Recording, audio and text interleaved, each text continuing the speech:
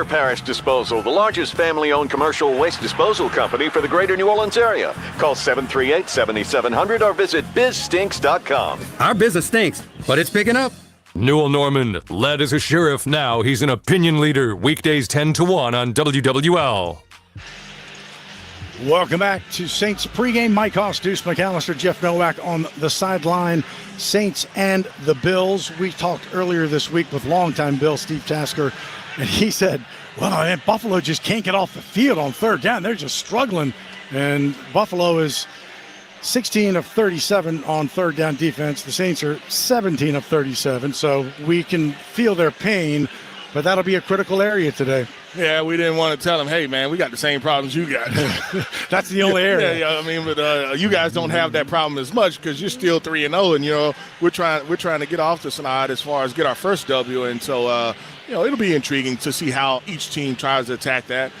For the Saints, you know, it's been kind of boom or bust situations. Last week you weren't as bad in that situation, but you didn't get them in that situation enough, and then the other part of it is you played so poorly on special teams that they were like, it doesn't matter. You know, we can run the football. No need to try to risk some things that you normally would do. And in this situation, you hope that it doesn't become that in this game, where it doesn't matter, you know, what you do on third down because, hey, we're up already. No need to chance it. Mac Jones and Sam Darnold combined for almost 500 yards and 5 touchdowns, no picks. So Josh Allen, I mean, he's a big guy. He throws it well. He runs it well. He probably doesn't get enough accolade for how smart he is and when to kind of flip the ball and do a lot of things. How do you best defend him? You got to hit him. I mean, you got to be able to hit him. You got to make him uncomfortable in the pocket, make him think that he's seeing one thing and it's kind of not that part of it. He'll give you some chances, but at the same time, you've got to be in position to take those opportunities away. And so he's a smart player. He's a good player. He's been playing this game long enough to understand and know what his strengths are, but you've got to make him feel uncomfortable. And so if you can't take one thing away from him, then it's going to be very hard. And I think that's where getting pressure and kind of rushing him just a little bit is going to be advantageous for you. And they will be without one of their tackles today. Spencer Brown will not be playing. He is inactive, so that's the first time this year they've had an issue there. Special teams, and there was a season of mistakes last week, and so not one season, a few seasons. Yeah. You combine 4 or 5 seasons of the mistakes that we had, and that just can't happen. Right. I mean that it cannot happen. Almost like they brought up Nephi Sewell, practice squad elevation, like make a statement in that area today. No, well, not even that. The statement is just do your job. Do your individual job. And if you do your individual job collectively, it will be good enough. One, when you're covering a kick, I have to run. If my lane is lane 1, lane 3, lane 4, I have to be in my lane. Because if I'm not in my lane, the guy next to me, he can't do his job. And now I've got one guy trying to do 2 guys' job. And so do your job individually. And from the kicking standpoint of making field goals, I don't know if the seat is hot, but if it's not, it's getting warm. I would say it's warm. He's missed one each game, some close last week from 52. So I don't know. We'll see. Yeah, that's the NFL. That's the NFL. That's Buffalo, the NFL. Buffalo waived their punter after the first game, and he had a 48-yarder, one inside the 20. He only punted 4 times, and they waived him. Yeah, but that's the NFL, and so Blake's got to be Blake. He's got to be an all-pro, and it's tough, but that's the nature of this league. We will hear from Saints head coach Kellen Moore about today's game. Keep it right here on the New Orleans Saints Radio Network. My personal favorite stories are when a young man comes in and you can see they're a little intimidated. This just happened last week. I saw the young man. I said, hey, what can I do to give you a hand? And he said, well, I'm here for an engagement ring, but I don't think I'm in the right place. So I got him to my desk, and within an hour, he had purchased an engagement ring, had spent $1,000, and he was treated like he spent a lot more, and I'm sure we have a customer for life. My name is Ken Friend of Friend & Company Fine Jewelers. You've got a friend in the jewelry business. Let's go, my kiddos! Rise and shine!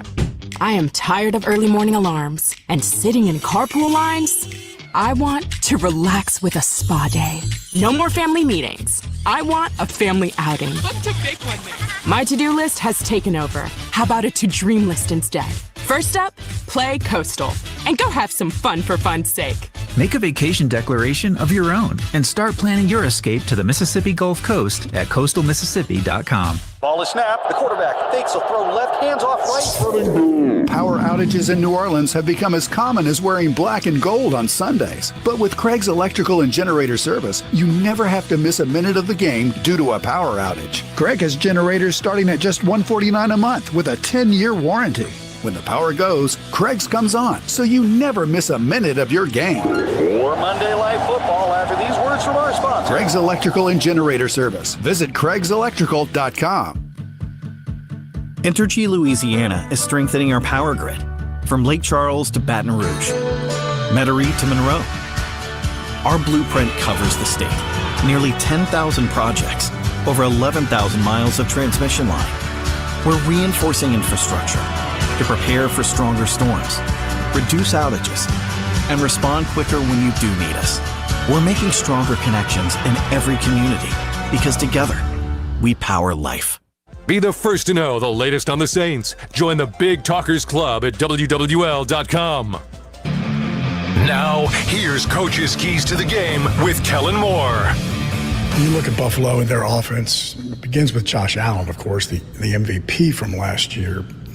But their running game, and they don't really disguise it, right? 13 personnel. They'll throw out of it, but 13 personnel, James Cook, and they're going to line up in that and want to run it right down your throats. Yeah, Josh leads the way. He's the MVP of this league for a reason. He's done a phenomenal job.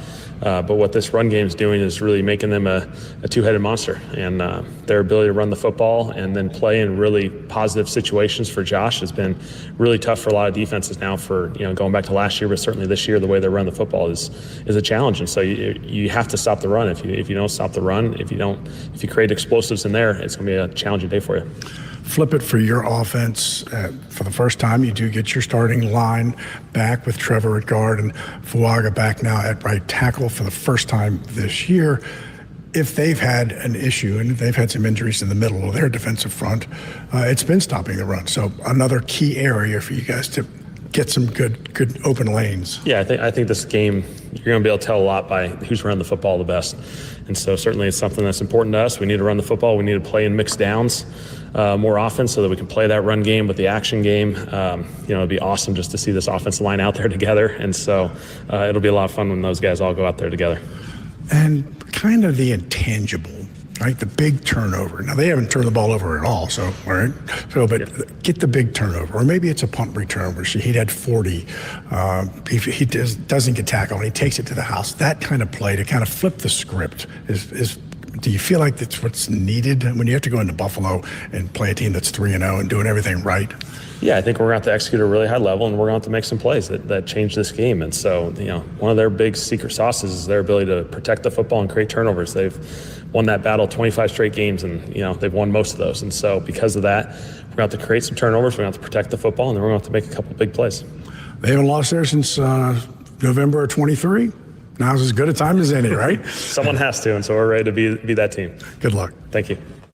That's it for Coach's Keys to the Game with Kellen Moore. And let's get down to Jeff Nowak for this River Parish Disposal Saints Sideline Report. Yeah, guys, we're up in New York, and there has been a quarterback change in New York with the Giants going with rookie Jackson Dart. This week, Kellen Moore was asked about his faith in Spencer Rattler, and he stood firmly behind the young quarterback. He said he's been phenomenal in game planning, that if he keeps playing the way he is and preparing the way he is, that the wins will come. And, the Saints are big underdogs today. The term that's been used in the locker room is turning point opportunity. This is the type of game that no one's expecting you to win, but you go out and do something no one's expecting. That can change your season. That's how the veterans like Justin Reed are viewing it, and we'll see if they can deliver on that opportunity today. Thank you, Jeff. Packed house here at Highmark Stadium. National anthem, coin toss, kickoff, week 4 as we wrap up September. Coming up next on the New Orleans Saints Radio Network. Football fans know that traditions matter, turning moments together into something truly epic. They're what inspires us to make our masa and Tostitos the traditional way, starting with whole corn kernels. No artificial flavors, colors, or preservatives, all to give you that perfect crunch. Discover your next tradition this football season. Head to the store, grab your Tostitos team bag, and scan the code for a chance to score an epic experience with the New Orleans Saints. Tostitos, tradition matters. The official chip and dip sponsor of the New Orleans Saints. Looking for a new job or career in the transportation business? Do you or your spouse have truck driving experience? John Fayard Moving and Warehousing, the official moving partner of the New Orleans Saints, is looking for experienced team and solo Class A CDL drivers to join their family-oriented team. Benefits with John Fayard include competitive pay structure, major medical, dental, and vision insurance, recruitment and retention bonus, paid vacation, paid holidays, and more. Don't settle for the rest. Drive for the best. Visit johnfayardwarehouse.com. For fans of saving money. For fans of big rewards. For fans of getting more for your money. There's Keesler Federal, the official credit union of the New Orleans Saints. Saints fans, open your free high-earning checking and see what it's like to get better rates, better returns, and better service. Join a winning team. Keesler Federal, the official credit union of the New Orleans Saints. Membership and credit eligibility required. Federally insured by NCUA. Protect your home or business with the Shield from J&J Exterminating. We tackle tough opponents, giving you a solid defense against pests. Win the battle with J&J Exterminating. J&J Exterminating. Yeah. Need to see a dentist right away? At Louisiana Dental Center, we'll see you today. This is Bobby Hebert at Cajun Cannon. Visit ladentalcenter.com to schedule an appointment. Louisiana Dental Center, your dental home team and proud dental office of our beloved New Orleans Saints. Who Dat Nation congregation, pause your DVR and sync up to Saints Radio, WWL. Welcome back. The Buffalo offense just getting introduced. One game already in the books from Dublin, Ireland. Pittsburgh defeating Minnesota 24-21. Again, it's a gorgeous day. Some clouds early on. And Deuce, you were on the field. He said just a little bit of breeze.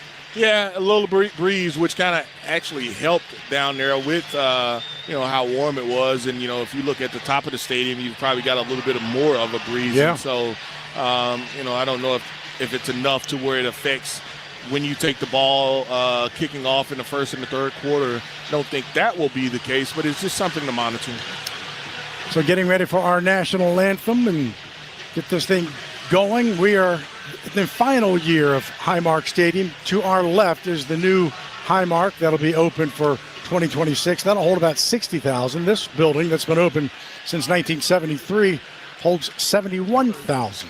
Can you tell the listeners about your experience with some of the fans that were waiting on you at the airport and as we drove in this morning? I will. Let's do the national anthem first. Let's have some respect, and then I will talk about that. We have plenty of time. Touche, sir.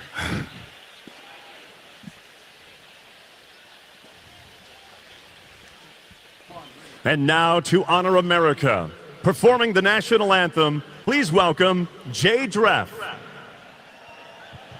Oh, say, can you see by the dawn's early light what so proudly we hailed at the twilight's last gleaming, whose broad stripes and bright stars through the perilous fight o'er the ramparts we watched were so gallantly streaming, and the rocket's red glare, the bombs bursting in air, gave proof through the night that our flag was still there.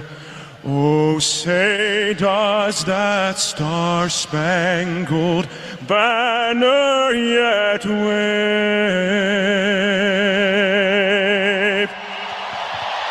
o'er the land of the free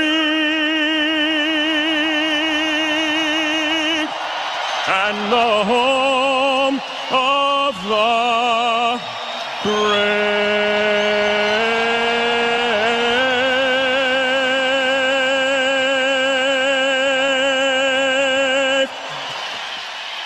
Let's pause 10 seconds to let stations identify themselves here on the New Orleans Saints Radio Network. home of the Saints, LSU, and Pelicans. 870 AM WWL New Orleans, 105.3 WWL FM and HD1 Kenner New Orleans, and Odyssey Station.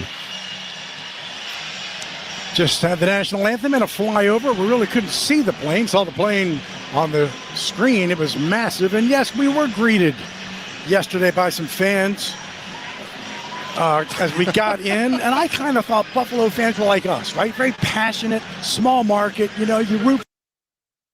Then, can I say, flipped off by more 5-year-olds than yesterday and today on the way in. I couldn't believe it. I mean, it was, you had somebody using Flight Tracker to see when our plane comes in just to do exactly what you're talking about. Right. I'm like, we're not even a rival. We should be friends. We're not Tom Brady and the Patriots coming here.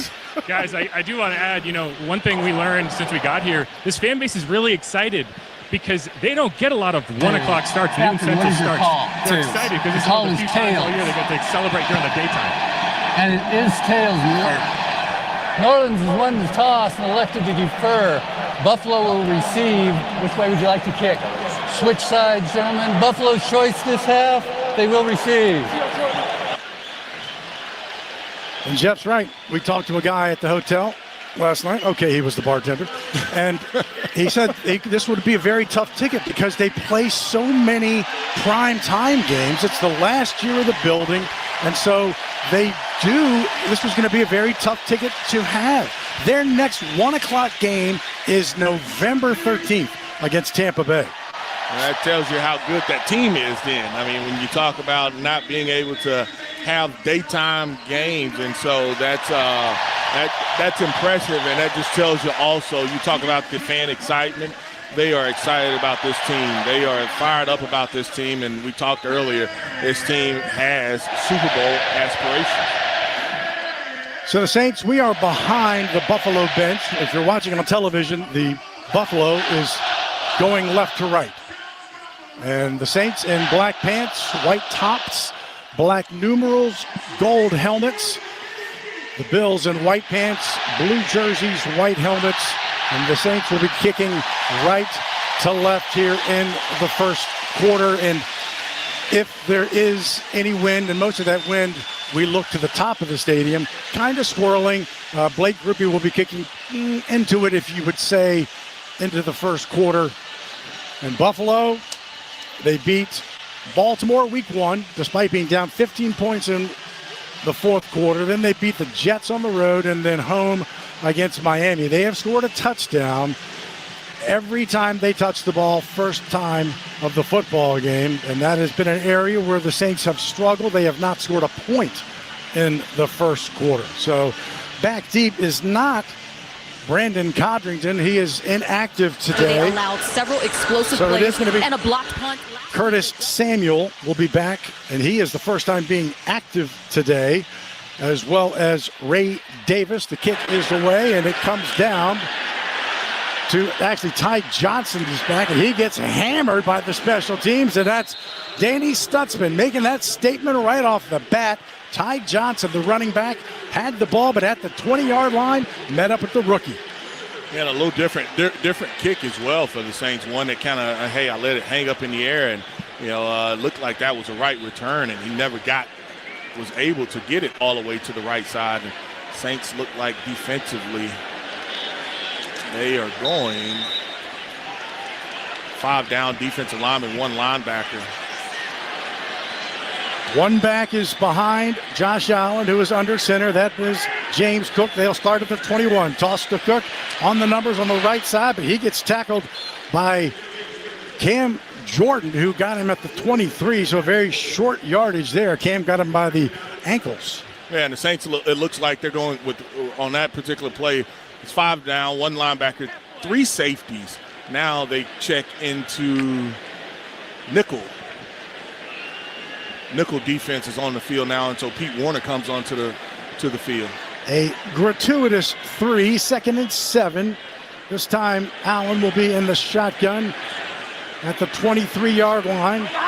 James Cook to his right, and he will throw. Looks, stands in the middle, throws across the middle, caught. Josh Palmer, first down, far side.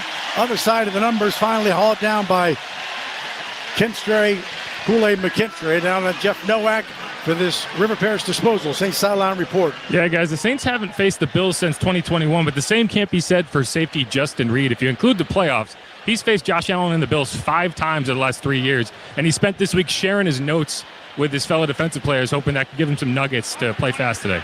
Josh Palmer on the reception and the first down. Up to the 38. Handoff. Cook slips through one tackle of Demario Davis. Take it to about the 42-yard line, so a gain of 4 yards for James Cook. Alontae Taylor and Isaac Yedem were there. Yeah, and going back to that previous play, the Saints, you don't get enough pressure on the quarterback, and they're just running that over route. And, Kool-Aid, that's one of the guys that they've targeted a little bit early in the season. He and Isaac Yedem, those guys in the back end, they're going to have to show up a little bit and, try to make some plays on the football. Brandon Staley, well aware of Joshua Palmer, the wide receiver, drafted him when he was the Chargers head coach in 21. 2nd down and 6 after the 4-yard gain. Play action. Josh Allen stands in the middle. Now he's in trouble, and he'll pull it down. And he's got some Saints there. The Saints will bring him down. Ran right into Carl Granderson at the 43-yard line. So a 1-yard gain, not a sack, but a good job to keep him in the middle. Yeah, you talk so much about teams that use the scramble mode, and that's really what that was. It became scramble mode. The Saints only rushed 4, but did a decent enough job where, hey, I can't get the sack, but I'm going to stay in an area. You look at Brian Brzee in that area, and then it's just tracking back. It looked like Josh kind of tripped up a little bit, and Granderson was right there tracking back to the quarterback. So now it's 3rd and 5. Moving left to right, first drive here for the Buffalo Bills. He's in the shotgun, empty backfield, takes the snap. Saints bring 4, throws to the far side to Curtis Samuel, makes the catch, gets the first down. Kool-Aid McKinstry on the coverage into Saints territory to the 48-yard line. Yeah, and so looking at that Rouse's Market Gumbotron, you kind of see the guy. It's a return route, and they're going to make Kool-Aid have to be able to change directions. And so you see Samuel just sink his hips. He's returning back to the outside, and that's a play that you've got to be able to stop. It's 3rd, and you don't bring pressure on it, but you see the motion, you see the shifts, and you can't slow him down, you can't stop him. That's one of the things that you're going to have to try to be able to do. It's his first catch of the season. He's been inactive the first 3 games. First down for the Bills at Saints territory at the 48. Handoff left side. James Cook brought down by Kool-Aid McKinstry as he takes it to the 43-yard line. So he picked up 5 yards. 2nd down and 5 coming. Justin Reed was there. I don't know if the left side of that offensive line looked like it was a little early, and it may have just been how they came off the ball. No flag on the play, but run a little counter play, and one of the players, you can see Rump probably has to back up a little bit is what the officials are telling him. He's very close on that line of being offsides. 2nd and 5. Quick little pass, wide receiver screen to Khalil Shakir. Breaks out of a tackle, still on his feet. 20, 15, 10, touchdown. Khalil Shakir. Demario Davis had an early shot. Looked like the Saints were going to get him down on the near sideline. Instead, 43-yard catch. Really, the catch was 4 yards. Yeah, it was 1 yard. It was a screen. Screen pass. It's literally a wide receiver screen, and we just do a poor job of tackling at the point, and it looked like a few guys that maybe had a shot, Demario being the first, and some other guys, you don't run to the football, you don't chase because you assume that, hey, my guy has made the tackle, and next thing you know, he's in the end zone. And so some of that's effort. Some of it's you've got to be able to make the tackle when you're asking Demario to get there. And so some guys have to be able to get off of blocks. That's the other part of it as well. So make it 4 straight opening drive touchdowns, and Buffalo takes a quick lead, 7-0. Saints will get it when we come back on the New Orleans Saints Radio Network. Hey, bro, weirdest thing is happening at the game. This guy sitting next to me says, "You're our good luck charm. Every time I crack a Bud Light, we score a touchdown." Now his entire family wants to buy me Bud Lights. I think I'm some kind of a football prophet. Talk soon. The team needs me. Anything for Bud Light, the official beer sponsor of the NFL. Stock up today. Enjoy responsibly. Copyright 2025 Anheuser-Busch Bud Light Beer, St. Louis, Missouri. When the storm comes, it shakes more than just your walls. It shakes your world. But in New Orleans, we're built different. We don't fold.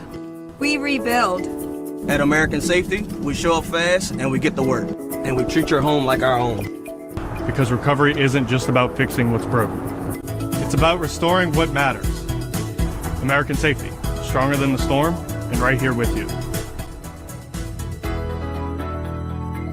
The Toyota Trucks Game Day sales event is on, and there's no one key to victory. You need strength, power, agility, a team that shows up ready to win. At Toyota Trucks, they bring the full roster. Kick off the season with big savings at the Toyota Trucks Game Day sales event.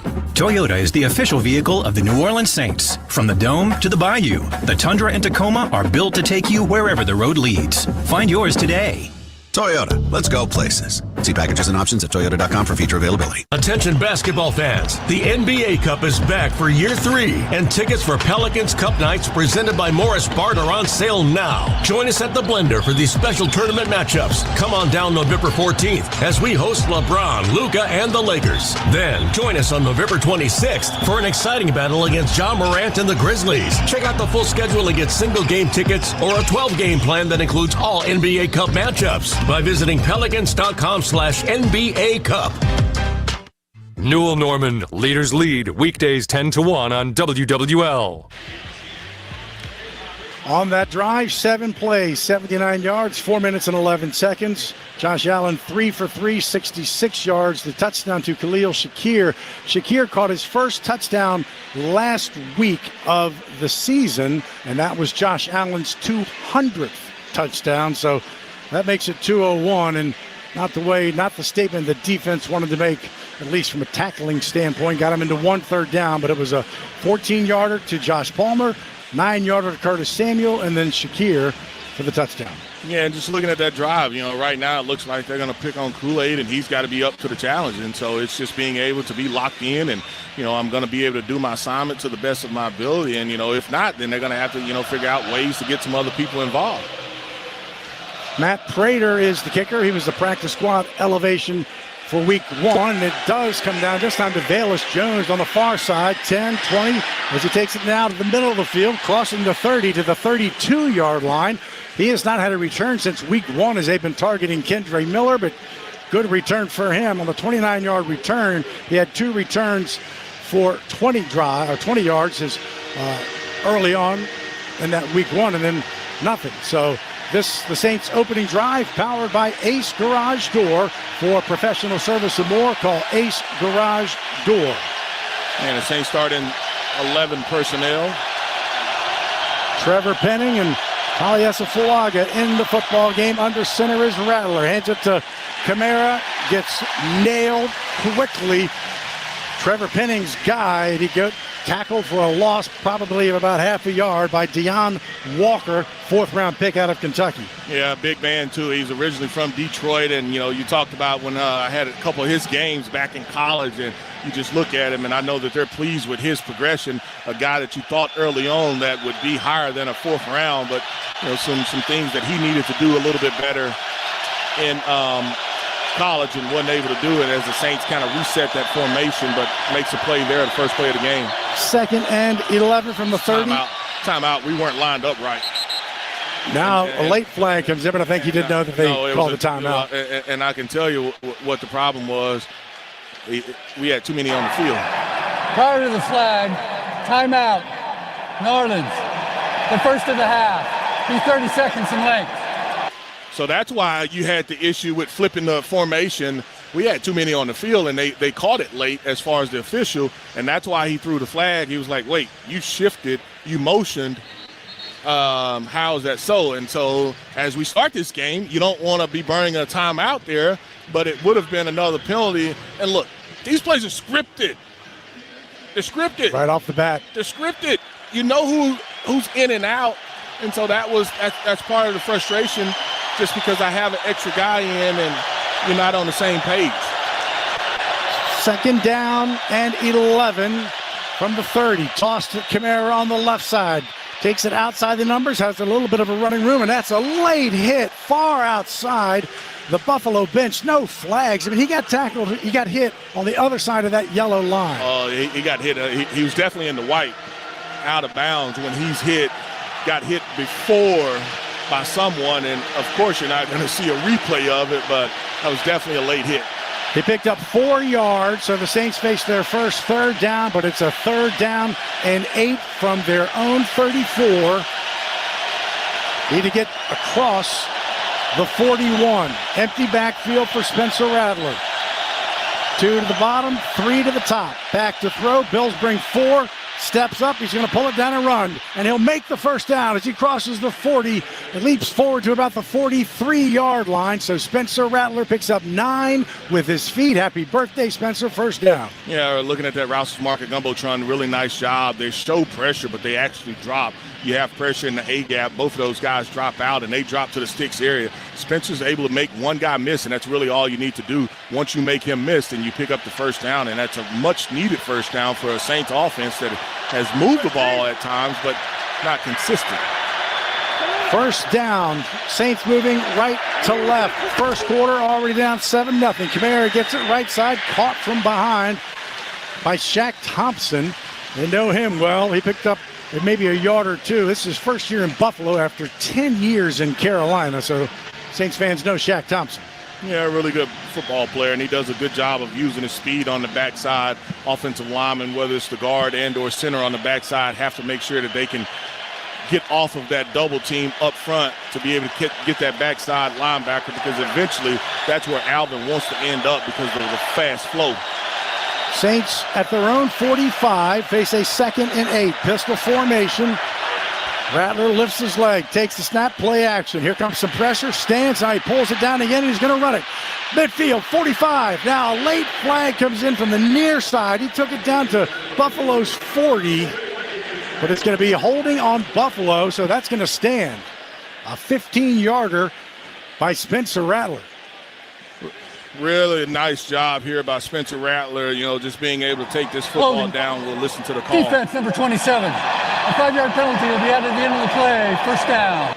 And that may be the reason why he didn't throw the football, because his receiver was being held. We've seen him kind of use his legs in earlier games, and we saw it kind of twice here. The Saints are able just to pick up enough of guys on that blitz there. Spencer does a nice job of being able to use his feet to get yardage, and you can see the Buffalo Bills coming after him. I like for the Saints to go up top at some point if they can block them up a little bit, particularly on earlier downs. Penalty on Tre'Davious White, former LSU Tiger. Play action. Spencer rolls, throws, complete. Juwan Johnson, 25 before he is knocked out of bounds inside the 20.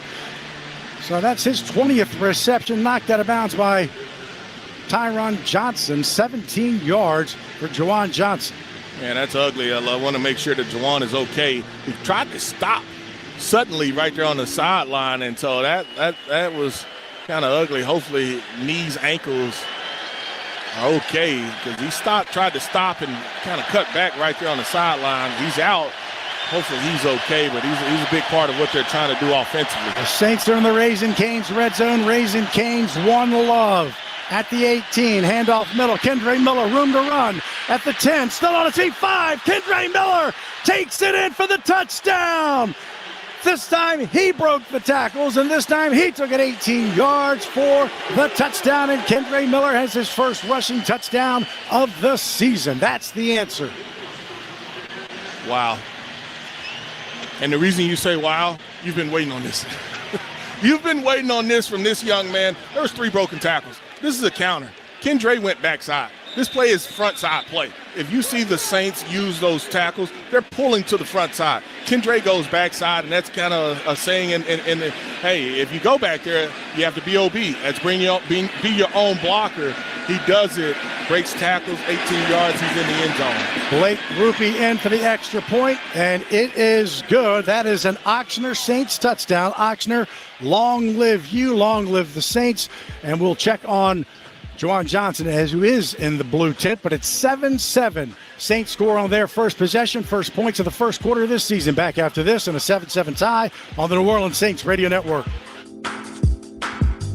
Saints fans, let's take a 30-second timeout for a quick mental getaway to Pensacola. Picture sugar white sands, crystal clear waters. Remember, your perfect getaway is just a short drive away. So head east for the ultimate time out from the hustle and bustle. Fresh seafood, stunning sunsets, and relaxing beaches, all waiting for you in Pensacola. Sundays with the Saints and any day with your toes in the sand, that's the way to beach.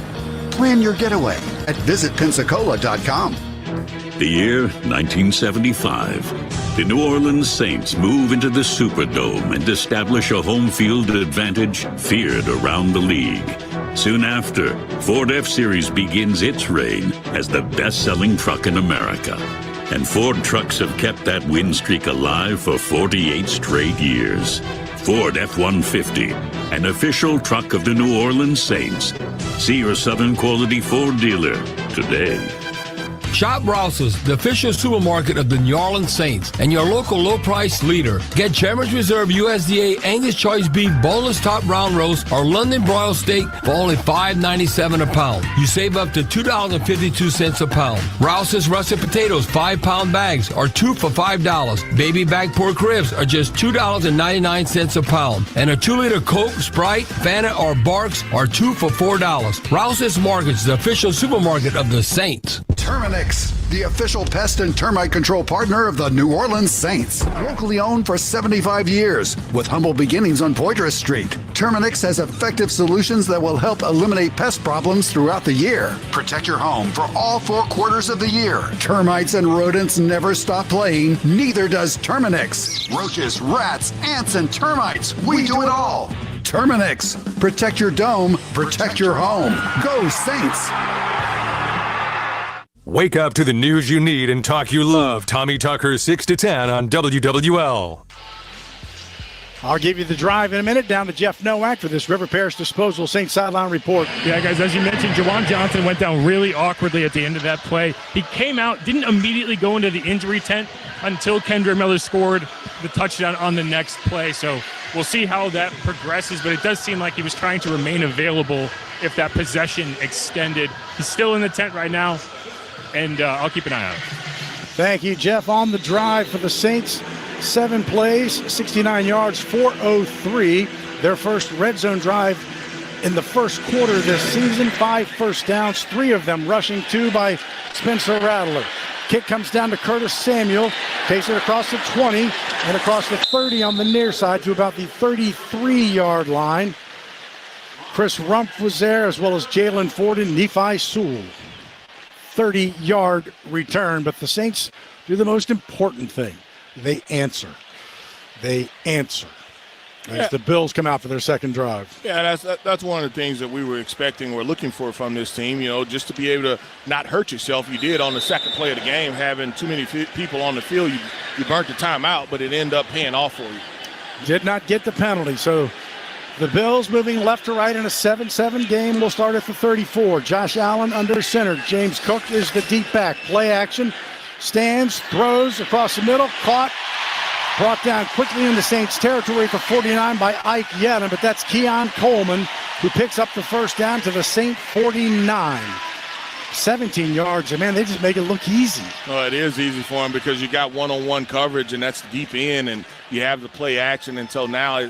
Isaac has to be able to make sure he's there. You're going to hold those linebackers with that fake, that action, until now the window is really, really clear. Now the Saints go back to that 5-down look, 3 safeties on the field. Ball sitting at the Saint 49. This time Josh Allen under center. And James Cook gets it. Little stutter step. Avoids 1, avoids 2. But Cam Jordan got him from behind. Brian Brzee and Demario Davis had a quick shot at him, but he's a tough little runner, man. He's 4th year out of Georgia. He's got some speed and some agility, too. He's elusive right there. And one guy that had a shot at him defensively was Jonas Sanker. And that's back-to-back drives, really, for Sanker that had a shot at making a play and hadn't come up with that play. He's going to have to be a guy that can tackle in the open space for the Saints, and it looks like they go back to their base defense. Sanker had a shot at Khalil Shakir in that touchdown, but play action again as Josh Allen looks to throw, does throw, complete far side. Keon Coleman in front of Kool-Aid McKinstry down to the Saint 25 or 24-yard line, and another first down as a 19-yard reception. Yeah, it's explosive plays. It's a threat of the run game. It's their ability to be able to protect the quarterback. You're getting late pressure on Josh Allen, but I mean, it's just not enough. And defensively on the back end, we don't have an answer to be able to cover those guys. Ball sits at the Saint 24, 4:46, clock moving, 7-7, first quarter. Bills have it on their second drive, moving left to right. Allen under center, gives it to Cook. Left side, has a hole. Takes it inside the 20, down to the 17-yard line. So he'll pick up 7. It's a little extracurriculars going on over there, but second down and 3 coming. Hey, if that's what it takes to get you, if that's what it takes to get you involved in the game from a mental standpoint, hey, do it the first play. Here's the Bud Light scoreboard. Saints game day, stock up on Bud Light. Pittsburgh final 24 over Minnesota. That was the Dublin game. Atlanta 3, Washington 0, Cleveland 7, Detroit 0, Carolina 6, New England 0, Giants 7, Chargers 0. I'll get to the rest in a minute. Cook getting better. 4, 5, 6, 7. That was the 7-yarder. 2nd and 3. Cook gets it again. Cuts it back, and he's got room to run. 15, 10 on the near side, and steps out of bounds in front of Jonas Sanker and Isaac Yedem, but gets the first down, and it'll be first and goal at the 8-yard line. Yeah, Philly 14, Tampa 0, Houston 3, Tennessee nothing on that one. It's a zone play. He just bounces it. He bounces it, and that's where Isaac has to be the force guy. And instead of Cook kind of challenging the safety end or the corner, Isaac, he decides to, just to run out of bounds. He's picked up the first down, and so the Saints, from a discipline standpoint in the secondary and coming up and making a play, they've got to be able to do so. But right now, Buffalo, you see why they're so tough offensively. They give you a lot of different looks, and they're able to execute. First and goal. Cook gets the handoff, middle of the field, breaking his tackles again. And does not get to the 1. Jonas Sanker had him as the last guy to get a shot at him, and he wouldn't let go of him, but it's still solid run, 7 yards, and 2nd and goal coming up from about the 1-yard line. Yeah, we missed 2 or 3 tackles there, and then Sanker is kind of holding on, and he's able to pull it out. I thought that ball may have come loose late. It did. It popped right back to him. It popped out, but he was able to grab it. But it did pop loose late, but he was able to grab it right back in the air. Carl Granderson made the tackle. 2nd and goal from the 1. Handoff Cook, left side, touchdown. Ball comes out again, but after the touchdown, and James Cook has the touchdown, and Buffalo takes it down on the 1-yard touchdown, and have scored the first 2 times they have touched it. Yeah, looking at that route, Marcus Gumbo trying to look power action from that offensive line up front. And, one of the problems that we're having right now, we're not tackling well. You've got Cook that are making guys miss and then just breaking tackles. And then even on the previous drive, as far as their touchdown drive, they're just able to break tackles. And we're not tackling well whatsoever. Josh Allen has been perfect as Matthew Prater comes in for his 2nd extra point. Kick is up, and the kick is good. Still in the first quarter. 2:29 to play as the Saints will get it for the 2nd time. 14-7, Buffalo on top. Back after this on the New Orleans Saints Radio Network. Join the gridiron action in New Orleans with Caesars Sportsbook. Download the app to bet the Saints game or all the game day excitement across the league. Plus, every bet earns with Caesars Rewards, so you can score big at more than 50 destinations. Must be 21, not available in prohibited parishes. Licensed through Horseshoe, Bossier City, and Caesars New Orleans. Gambling problem? Call 1-800-GAMBLER. Caesars Sportsbook is a proud sports betting partner of the New Orleans Saints. When it comes to excellence, Mercedes-Benz SUVs deliver. With 4MATIC's impressive all-wheel precision, awe-inspiring MBUX technology, and state-of-the-art acoustics that immerse you in every moment. From intelligence to power, from safety to precision, performance means more in a Mercedes-Benz. Discover the Mercedes-Benz SUV that's right for you at your local Mercedes-Benz dealer, or visit MBUSA.com to learn more. Mercedes-Benz, official luxury vehicle of the New Orleans Saints. Are you taking care of a loved one on Medicare? People's Health Medicare Advantage plans offer a respite benefit for members with dementia, including Alzheimer's. With up to 12 sessions a year, as long as 8 hours at a time, your loved one will be in safe hands, while you, the caregiver, have a break to catch up on your busy life. To learn more, call 1-855-821-2666. Plans are insured through United Healthcare Insurance Company or one of its affiliated companies, a Medicare Advantage organization with a Medicare contract. Enrollment in the plan depends on the plan's contract renewal with Medicare. Football fans know that traditions matter, turning moments together into something truly epic. They're what inspires us to make our masa and Tostitos the traditional way, starting with whole corn kernels, no artificial flavors, colors, or preservatives, all to give you that perfect crunch. Discover your next tradition this football season. Head to the store, grab your Tostitos team bag, and scan the code for a chance to score an epic experience with the New Orleans Saints. Tostitos, tradition matters. The official chip and dip sponsor of the New Orleans Saints. Home of the Saints and LSU, plus live local real-time news and talk. WWL. Well, let's get down to Jeff Nowak for this River Paris Disposal Saints Sideline report. Yeah, guys, I'm in between series. Juwan Johnson came out, tested out whatever was ailing him, and he's been cleared to return. A good sign for the Saints offense. Thank you, Jeff. James Cook, his 5th rushing touchdown. Buffalo on the drive, 7 plays, 66 yards, 4 minutes and 17 seconds. They're very similar to their first drive. Josh Allen, 5 for 5, 103. They've got 145 yards on their 2 drives.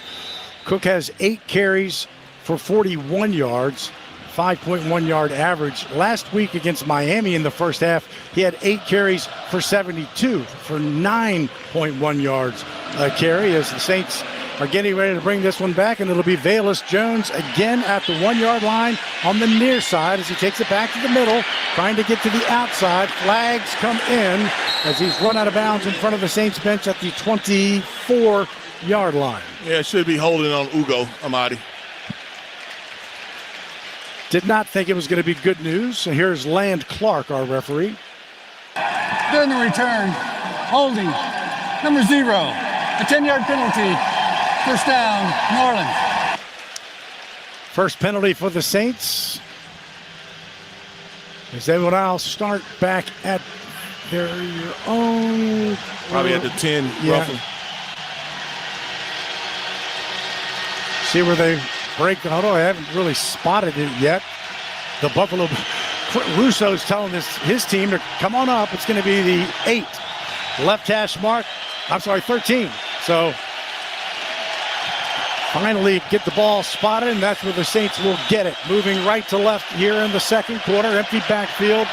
Now Kamara comes and gets the handoff. Left side, 10, 15, hole, 20 on the left side, all the way up to the 30-yard line as Alvin Kamara picks up the first down to the 30-yard line with a 17-yard run. Cole Bishop finally stopped him. Yeah, Saints in 11 personnel, and they go here. They're going to go quick on the ball. They go empty, but and then it just turns into a jet sweep, and they pull the tackles on the bluff going for the QB run, but it's basically right there open for him. Spencer throws it left side, complete to Jack Stoll, who makes the catch and takes it up to about the 36. Stoll had his first reception last week and his first touchdown as a Saint. Picked up 7 yards and 2nd and 3. Yeah, looking at the Rouse's Market Gumbotron, that was a busted play. Alvin and the quarterback, the fake should have been to the other side, and they ended up hitting the play in the flat. It was a busted play, but it worked for him. We'll take it. 7 yards. 2nd and 3, 14-7. Buffalo handoff, middle of the field. Alvin Kamara just fights his way for the first down. Good blocking up front as he takes it to the 42-yard line, just outside the left hash mark for 5 yards and a first down. Little split zone action. Tight end has to cut the end man on the line of scrimmage. I think that was Juwan. He does a nice job of it. You have push inside by Cesar Ruiz and Eric McCoy.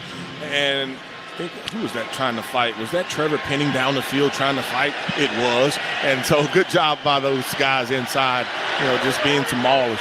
Under a minute to play first quarter. First down for the Saints at their own 42. Deep back is Kendre Miller, already has a touchdown. Gets it again, middle of the field. And he'll fight his way to the 44-yard line before Greg Russo, and Joey Bosa is there, as well as Deion Walker. Give him 2 yards on that. And 25 seconds, 28 on the play clock. Saints are going to go in a hurry. Yeah, that time we don't control the backside defensive end, and that's the guy that makes the play. Rattler takes the snap, does not throw it to Olave, who he thought was looking at early, and now throws it complete to Rashid Shaheed. First down, far side. there is a flag, but it's going to be against Buffalo, holding Buffalo, so that will stand all the way down to the 46-yard line. Yeah, well, not only stand, you'll add 5 more to it. And here, Spencer, if he hangs in there defense number 27. a little bit longer. The penalties decline. The result of the play is a first down. That picture's even cleaner. He drifts a little bit, and Rasheed does a good job of coming back to him and showing him his numbers. But Rasheed is wide open the complete way on this play. They're running. It's almost like an inverted switch route down the field. And if he hangs in there just for a second, it opens up even cleaner for him originally without him having to move and kind of buy some time. But really nice job by the Saints on their 2 drives so far. So we will come to the second quarter. The end of the first quarter. Thank you, Land Clark. It is the end of the first quarter. Saints have the football and driving. 14-7 Buffalo. Back after this on the New Orleans Saints Radio Network. Do you want a career where you truly make a difference? Acadian Ambulance and the National EMS Academy are looking for dedicated people just like you to join their upcoming EMT class. In just 12 weeks, you can become a medic. Working at Acadian Ambulance will unlock a rewarding career with clear paths for advancement. This isn't just a job, it's a calling. You can make a difference. Sign up today at becomeamedic.com. That's becomeamedic.com.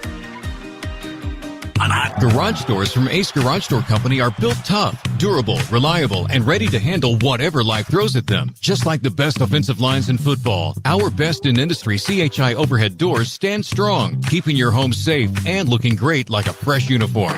Don't fumble with weak garage doors for your home or business. Call Ace Garage Door Company today, where strength meets style. Visit acegaragedoorllc.com and Google them to read 1,200 5-star reviews. Ace Garage Door. Ace Garage Door. Gulf Coast, wake up! Your teams, your voices, your network. The Gulf Coast Sports and Entertainment Network provides wall-to-wall local sports action around the clock every weekday, starting at 10 a.m. Tune in to Locked On Saints, Locked On Pelicans, Locked On LSU, and Locked On SEC. Your team every day from the experts who live and breathe them. From the Dome to Death Valley and the Smoothie King Center to the SEC, it's all here. Weekdays at 10 a.m. only on the Gulf Coast Sports and Entertainment Network. At Auctioner Health, our purpose is clear.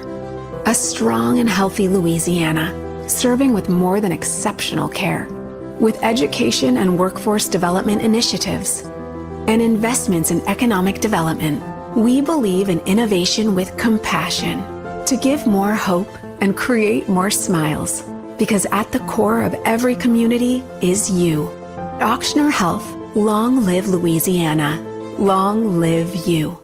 You're listening to the flagship station of the Saints, WWL-AM-FM.com. Start of the second quarter here at Highmark Stadium.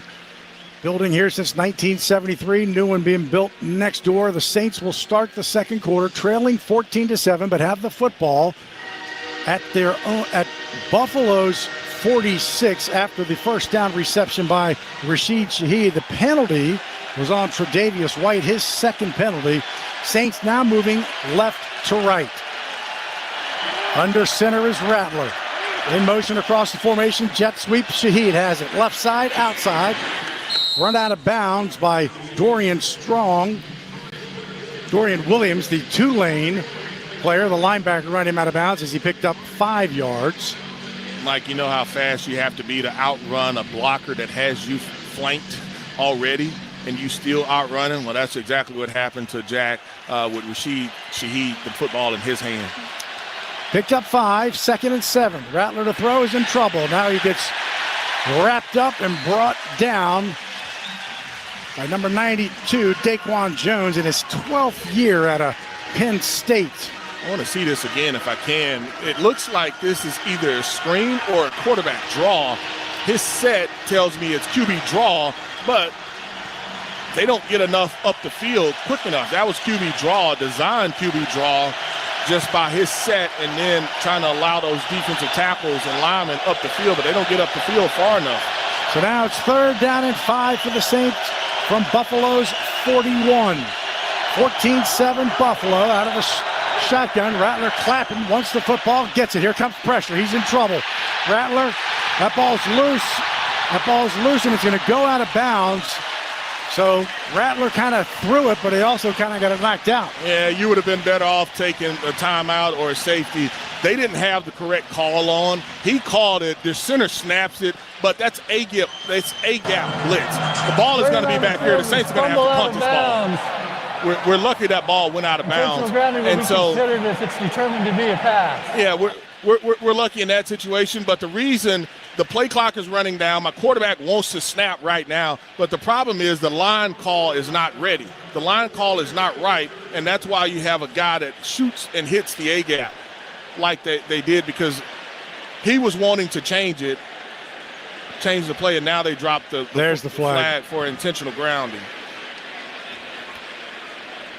Following video assistance, it was an incomplete forward pass.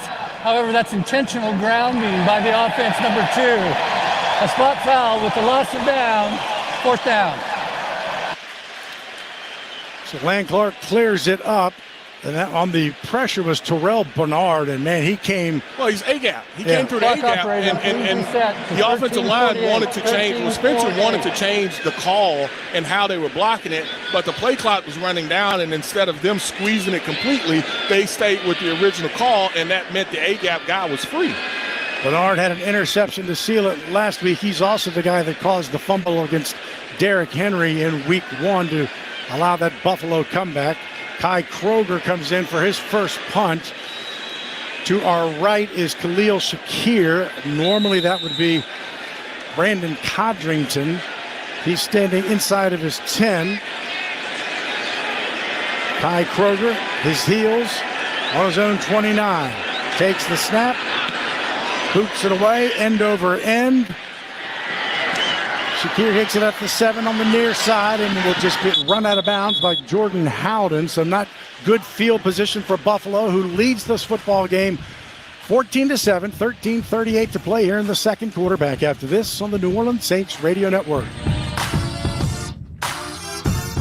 Ball is snapped. The quarterback fakes a throw left, hands off right. Power outages in New Orleans have become as common as wearing black and gold on Sundays. But with Craig's Electrical and Generator Service, you never have to miss a minute of the game due to a power outage. Craig has generators starting at just $149 a month with a 10-year warranty. When the power goes, Craig's comes on, so you never miss a minute of your game. More Monday Night Football after these words from our sponsor. Craig's Electrical and Generator Service. Visit CraigsElectrical.com. Dude, did you order the new iPhone 17 Pro? Got it from Verizon, the best 5G network in America. I've never looked so good. You look the same. But with this camera, everything looks better, especially me. You haven't changed your hair in 15 years. Selfies? Check, please. New and existing customers can get the new iPhone 17 Pro, designed to be the most powerful iPhone ever. With eligible phone trade-in and unlimited ultimate. Any condition guaranteed. Best 5G source root metrics data, United States, 1H 2025. All rights reserved. Trade-in and additional terms apply for all offers. See Verizon.com for details. Saints fans, Cam Jordan here. Get ready for game day at the Saints VIP tailgate, brought to you by BullseyeEventGroup.com. The VIP tailgate is 3 hours prior to kickoff before every Saints home game next to the Superdome at Benson Tower. Bullseye Events Group's Saints VIP tailgate is open to all ages, features a premium buffet by Food Network chef Aaron May, and a premium open bar for 3 hours. Start Saints game day the right way. Get your Saints VIP tailgate tickets today at BullseyeEventGroup.com. Hey, Southeast Louisiana, got clothes, furniture, or household items you no longer need? Don't toss them. Donate them to Goodwill. When you donate to Goodwill, you're not just clearing out your closet, you're creating opportunities. Your donations help fund job training, education, and community programs that make a real difference right here at home. It feels great to know my stuff is helping someone else. So let's make a change together. Drop off your donations at any Goodwill location and be part of something bigger. Donate today and turn your stuff into success. Visit goodwillno.org for more information. Stream Saints games live on your desktop or laptop at WWL.com. It's a New Orleans Saints tradition. Turn down the sound of your TV, pause your DVR, and sync up Saints Radio next Sunday at noon when the Saints take on the Giants in the Caesars Superdome. Turn up the Saints Radio Network. 13:38 to play, second quarter, 14-7 Buffalo. Khalil Shakir scored on a 43-yard pass in the first quarter, answered by Kendre Miller's 18-yard run. Then James Cook scored again, and so here we are, second quarter. The Bills have it again, moving right to left from their own 13. Toss to the right side, who cuts it back, James Cook. And Christian Boyd was there, but the first guy to hit him was Demario Davis. Very short gain, if any. It's actually a loss. It should be a loss. I don't know if that's where they're marketing, but it should be a loss. You saw the line of scrimmage change that time by the Saints defensive line, and with Demario being able to read it, it's just a toss crack. And, we saw him miss a tackle or two on those first two drives, but he doesn't miss that one. So it is a loss of 1, 2nd and 11. Josh Allen will be in the shotgun. Here's something is Quincy Riley is in at cornerback for Kool-Aid. Takes the snap, looks to throw, throws it deep down the sideline and tipped up. Great play by Jonas Sanker, who was defending Knox, the tight end, and lofted ball. He was able to get his left hand up there and no penalty on his right hand and knock it away. Yeah, does a really good job of not getting that offhand to twist or pull the tight end Knox Dawson there, and that's just a really good job of Sanker being able to cover one of those tight ends, and Josh looks for the mismatch, and they felt like that they had a couple of mismatches out there on the field. So now it's a 3rd and 11 for Buffalo. Saints trying to get off the field and get good field position. He brings Ty Johnson back beside him. He's got 2 receivers to the right, 2 to the bottom. Saints bring some pressure. Allen throws it deep down the right sideline this time, but that's going to be intercepted by Jonas Sanker at the 47-yard line. As the safety came over, he was trying to hit Keon Coleman down the sideline.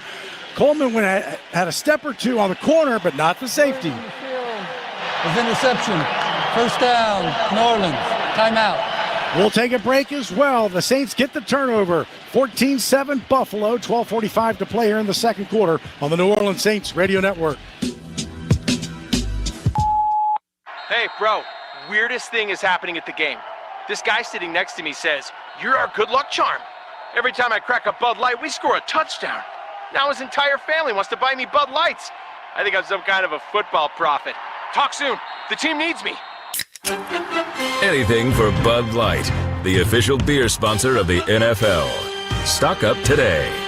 Enjoy responsibly. Copyright 2025 Anheuser-Busch Bud Light Beer, St. Louis, Missouri. When the storm comes, it shakes more than just your walls. It shakes your world. But in New Orleans, we're built different. We don't fold. We rebuild. At American Safety, we show up fast and we get to work. And we treat your home like our own. Because recovery isn't just about fixing what's broken. It's about restoring what matters. American Safety, stronger than the storm, and right here with you. Attention Pelicans fans, it's time to get your tickets for the 2025-26 NBA season. Single game tickets, partial plans like our 12-game weekend plan, and full season ticket plans are on sale now. Pack the blender with these exciting can't-miss matchups, including Pelicans Cup nights versus the Lakers and Grizzlies, presented by Morris Bart. Experience all the action and can't-miss entertainment with the best fans in the NBA. Get your tickets today by visiting Pelicans.com. The Toyota Trucks Game Day sales event is on, and there's no one key to victory. You need strength, power, agility, a team that shows up ready to win. At Toyota Trucks, they bring the full roster. Kick off the season with big savings at the Toyota Trucks Game Day sales event. Toyota is the official vehicle of the New Orleans Saints. From the Dome to the Bayou, the Tundra and Tacoma are built to take you wherever the road leads. Find yours today. Toyota, let's go places. See packages and options at toyota.com for feature availability. Home of the Saints and LSU, the Gulf South powerhouse, WWL. So Jonas Sanker, the rookie out of Virginia, comes up with a huge play at safety. Gets his first interception, had one in the preseason, and that is Buffalo's first turnover of the season. Josh Allen, the interception, and the Saints have great field position as it's being marked at Buffalo's 49, so they will start moving left to right here in the second quarter, already in Buffalo territory. Yeah, we've seen some pressure from Buffalo, and so normally in this situation for the Saints, as you start it, you're expecting some type of explosive play. Here, really, if I have a tight end screen, they do have 21 package in the game, and so that's 2 tailbacks in the game for the Saints, and so let's see what they have drawn up for them. Pistol formation with Miller to the right.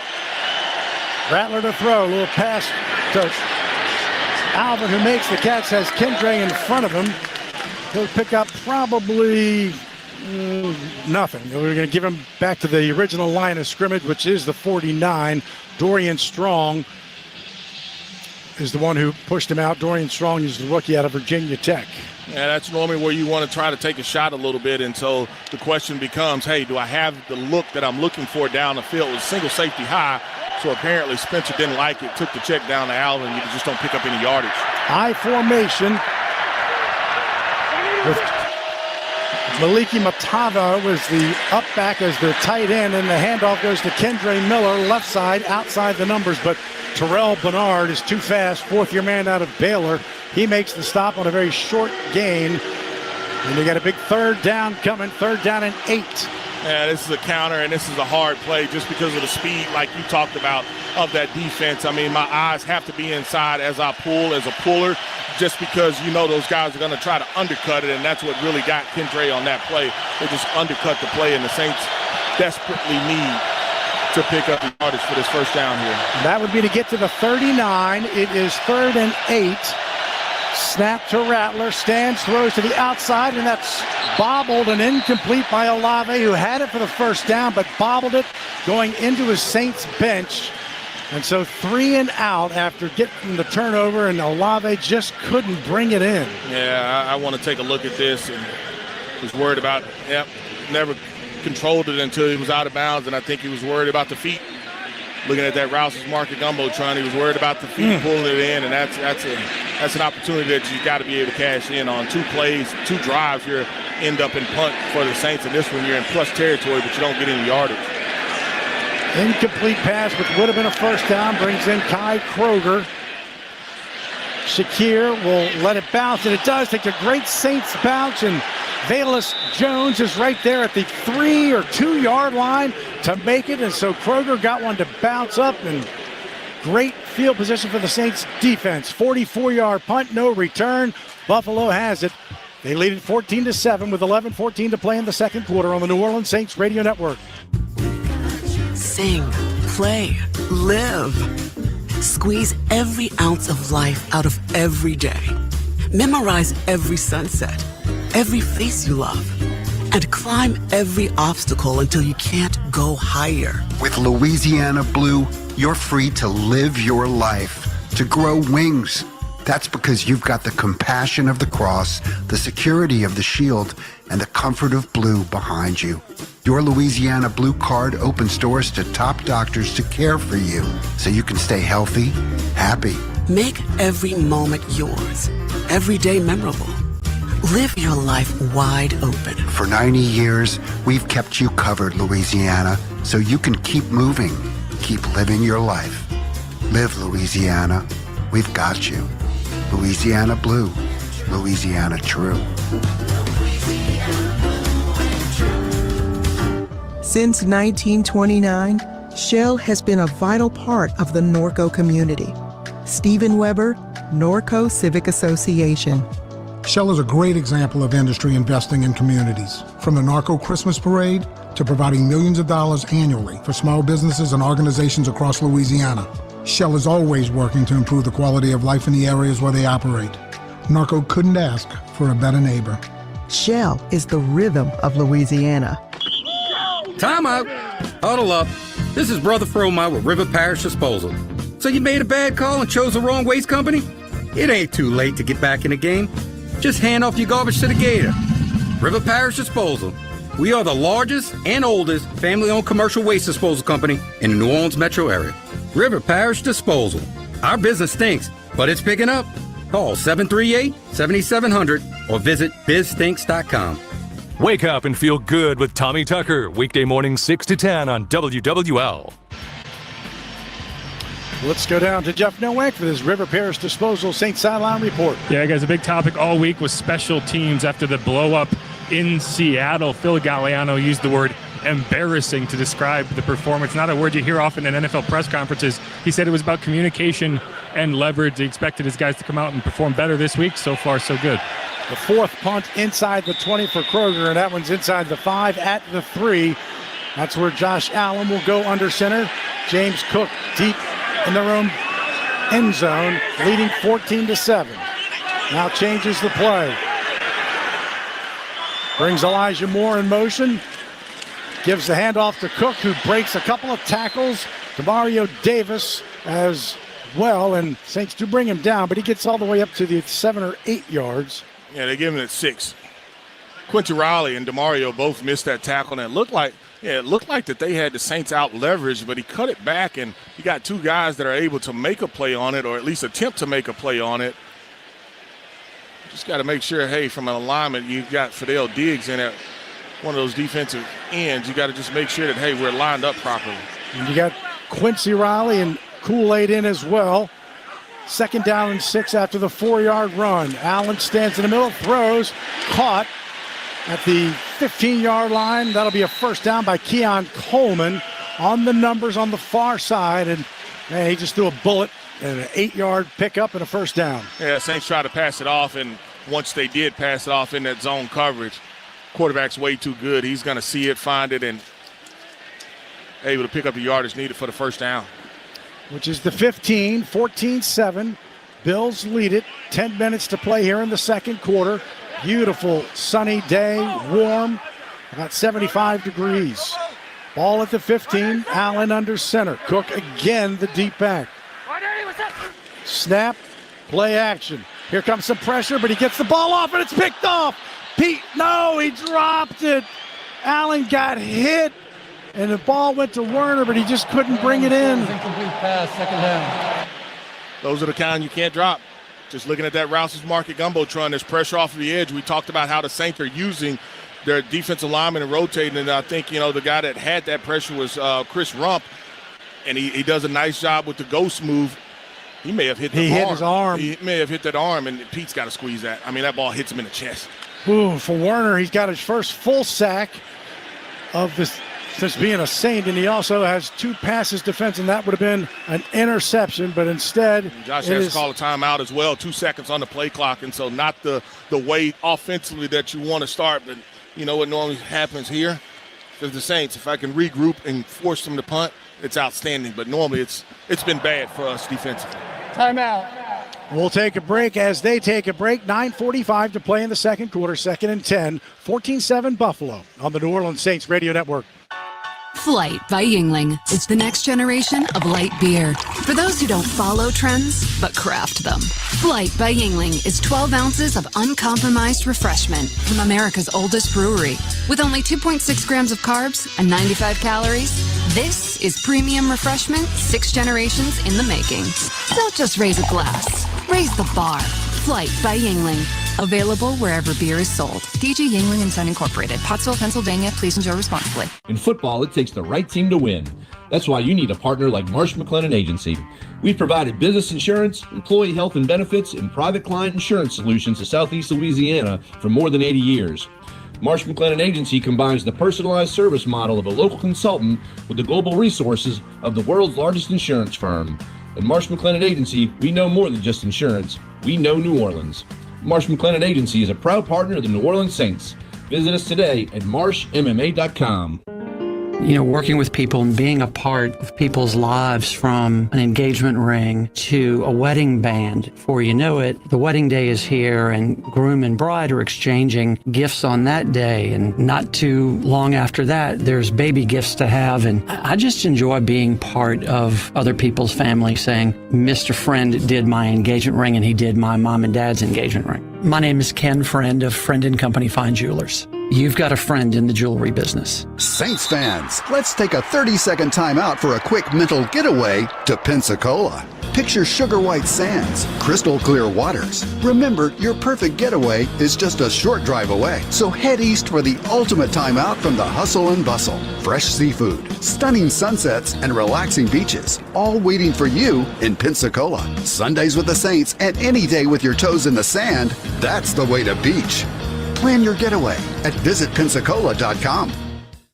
The first quarterback to take the Saints to the playoffs, Bobby Hebert. Weekdays at 4 on WWL. 14-7 Buffalo, 2nd and 10, 9:45 second quarter, and that move by Chris Rump, that ghost move, is him kind of just dipping under the offensive tackle. Yeah, most of the guys that size, that large of a human, they're not able to bend like that. And you talk about ankle bend and being able to, dip that shoulder down, and I'm showing speed. once I show that speed, I'm able to dip and rip almost, but the offensive lineman doesn't stand a chance. Wearing number 58, he was 98, wearing 58 because that's the number his dad wore. And 2nd and 10 after the near interception by Pete Werner.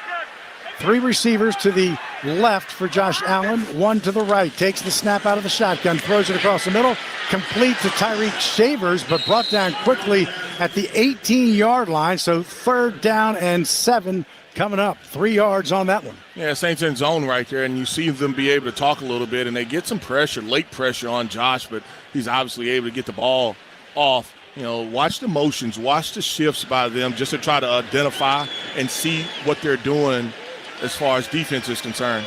Saints are showing, DeMario at least showing pressure. 1 for 2 on 3rd down, a 3rd down and 7. Ball sits at the 18 of Buffalo. Need to get to the 25. Josh right now in the shotgun. Bunch formation. Looks to throw, has some pressure. Now he rolls to his right. Cam Jordan chasing him. Now he's looking to go deep and nobody there. Incomplete pass. Nobody had a shot at it. No flag. You had Curtis Samuel back there. Crowd, there's a Saint down as well. So that's Alante. He's hurt. Alante on the... That's the corner that was trying to make that play. That's Alante. So Alante Taylor had the coverage. There was no interference because the ball, not to begin, was catchable, right? Ball wasn't catchable. And he reaches for his lower back. You can see him reach for his lower back, and they're able to get him up. He reaches for his lower back as he hit the ground, but they've got him out of the, now we can play ball because they've got him out of the area. But that was Alante on that play, and good job. He panicked a little bit, but you can see just Josh trying to make a play down the field, but the ball wasn't catchable. Nope. Cam Jordan put the pressure on. This will bring in Cameron Johnston, the new punter. He was brought in week 2 after they released their punter, Brad Robbins. It's high, and Shaheed will call for the fair catch at the 41-yard line. It does so. There's a flag on the far side. And normally in that situation, it's probably a holding in that situation when you see that flag, and that's exactly... Now, which side they're calling on, I'm not sure, but it's definitely a hold. That's a sign. Still talking about it at the 45. It was a 40-yard punt as Shaheed made the fair catch. Yeah, and Rump is saying Rump is involved in some case because he's pleading something. Rump is saying that they held me. And that's what they want. It's taking 2 officials to talk about it. And Rump was like, I didn't do anything. And if I'm the Saints, I make them punt it again. You like the field position, but I make them punt it again if it's against Buffalo. During the kick, holding, receiving team number 69, a 10-yard penalty from where the kick was caught. First down, New Orleans. Do we have a 69? We do. It's Barry Wesley, but he's on IR, so I don't believe that's So that's why I asked you, do we have a 69? I don't know who. If he... No, he definitely, it wasn't 59 because I don't know if we have a 59 We don't have 59 either. So, you know, the 2 numbers that he called. Fix it up, Land. Perhaps you got the call wrong. Yeah, that part. Perhaps you got the number wrong because you got the call wrong. They have a 69, which is their long snapper. Let's pause 10 seconds to let stations identify themselves here on the New Orleans Saints Radio Network. Home of the Saints, LSU, and Pelicans. 870 AM WWL New Orleans, 105.3 WWL FM and HD1 Kenner New Orleans, and Odyssey Station. So, Kellen Moore is on the field trying to argue the point. The Saints are actually getting ready to take a snap, but there is no 69 on the Saints. Or 59 on the Saints. Right. And there is the long snapper. That's 69. And so the penalty, I think that they want to call it on the Saints, but the penalty should be on Buffalo, and I think that's the whole discussion. That would be on Reed Ferguson, the former LSU Tiger. Correction. The holding is on the kicking team. Thank you. That 10-yard penalty will be enforced from the end of the play. First down. Thank you. Now that's a huge penalty because they were at the 41. We're going back. Now they're going forward to 49, where they began the last drive. Inside Buffalo territory where you got to make them pay. Reed Ferguson, sorry LSU Tiger, but you get the penalty. We had no 59, no 69. And for the Saints special teams, that was one of the, hey, don't take your butt out there and get a call or get a flag or something of that nature. And I know earlier, the previous down when we were here, we wanted to take a shot and you didn't have that opportunity to do so. I'm taking a shot. Right now I got 2 safety high. I am taking a shot. Now they go to single safety high with the motion. Pistol formation. Rattler in the shotgun, takes the snap, gives it to Kamara. Kamara middle, wrapped up, and he'll cross and go inside the 45, right at the 45. So 4 yards for Alvin Kamara between the numbers and the hash mark. 2nd down and 6. Greg Russo brought him down, and there is a Buffalo Bill down. Yeah, his shoe is off. He can't get his shoe on. Terrell Bernard, the linebacker, number 8. And the refs, the officials, they're going to stand over and allow him to get his shoe on. But if I'm the Saints, I want this play clock reset. He's either hurt or his shoe. But it was his shoe. That's what they were trying to say. Hey, we'll let you put your shoe on, but we're not going to let them snap the ball. And if I'm the Saints, I'm like, hey, I want that play clock reset because you're standing over the ball because of a shoe. It wasn't an injury. It's the shoe. Sean, now it's an injury. Well, it's considered an injury now, but you still need to reset the clock, the play clock. Exactly. We'll set it all up when we come back. 8:14 to play in the second quarter. 14-7 Buffalo. Back after this on the New Orleans Saints Radio Network. Garage doors from Ace Garage Door Company are built tough, durable, reliable, and ready to handle whatever life throws at them. Just like the best offensive lines in football, our best in industry CHI overhead doors stand strong, keeping your home safe and looking great like a fresh uniform.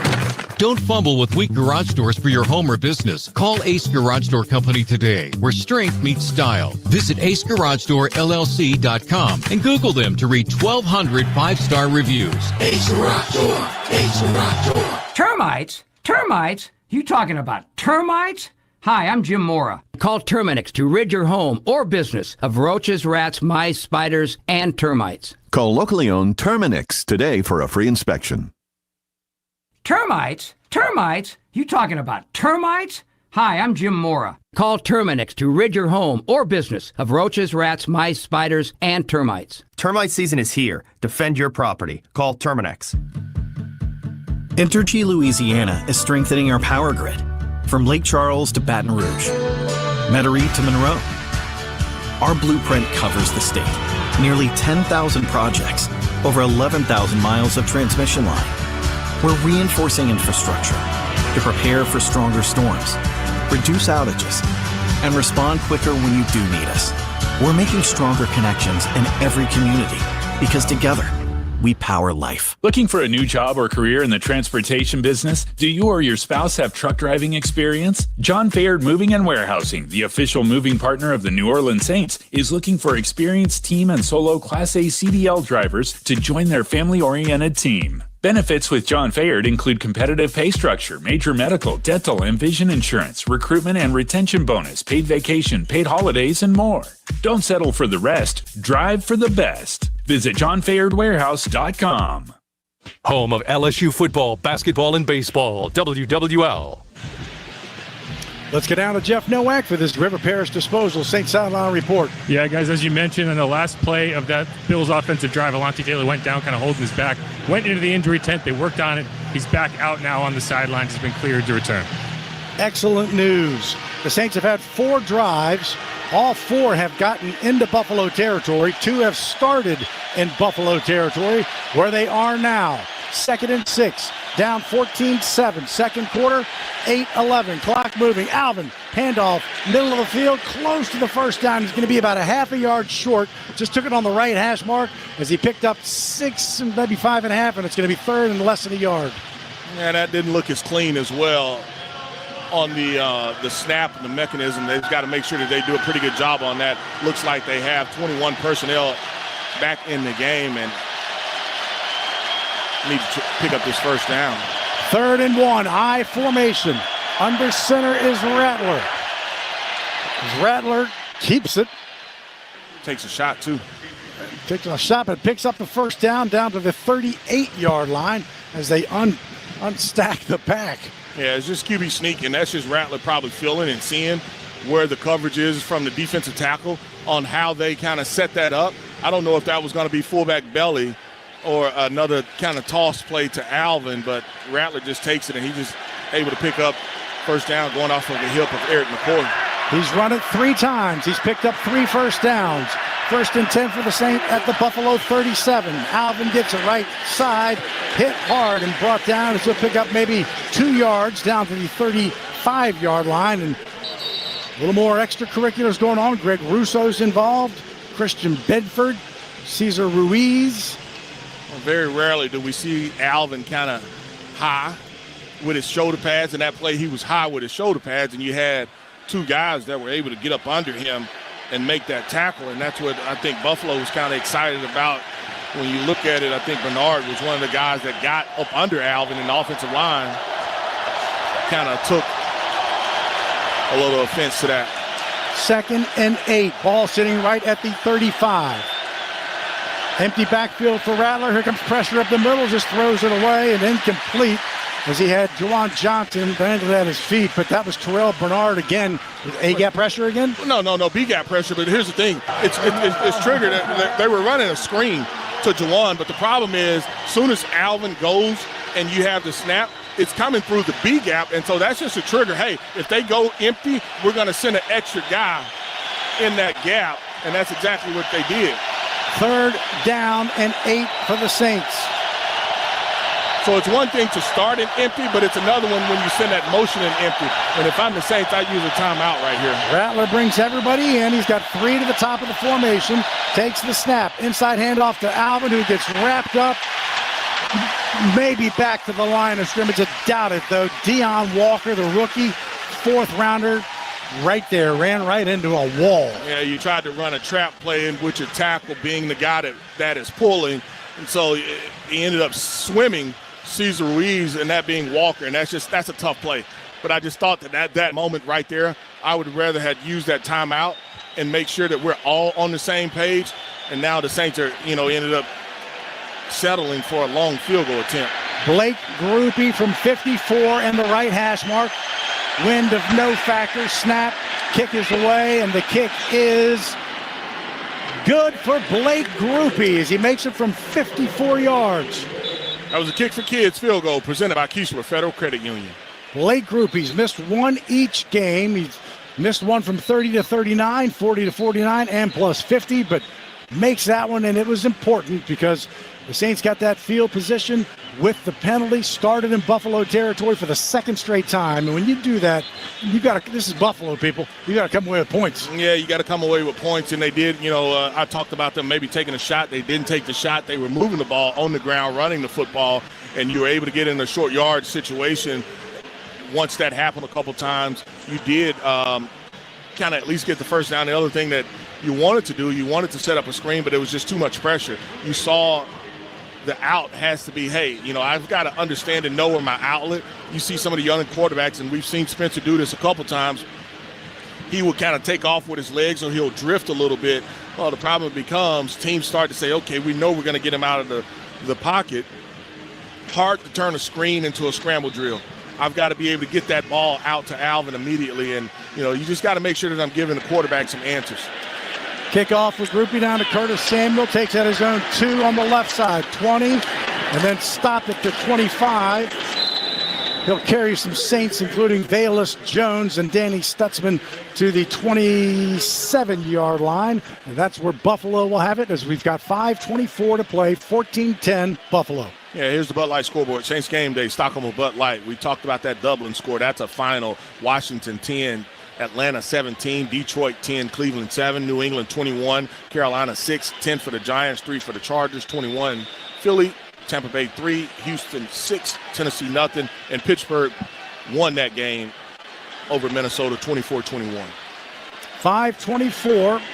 Josh Allen under center. Ty Johnson is the deep back, but it's a jet sweep to Elijah Moore far side, but Quincy Riley runs him out of bounds as Elijah Moore, the Ole Miss player, couldn't run out of real estate.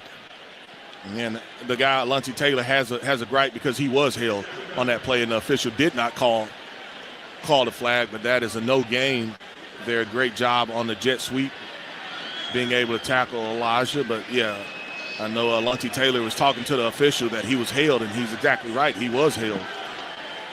2nd and 10. Under 5 minutes, first half, 14-10.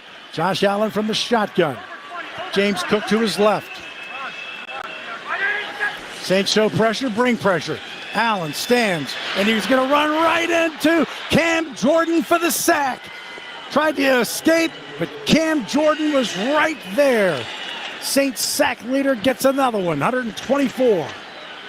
Yeah, really nice job. You bring pressure, but they have enough discipline, particularly the guy that doesn't stop and kind of get lost in the fray is Pete Werner. And he's the guy, he and Brian Brzee stay in front. Cam Jordan and Granderson, they keep working. They keep working trying to get after the quarterback, and they're able to finally get to the quarterback. But now here's the money down. Right. Can you get off the field? Cam Jordan has now sacked 50 players. He had sacked 49. Josh Allen makes 50. But now, as Deuce said, it's 3rd and 17, and flags come. Make it 3rd and 22. Movement. False start on Buffalo. Make it 3rd and 22. And if I'm Quincy Riley, he's one of the corners that's in. Offense number 73. 5-yard penalty. 3rd down. Yeah, if I'm Quincy Riley, I'm playing a little bit off coverage. I don't need to be up and press man. The other corner that they have in, you have Lunty Taylor and you have Kool-Aid in at the corner positions. No need for you guys to be up and press man. If anything, I'm going to bail in that look. 3rd and 22. Empty backfield. Allen has 3 receivers to his left, 2 to the right. Takes the snap, stands back in the middle, is in trouble again, and he's going to go down again. Granderson. Carl Granderson gets sack number 4.5. And Josh Allen just had the pocket collapse right onto him, and the Buffalo fans don't know what to do. We saw this last week from the Saints where they put Carl Granderson in at the defensive tackle, and he's able to win. He's able to win inside with his speed. The Saints go 3 defensive, we used to call this, what was this package back in the day where it was, it started with the Giants where they would have like 3 or 4 defensive linemen, D ends on the field. The Saints have 3, and then Brian Brzee, and that time they're able to get home again. Hunt is away to Shaheed, who will make the catch at midfield and go straight forward and down at the 40-yard line. And so for the 3rd straight possession, the Saints will start in Buffalo territory. And how about that back-to-back sack? That's a Train hot streak brought to you by TrainSouth.com. It's hard to stop a Train air conditioner, but it's been never easier to afford one. Cam Jordan and then Carl Granderson as the Saints begin at the 39. Down to Jeff Nowak for this River Parish Disposal Saints Sideline Report. Yeah, just a quick note. Carl Granderson, college teammates with Josh Allen back at Wyoming. Got to see him a little bit, hold on to him, and the whistle finally blew. Saints have it at the 40. Moving left to right, trailing 14-10. Rattler to throw, does. Brandon Cooks near side, 35, and run out of bounds at the 32-yard line. So give him 8 yards on that. 2nd down and 2. Cole Bishop ran him out. Nice job. You talked about being able to use some of that speed right there. I use the speed, but I'm really just running a hitch route, and you see the bail technique by the corners, kind of afraid of the Saints' speed on the edge. 2nd and 2. Handoff. Kendre Miller, big hole. Inside the 20 and down to the 19-yard line, and a 1st down as Kendre Miller picks up 13 yards as the Saints are doing it on the ground and in the air with this good field position. Looking at that Rouse's Market Gumbotron, one of the things that I love, you have 2 big, heavy guys laying on top of the Bill players, and that's Fuaga and Trevor Penning as they come up with some pancake blocks, and that's where you say, just give me a little syrup on those pancakes. Yeah. Nice job up front, fellas. This is the 2-minute warning. That's the 2-minute warning. The Saints are in the Raising Cane's red zone. Raising Cane's One Love. Back after this, 2 minutes in the first half, 14-10 Buffalo on the New Orleans Saints Radio Network. When the storm comes, it shakes more than just your walls. It shakes your world. But in New Orleans, we're built different. We don't fold. We rebuild. At American Safety, we show up fast and we get to work. And we treat your home like our own. Because recovery isn't just about fixing what's broken. It's about restoring what matters. American Safety, stronger than the storm, and right here with you. The Toyota Trucks Game Day sales event is on, and there's no one key to victory. You need strength, power, agility, a team that shows up ready to win. At Toyota Trucks, they bring the full roster. Kick off the season with big savings at the Toyota Trucks Game Day sales event. Toyota is the official vehicle of the New Orleans Saints. From the Dome to the Bayou, the Tundra and Tacoma are built to take you wherever the road leads. Find yours today. Toyota, let's go places. See packages and options at toyota.com for feature availability. Attention Pelicans fans, it's time to get your tickets for the 2025-26 NBA season. Single game tickets, partial plans like our 12-game weekend plan, and full season ticket plans are on sale now. Pack the blender with these exciting can't-miss matchups, including Pelicans Cup nights versus the Lakers and Grizzlies, presented by Morris Bart. Experience all the action and can't-miss entertainment with the best fans in the NBA. Get your tickets today by visiting pelicans.com. Hey, bro, weirdest thing is happening at the game. Every time I crack a Bud Light, we score a touchdown. I think I'm some kind of football prophet.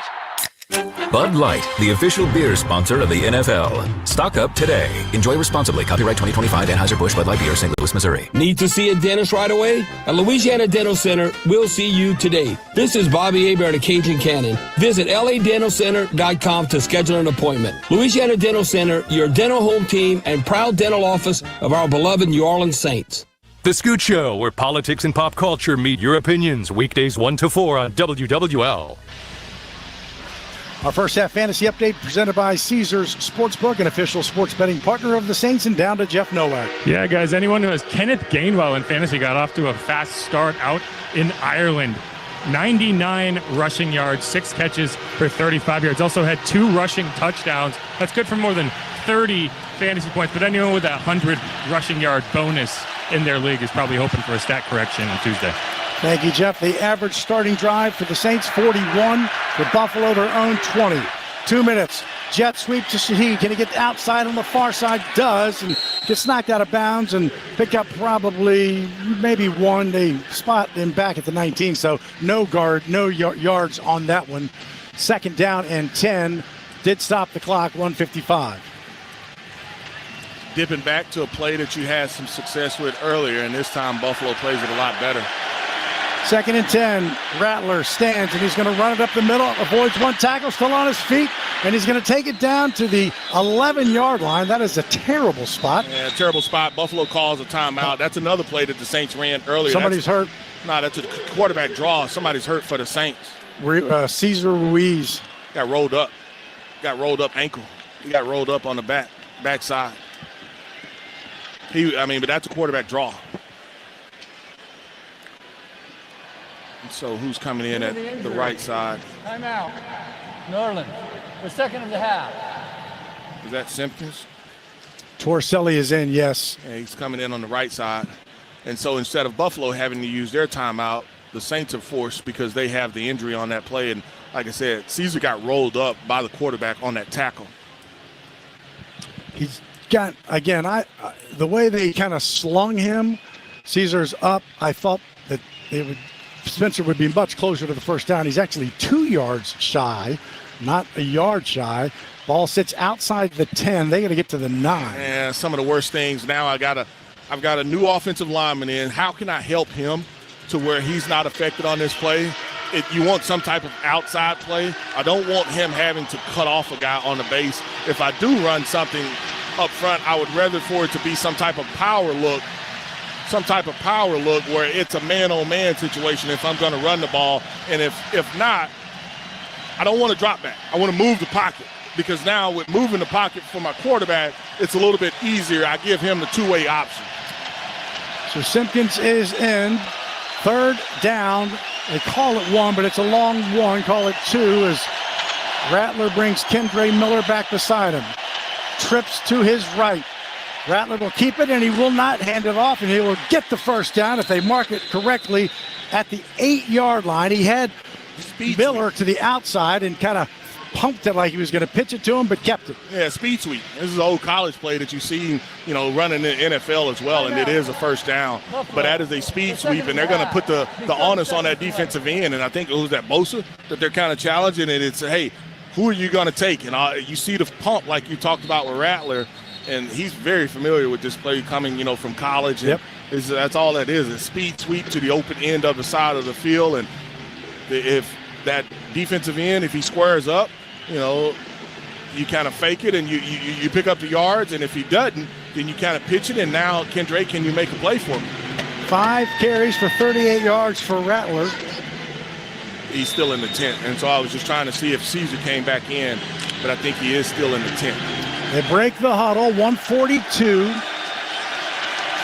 First and goal for the Saints inside the 9. I formation. Mataval in front. Miller gets it. Miller has a hole. Gets it down to about the 6-yard line before he stood up. Call it just outside the 5. Second and goal coming. Yeah, timeout there by Buffalo. Timeout. Buffalo. Their third and final of the half. Again, the 30 seconds. So it'll be second down and goal from just outside the 5. And this is what I wanted the Saints to do on that, what was it, third and down where they ran. I didn't want them to put the onus on that young right side of that offensive line. You don't like base blocking in those situations because you're giving a guy an opportunity to understand and know that, hey, I've got to cut this guy off. That play there, that's a power play, and so it's a double team, and then I'm working up to the linebacker. Same thing when you talk about who are you blocking on this offensive line. You see how they try to identify it there from McCoy. Alvin Kamara to Rattler's left. Rattler keeps it, and he's going to throw it in the end zone looking for Shaheed, who makes the catch, but he's going to be out of the back of the end zone. Had Taylor wrapped the safety on him, and he's still down because he ran to the band. Yeah, but you got a penalty here, and it's ineligible downfield by the Saints, and that is a late call, ineligible. And he finally gets up, and the Saints are, do you want to play it over, or do you think you want to back him up? I mean, and if I am, the question becomes, what do you do if you're the Saints? And which offensive lineman I want to hear got too aggressive and was down the field? There is no foul for an eligible player downfield. Third down. All right. Land Clark and this officiating crew. Of course. Having some issues. Of course. So Shaheed caught it out of the end zone. He's okay because he literally ran into the bass drummer. And so now the ball sits just outside the 5. Third and goal. Saints do have a timeout. Buffalo does not. Rattler has 2 receivers to his left, 2 to his right. As Alvin Kamara to his left as he brings Shaheed orbit motion. It's going to be the reverse. And Olave's throwing it, intercepted. Touch him. Cole Bishop makes the interception. He was trying to throw it backwards to Spencer Rattler. There comes a flag. Yeah, that's on the block. That's going to back them up. Oh. It's a horrible throw, one. But that's after the play. His interception is going to count. That's going to back him up on the block. That's a throwback. What was that, the Philly throwback? We run it, but, I mean, you can't lob it up there. If anything, miss it long. If you're going to miss it, he missed it short. Yeah. Taylor Rapp. Cole Bishop was there. Yeah. It's after the play. During the return, personal foul, blindside block, intercepting team number 42. Half the distance to the goal, first down, Buffalo. That's Dorian Williams, the third-year player out of Tulane. But, man, a little razzle-dazzle, tossed it to... Philly special. It's there. You just got to throw it. You got to throw it to the cone, and he may have stepped out at the 1. He stepped out at the 5 for sure. They go back. I mean, all turnovers are reviewed. He didn't step out at the 1. He definitely stepped out at the 5. Ball's at the 2 anyway. They may end up moving this. So now, with a minute 22,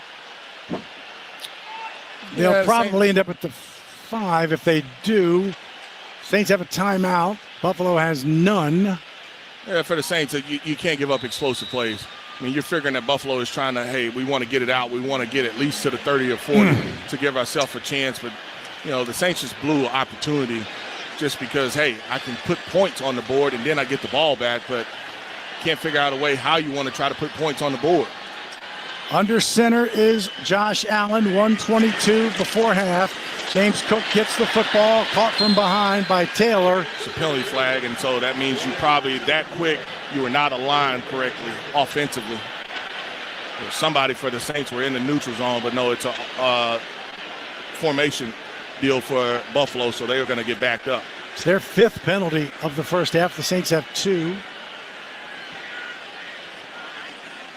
Saints can take the yardage and get to second down, or you can back them up. I want to back them up. Illegal shift. Offense number 5. Half the distance to the goal. Replay. First down. It's Josh Palmer. Clock operator, please set the clock to 1:18. 1:18. Ball sitting now at the 1-yard Thank line. you. Now you bring safety into it.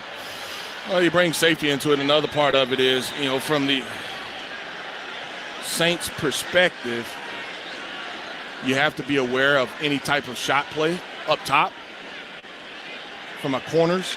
Just say, hey, look, I can't get caught up in them being backed up. I have to be able to play the long pass. Under center is Josh Allen. He's got Keon Coleman to his left, split wide. Hands it to Cook. Cook bounces to the outside, gets outside. Now there's another flag. Holding Buffalo. Back them up inside the 1. No, it was right at, and this will not be a safety. This should have been right at the goal line or at the 1-yard line. But it's holding Alontae Taylor. He pleaded his case earlier. He gets the call here. Holding. Offense number 10. After distance to the goal. Replay. First down. Ruiz is out and walking on the other side. Tent is down. He was in the tent for a while. And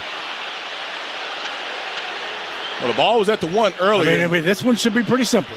Yeah, it was at the 1 earlier. So it should be at the half-yard line. But where they're at the 3. Keep on going. No, that's the 1. They put it right back at the 1. All right, so 112. 1st and 12 after back-to-back penalties.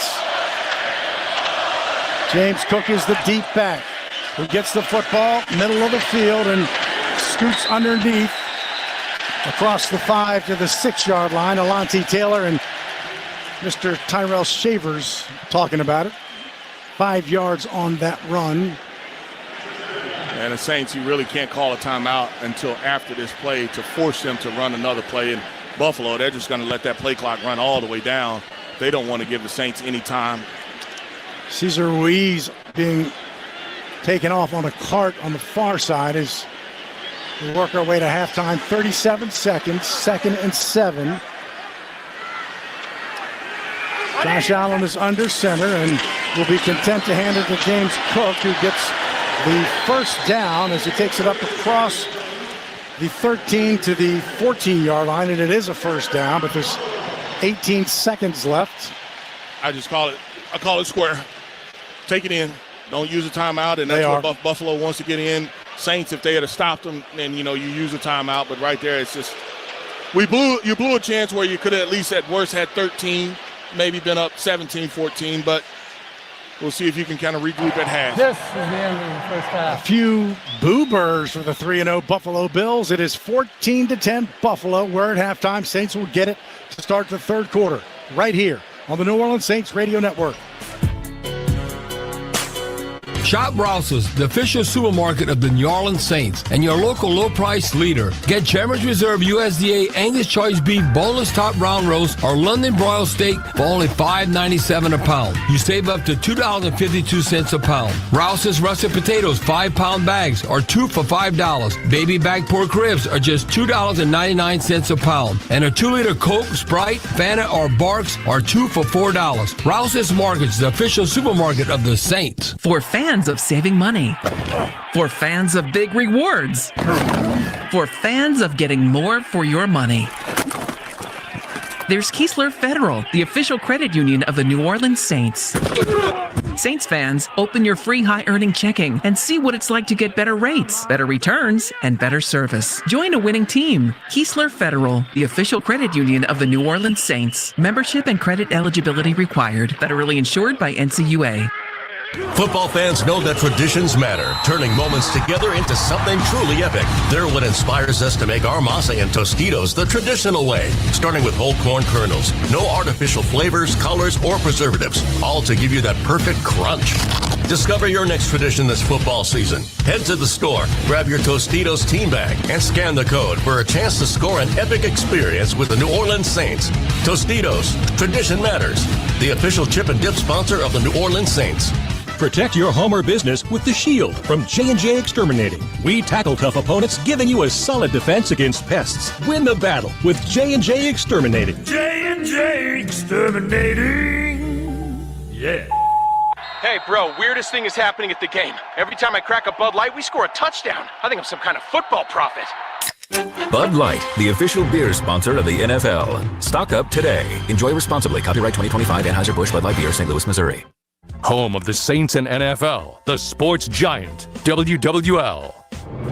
Time now for the Rouse's Markets Halftime Show. Rouse's, official supermarket of the Saints, celebrating 65 years, and we're just getting started on the New Orleans Saints Radio Network. Here's Steve Geller. Welcome into the Rouse's Market Halftime Show. We are in the break at Buffalo, and now the Saints are trailing 14-10 to the Bills. This one's gotten off to a fiery start for both squads. The Saints defense holding tight, though. Total net yards for both teams right now. Saints have a 160-158 edge over Buffalo. They've got 11 first downs. Buffalo with 9 right now. Saints have converted 3 of their 7 third downs. Buffalo Bills just 1 of 4 there. Turnovers, each team has now 1 on the day.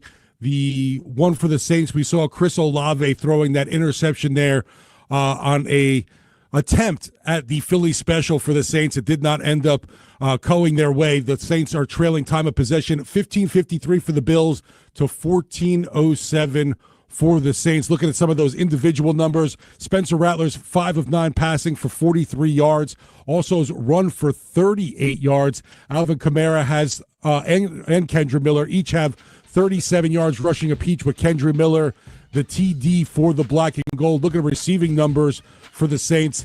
Ones across the board. Alvin Kamara, Jack Stoll, Brandon Cooks, Rashid Shaheed, and Jawan Johnson each have 1 catch on the day for the Saints. Looking at some of the Bills' numbers, Josh Allen, 7 of 11 passing, 115 yards, a touchdown, and an interception, his first of the season. Cook for the Bills has 13 attempts, 58 yards, averaging 4.5 a carry and 1 TD. The score right now, 14-10 at the half. Buffalo up. We're going to get the Cajun Cannon's thoughts on the score right after this on the New Orleans Saints Radio Network. Do you want a career where you truly make a difference? Acadian Ambulance and the National EMS Academy are looking for dedicated people just like you to join their upcoming EMT class. In just 12 weeks, you can become a medic. Working at Acadian Ambulance will unlock a rewarding career with clear paths for advancement. This isn't just a job, it's a calling. You can make a difference. Sign up today at becomeamedic.com. That's becomeamedic.com.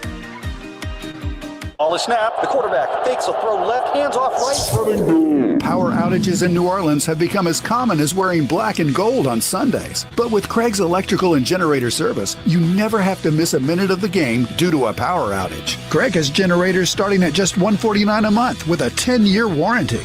When the power goes, Craig's comes on, so you never miss a minute of your game. Or Monday Night Football after these words from our sponsor. Craig's Electrical and Generator Service. Visit Craig'sElectrical.com. Gulf Coast, wake up! Your teams, your voices, your network. The Gulf Coast Sports and Entertainment Network provides wall-to-wall local sports action around the clock every weekday, starting at 10 a.m. Tune in to Locked On Saints, Locked On Pelicans, Locked On LSU, and Locked On SEC. Your team every day from the experts who live and breathe them. From the Dome to Death Valley and the Smoothie King Center to the SEC, it's all here. Weekdays at 10 a.m. only on the Gulf Coast Sports and Entertainment Network.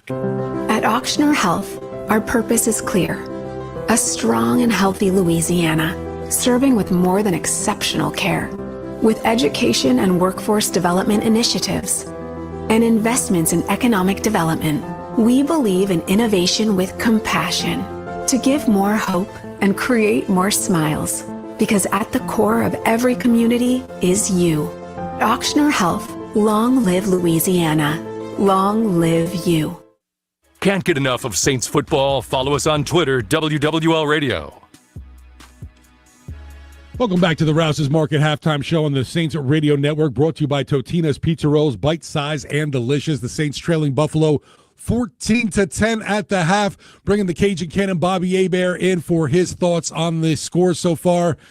Just a 4-point deficit for this black and gold bunch, and they've been in this game, Bobby. It's a shame they weren't able to convert at least, like you just said to me going into this, at least it's, it could have been 14-13 right now. Yeah, 14-13 or, works out 17-13. Right, best case scenario. But we have some garbage-ass play. You can't even call it the Philly special, the Olave special. Ouch. I mean, yeah, is he a number one receiver? No, but hell no. In fantasy people, a lot of people play fantasy. Got to drop today, too. You got right in his hands. Drop the ball. I mean, negative points, minus points. I think, usually you have long hair, whatever, gives you strength. I think he needs a freaking haircut. Get a haircut, change things up. I don't know, that might help. Buzz the head. Yeah, but looking at the beginning, I thought Kool-Aid McKinstry was getting picked on. And now they're rotating. You can look, Quincy Riley playing, Isaac Yaden. I think they're giving them all a chance on defense. And we're hanging the Buffalo Bills. You look 14-10 right now. It didn't look too good at the beginning, Steve, when all of a sudden Allen to Shakir, that 43-yard touchdown, that's when Demario's missed a couple of tackles in his first half. Sanker missed one. But Sanker made it up on the back end, playing hard and making plays. Sanker actually had back-to-back players, good pass defense, and a very athletic interception. Oh, well, it hit his hands and he caught it. Oh, wow, I like that. Hit his hands. Come on, Pete Werner. And that was the Bills' first turnover of the season, and the Saints ended up getting their first pick. Yeah, the same thing. Pete Werner, come on, dropped the pick right in his chest. That's a good player that we got that went on the team last year. Chris Rump. The old Chargers, Brandon Staley connection. He hit Josh Allen in the hand. So we making plays on the ball. But looking at like Kendrick Miller, whoa, that's maybe why we drafted him so high. Kendrick Miller plus 18-yard touchdown. That was a great run to make it 7 plays, 69 yards. But I don't know. The Bills are still going to do the same thing. When they got the ball back, they went 7 plays, 66 yards. And Steve, you told me that the magic number is each scoring drive was 7 plays. And that for them to start the game. Lucky number 7. It was all 7 plays. So you look at that, they went like plus 7, plus 9, plus 7, plus 1. Too many missed tackles I thought we had in the first half. They made it 14-7. And I talked about when Sanker interception, we were plus 1 in the turnover margin. A lot of times we're a little bit confused with A-gap. You should never come on the pass rush against Rattler. That's the line of the communication with the pass protection. You should never come through in the A-gap. And that, therefore, had intentional grounding called against us that one time. But on that one drive here, after you get a turnover, Rattler to Chris Olave, 3rd and 8. Drop pass. We went 3 and out. After turnover, we're in the plus territory. We don't get anything. No, right now, Chris Olave is not getting a game ball. He's getting waiver wire. Not waiver wire. We're going to trade him. We're going to talk about that. How about Blake Gruber, though, making a 54-yard field goal to make it 14-10? Cesar Reeves missed a block. We counting on. I think now he's dealing with an ankle injury. But I'm going to leave you with this as we go to the break. Chris Olave, if you so tuned into the game, he's more worried about the damn drum player, the band member on the sideline that got run over by Rashid Shaheed. Well, why are you worried about that? Play football. Get back in the huddle and do something. Saints trailing Buffalo. Come on. Saints trailing Buffalo 14-10 at the half. Moments away from more exciting Saints play-by-play with Deuce and Hawes, brought to you by Auctioner Health.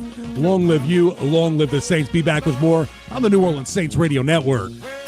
It's a wrap on the Rouse's Markets Halftime Show. Rouse's, official supermarket of the Saints, celebrating 65 years, and we're just getting started. Stick around for the second half on the New Orleans Saints Radio Network.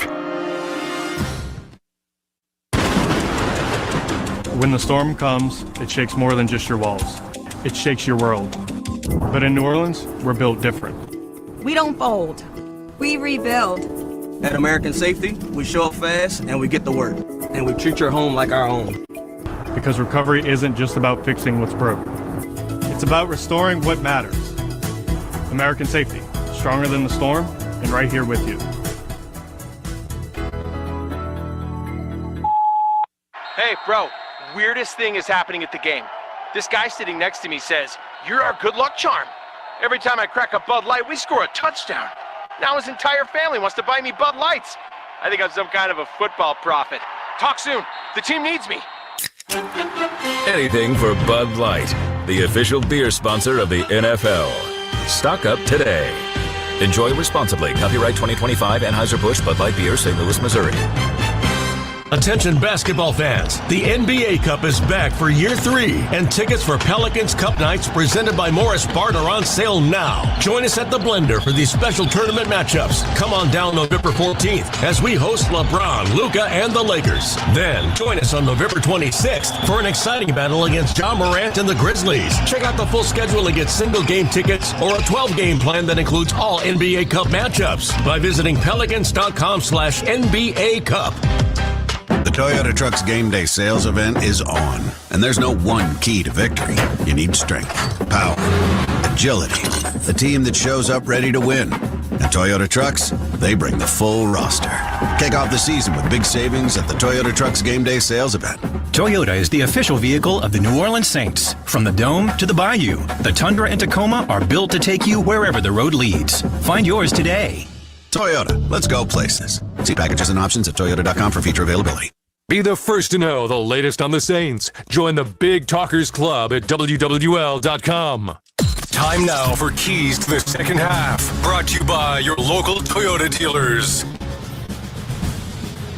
As we start this third quarter, going into the fourth quarter, a couple things that the Saints have to do a little bit better. When you get on a positive side, whether you're a high goal zone or in the red zone, Saints have to be able to punch this football in. I mean, I know you went with the trick play there. You didn't come up with points. You do get the ball to start this third quarter. Continue to run the football. You have an advantage there. You have over 118 yards rushing. Need to get the passing game going a little bit. Get Shaheed involved, not just on handoffs, jet sweep.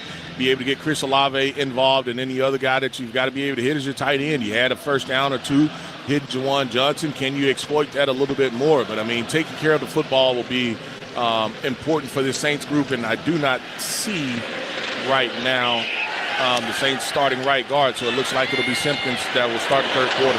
Bayless Jones takes it, crosses the 30 to about the 32-yard line.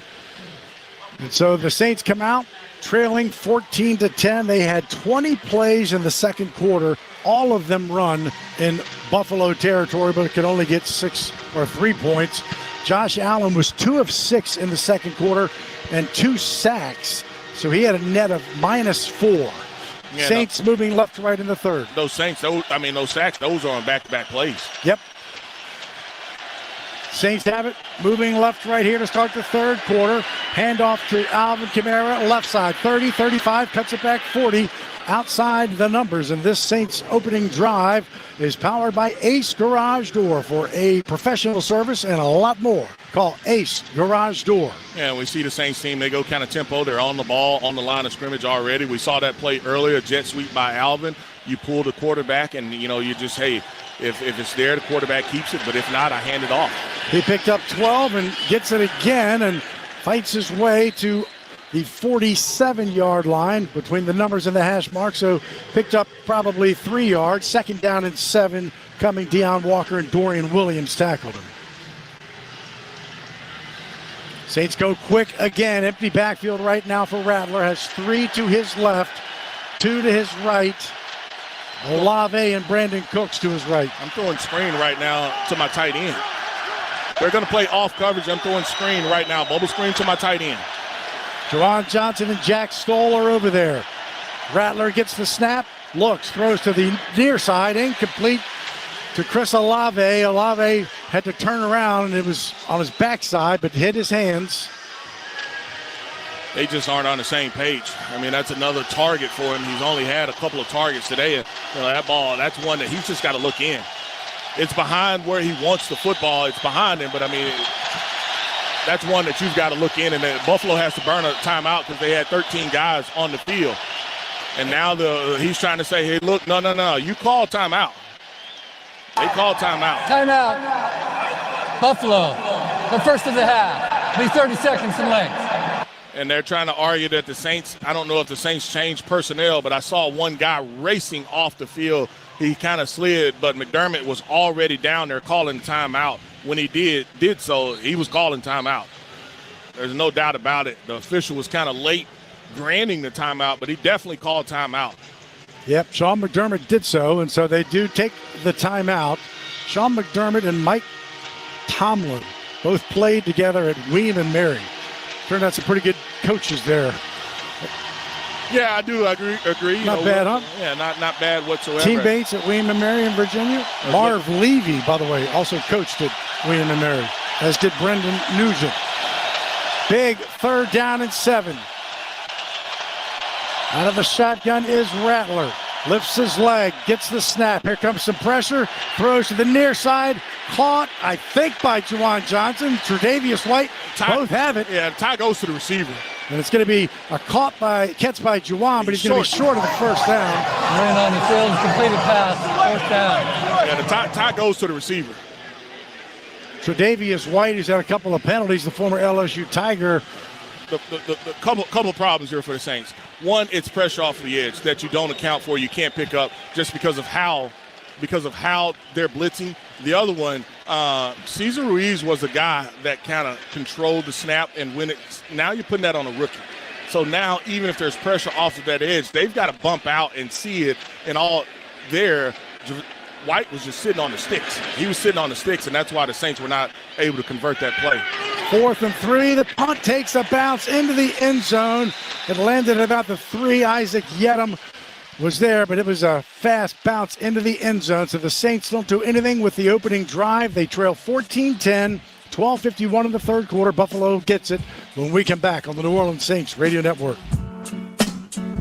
NFL fans, when it's time to get Saints tickets, you can tackle game day with total certainty with Ticketmaster. As the official resale ticket marketplace of the NFL, Ticketmaster's got the best way to take it to the house when it comes to being there live. With 100% verified resale tickets available all season long, you can count on getting in with ease and spend time focusing on the good stuff like tailgating with your friends and fam. Even if you're headed to the game last minute, you can still score seats. Want to meet up inside the stadium with your crew? Transferring your tickets is an easy handoff. So get those touchdown celebrations ready and score your tickets today at Ticketmaster.com/Saints. Join the gridiron action in New Orleans with Caesars Sportsbook. Download the app to bet the Saints game or all the game day excitement across the league. Plus, every bet earns with Caesars Rewards, so you can score big at more than 50 destinations. Must be 21, not available in prohibited parishes. Licensed through Horseshoe, Bossier City, and Caesars New Orleans. Gambling problem? Call 1-800-GAMBLER. Caesars Sportsbook is a proud sports betting partner of the New Orleans Saints. Conecuh Sausage has been around for over 75 years, making their great-tasting hickory smoked sausage. And now, a new proud partner of the New Orleans Saints. Conecuh Sausage is always great on the grill and a fan favorite for tailgate. It's made from the finest cuts of pork, their patented blend of seasoning, and smoked over a pure hickory fire. For that true Southern flavor, enjoy Conecuh hickory smoked sausage in the Superdome or at home while watching the Saints, and make Conecuh a part of your game day tradition. Conecuh Sausage, a real winner since 1947. Visit ConecuhSausage.com for store locator and recipes. Saints fans, Cam Jordan here. Get ready for game day at the Saints VIP tailgate, brought to you by BullseyeEventGroup.com. The VIP tailgate is 3 hours prior to kickoff before every Saints home game next to the Superdome at Benson Tower. Bullseye Events Group's Saints VIP tailgate is open to all ages, features a premium buffet by Food Network chef Aaron May, and a premium open bar for 3 hours. Start Saints game day the right way.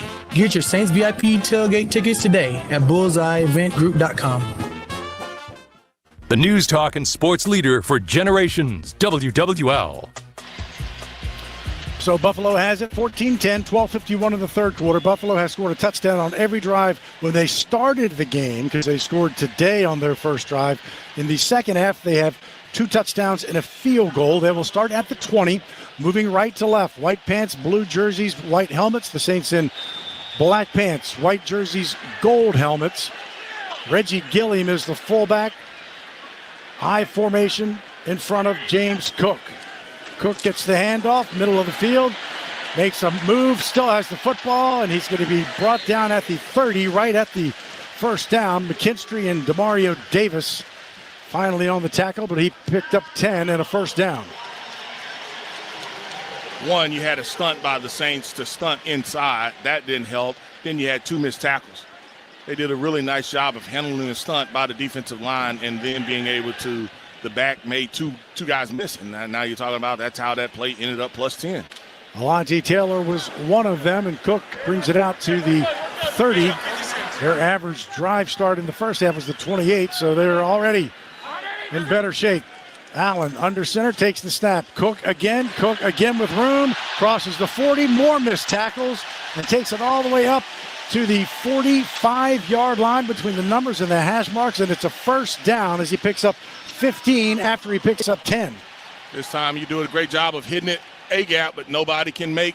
He's able not even to say he's making guys. He's definitely breaking tackles, but the arm tackles at the point of attack, we're not even getting those, and then guys are just way too high. He is a shifty back, but, guys are way too high. 15 carries, 83 yards, 5.5 yards a carry. Of course, 25 of those came on the first 2. First down for Buffalo at their own 45. Cook again looking for space, will find none. Gets hit on the right side. Pete Werner was there. Alontae Taylor as well. Give him a yard. 2nd and 9 coming. Yeah, looking at that Rouse's Market Gumbotron, one of the things that it sets up, and we've seen them be able to do it, is the play action game. And so that time the Saints brought pressure off of the edge. Pete Werner is able to make that tackle at the point of attack, though, as well. And Alontae Taylor from behind. And it looks like now the Saints go nickel defense, and a guy that's played a pretty good amount in the first half is the rookie Riley. He's in at one of those corner positions as well in this third quarter as well. Ty Johnson comes in at running back. This will be a screen to the left side to Shakir. He makes the catch, and there comes a late flag from the defensive backfield. Offensive pass interference, looks like. Yeah, because the ball, I think it's where they caught the ball. And pass when the interference. guys started blocking. Offense number 14. 10-yard penalty. 2nd down. Yeah, it's always interesting when the guys are allowed to block those receivers and where does the receiver actually catch the ball. And that's the rule. Normally you get 1 yard down the field where you can start blocking. And he was probably about 2 or 3 yards down the field, and because the ball was caught behind the line of scrimmage. Would have been a 4-yard gain. That's their 7th penalty for 35 yards. Instead, it is 2nd and 19 as the ball is moved back to the 36 of Buffalo.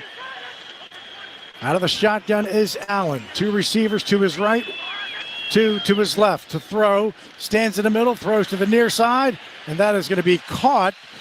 Quincy Riley was right there, but Josh Palmer makes the catch and gets a big chunk of it back to the 46-yard line. They got to get to the Saint 45, so 11 yards on that, and 3rd and 8 coming. And I don't know if Quincy knew or exactly how he wanted to try to punch that ball out, because like you talked about, Mike, he was there.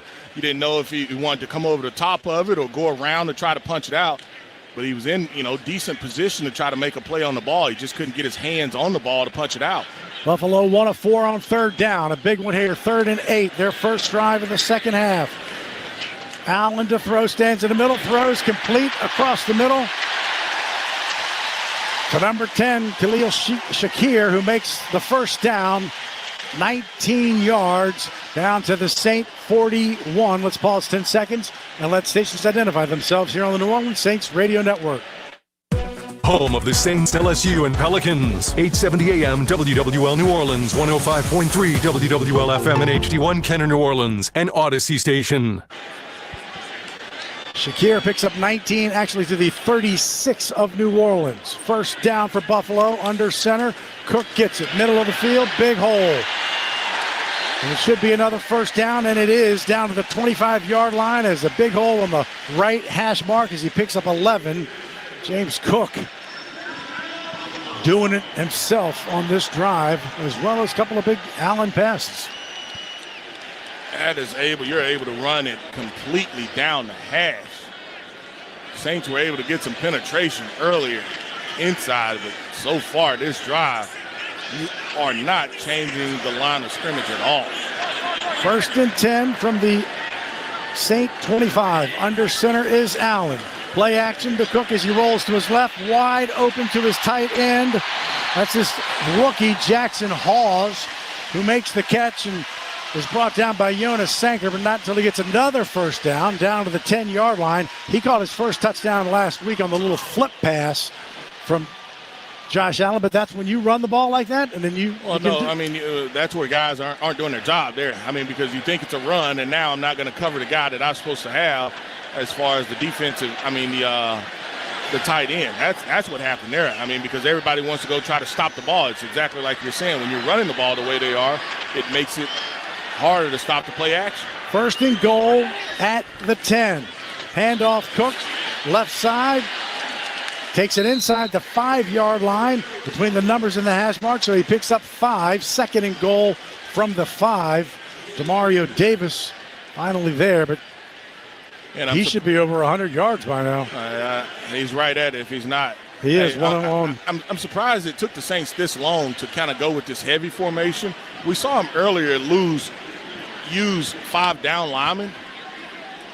And I think this is they have 5 down here, but they've got to be able to figure out a way to stop this run game a little bit. 2nd and goal, making an even 100 yards for Cook on 18 carries. Allen under center from the left hash. Does not give it to Cook. Rolls to his right. He's going to pull it down and run. And Josh Allen will get touchdown number 68 running the football as he scores. That's where he's so dangerous, 5 yards, because you think he might throw or he might run, and you got to make a decision. And he didn't get in by much, but he got in. Here's the thing on this, Mike. You had too many guys kind of freelancing in this situation. You've got too many guys kind of freelancing and not doing enough of what they were supposed to do. Now, Josh is a talented player, but there were a couple plays on that drive where you got guys kind of freelancing a little bit too much in that defensive scheme of things. And so they do as they did to start the game on their opening drive and score the touchdown. Matt Prater knocks it through, and so it is a 2-score game, 21-10. Buffalo leads it, 6:42 to play here in the 3rd quarter on the New Orleans Saints Radio Network.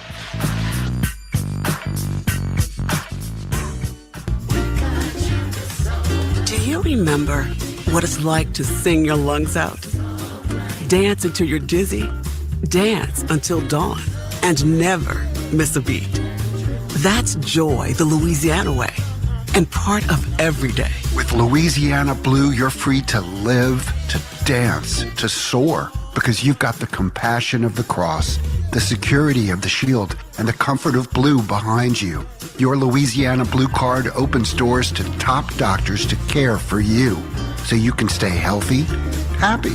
Life is a celebration, a dance. So step up, step out. For 90 years, we've kept you covered, Louisiana, so you can keep moving and keep living your life. Live, Louisiana. We've got you. Louisiana Blue, Louisiana True.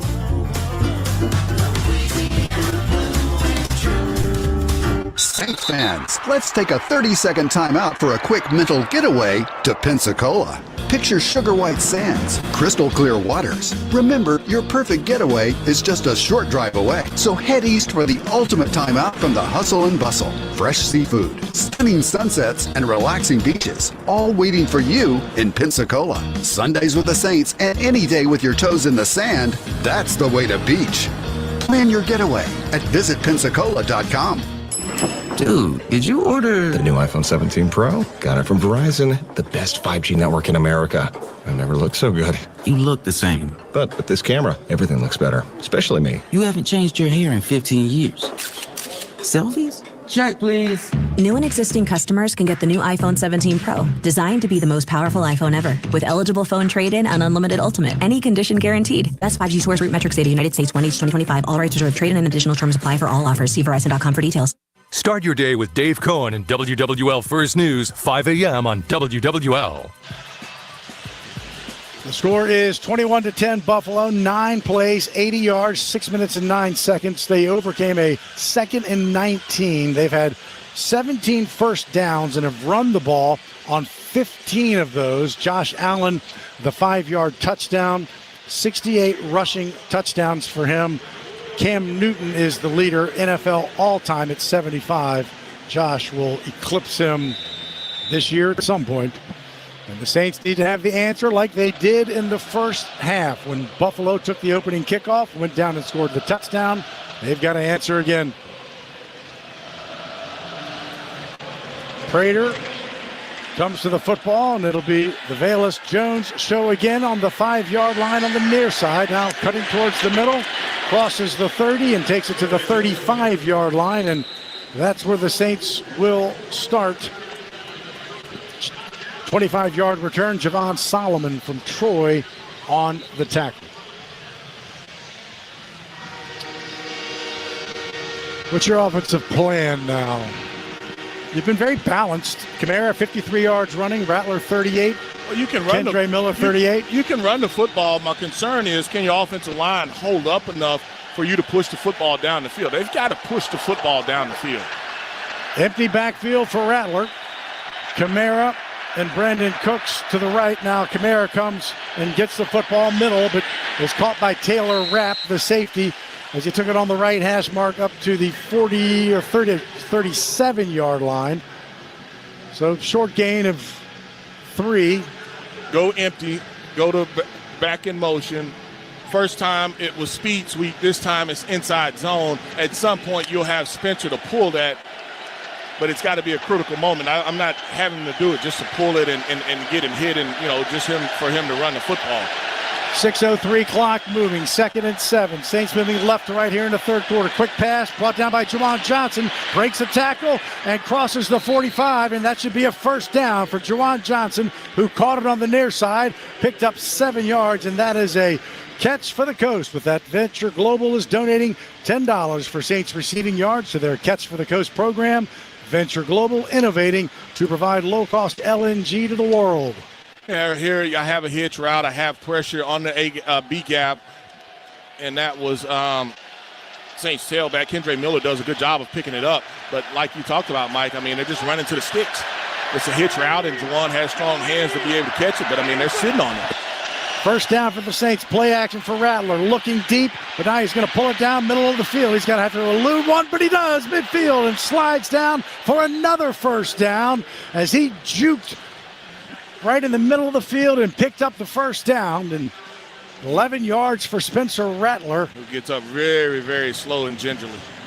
He gets up very slow and gingerly, and I don't know if it's the hit. It wasn't really a hit at the end, but it looked like they were trying to run, and he is going to take all the time that he needs right there. And if I'm the Saints, I hand this off to make sure that he is good. I just run a running play here. I'm not asking him to throw it. If it is, it's going to be a swing pass, but he is very gingerly, that being your quarterback, Spencer Rattler. 6 rushes for 49. He's out of the pistol, has Alvin behind him and does give it to Alvin.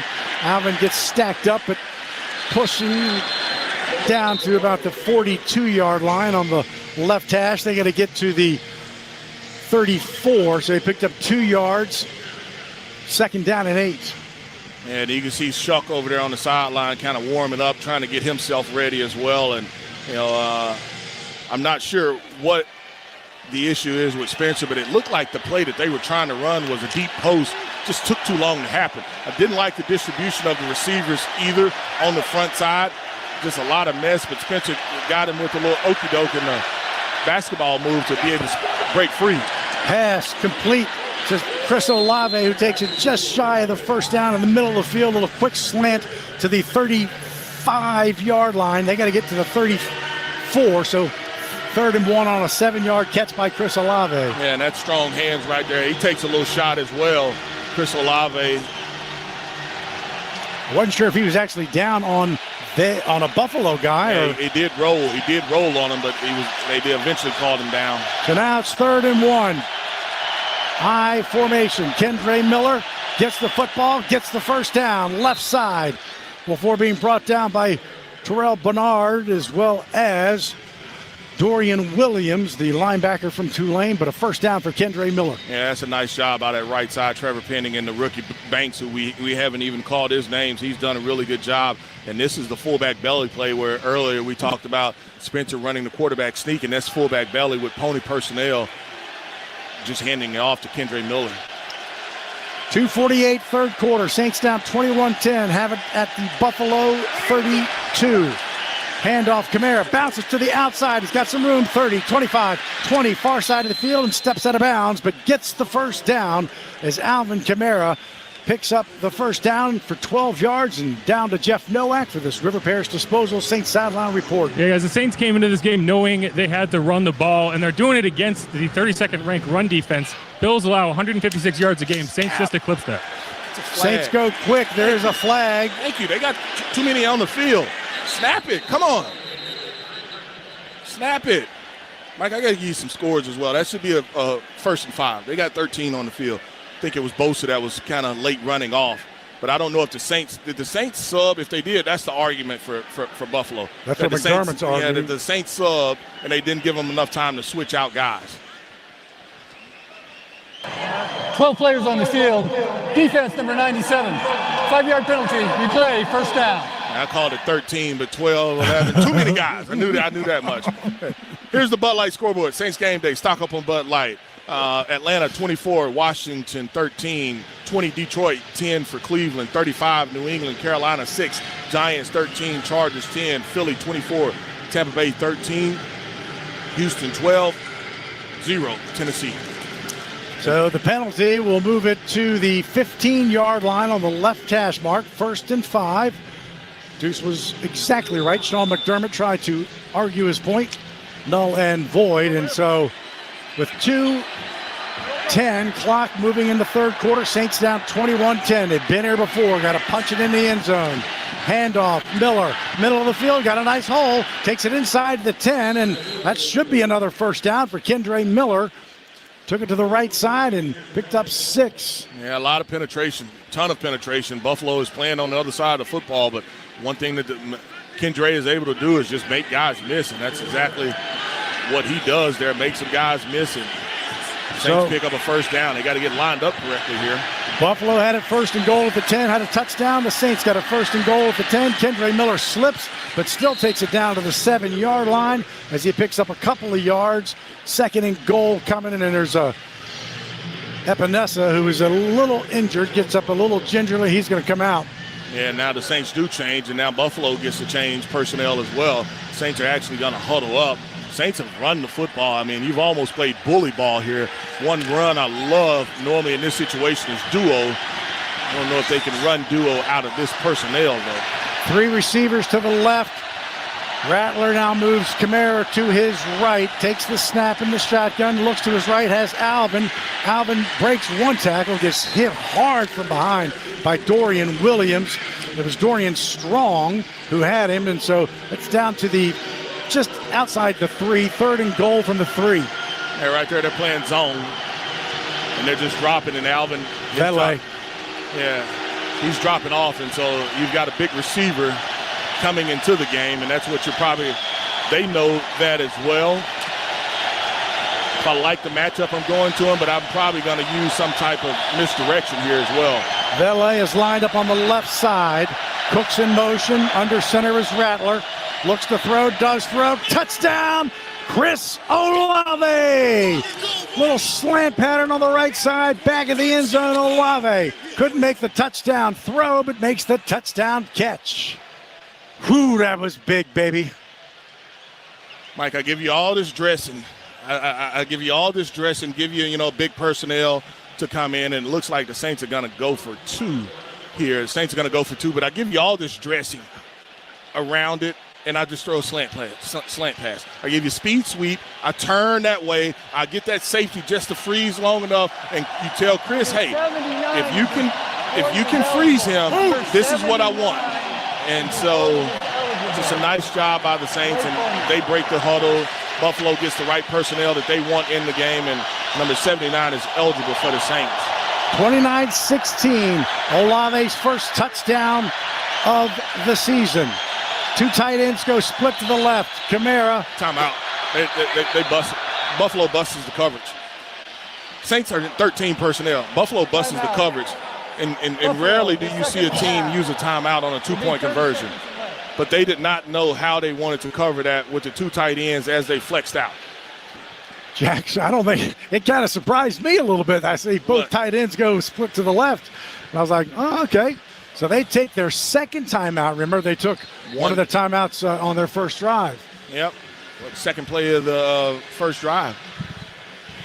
They had to take a timeout. In this one, they get the right personnel that they want on the field. And if I'm the Saints, I don't know if I go back with that same personnel looking. Those touchdowns, that for each point the Saints score this season, American Safety will donate $50 to disaster relief. American Safety, stronger than the storm.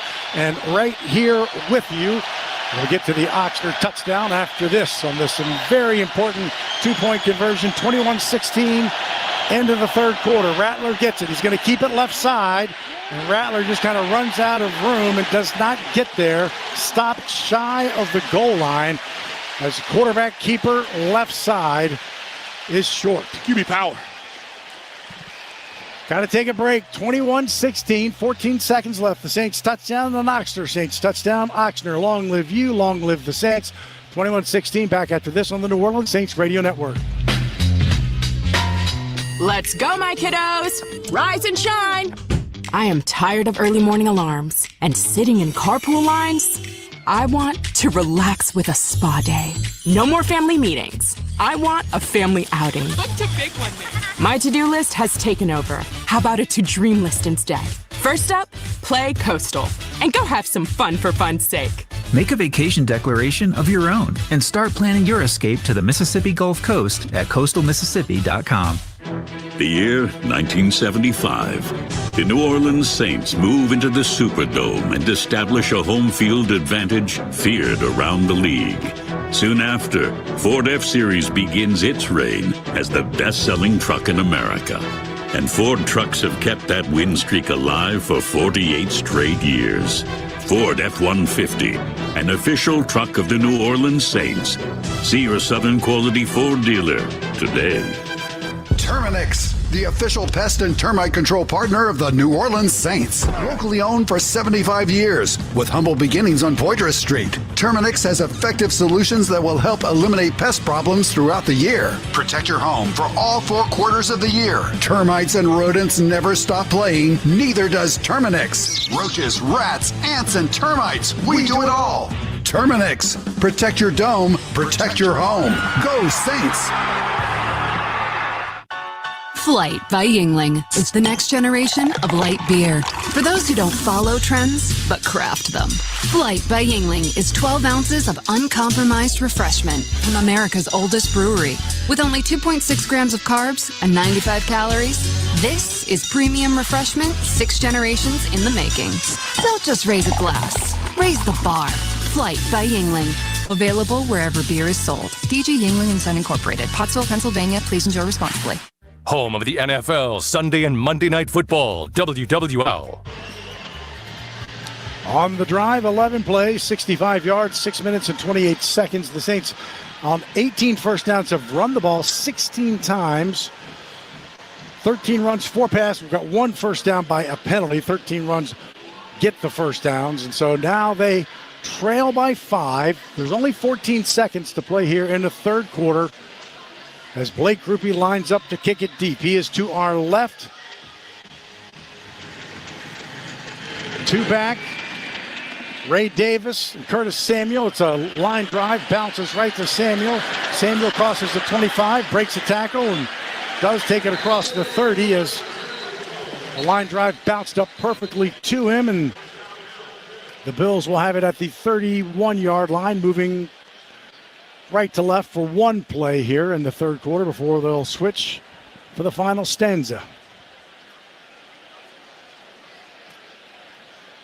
Saints bring in some substitutions. Fidel Diggs goes out. Cam comes in, as does Quincy Riley. Yeah, they go with that 3 safety, 5 down look. 3 safety do the Saints. 1st and 10 for Josh Allen and the Bills. Blue jerseys, white numerals, white pants. He's flanked by 2.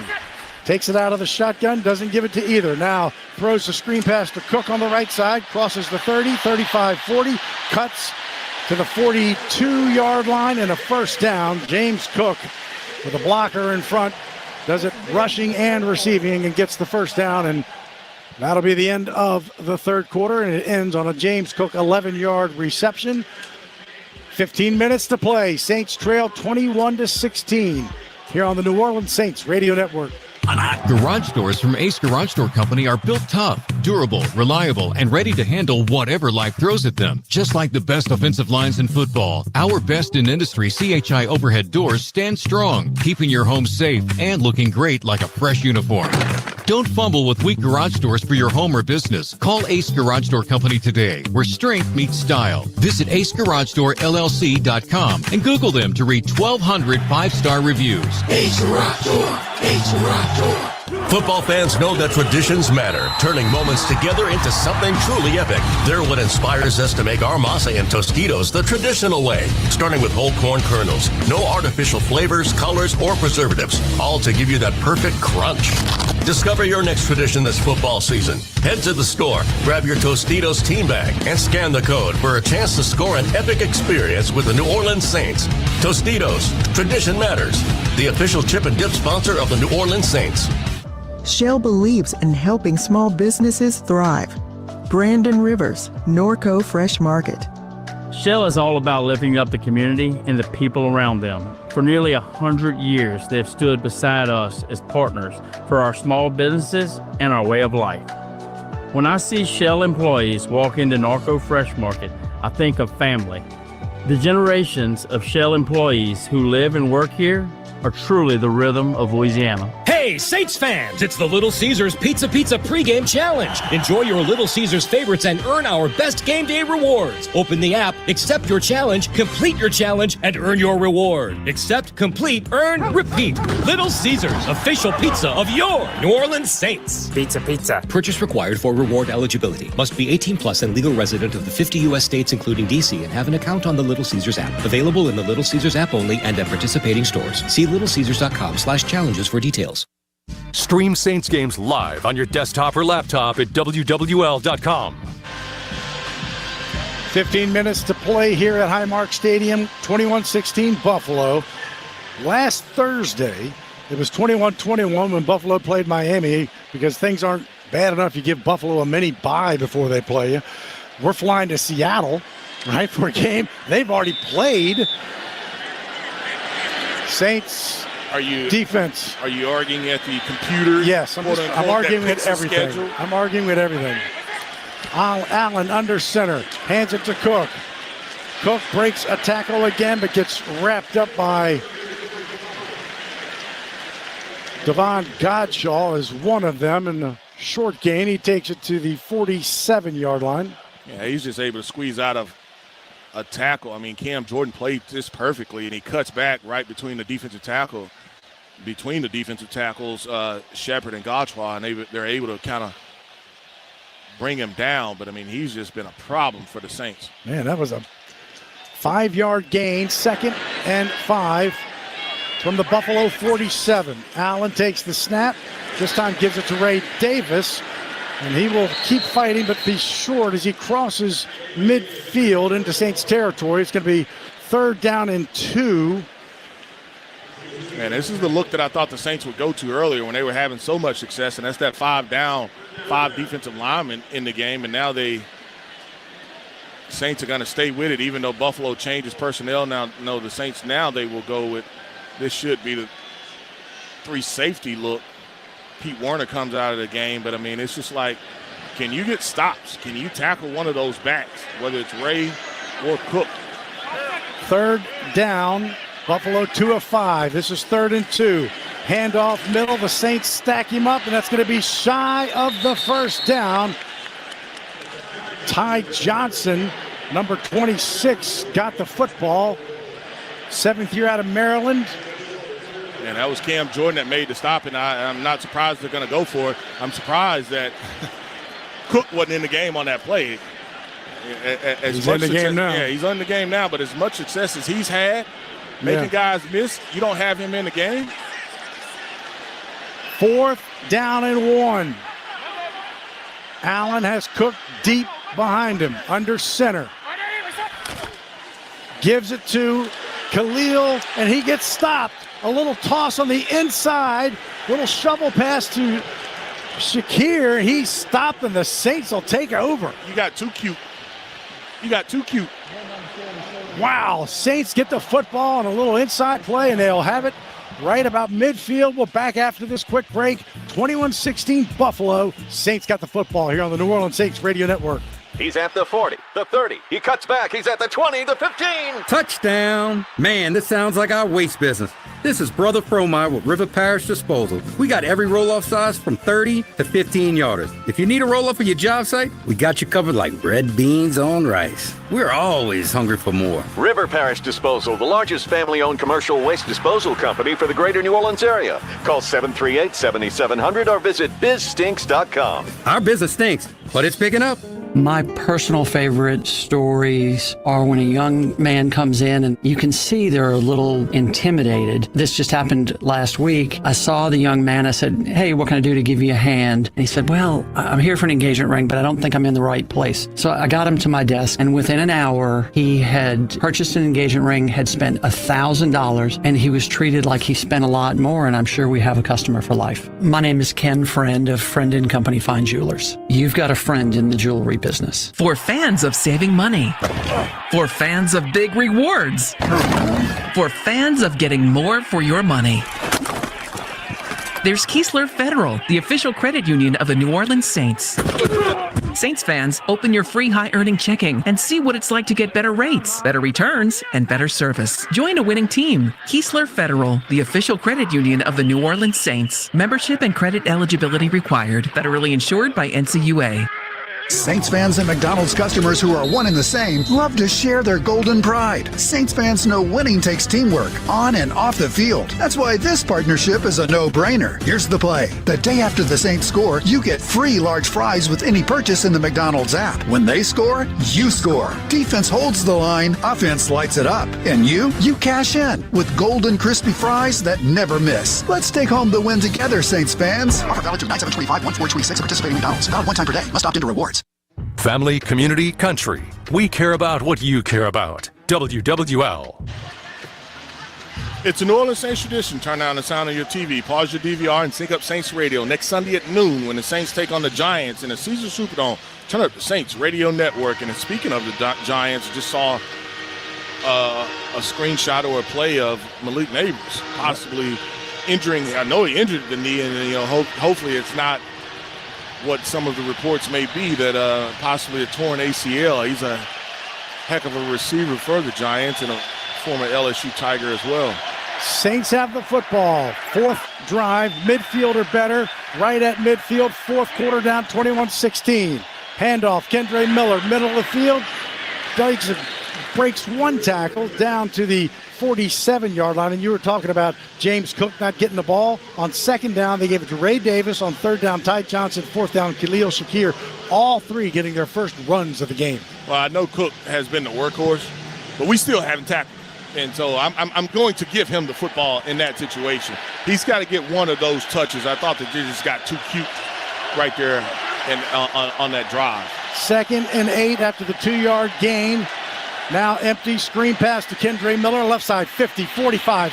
First down, still on his feet as he picks up the first down and brought down inside the 35, or call it right at the 35, by Tre'Davious White. Yeah, and the Saints are going to go quick here. We saw this play earlier with Alvin, and he didn't throw it to Alvin. The trigger was once that back moves that you blitz it.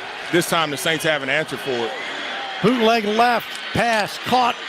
Olave near side at about the 25-yard line. Should be another first down as Olave makes back-to-back catches and a big first down. Yeah, go on the ball. Chris, give it to the official. Don't make the official have to work for that football. You've got Buffalo kind of on the ropes a little bit.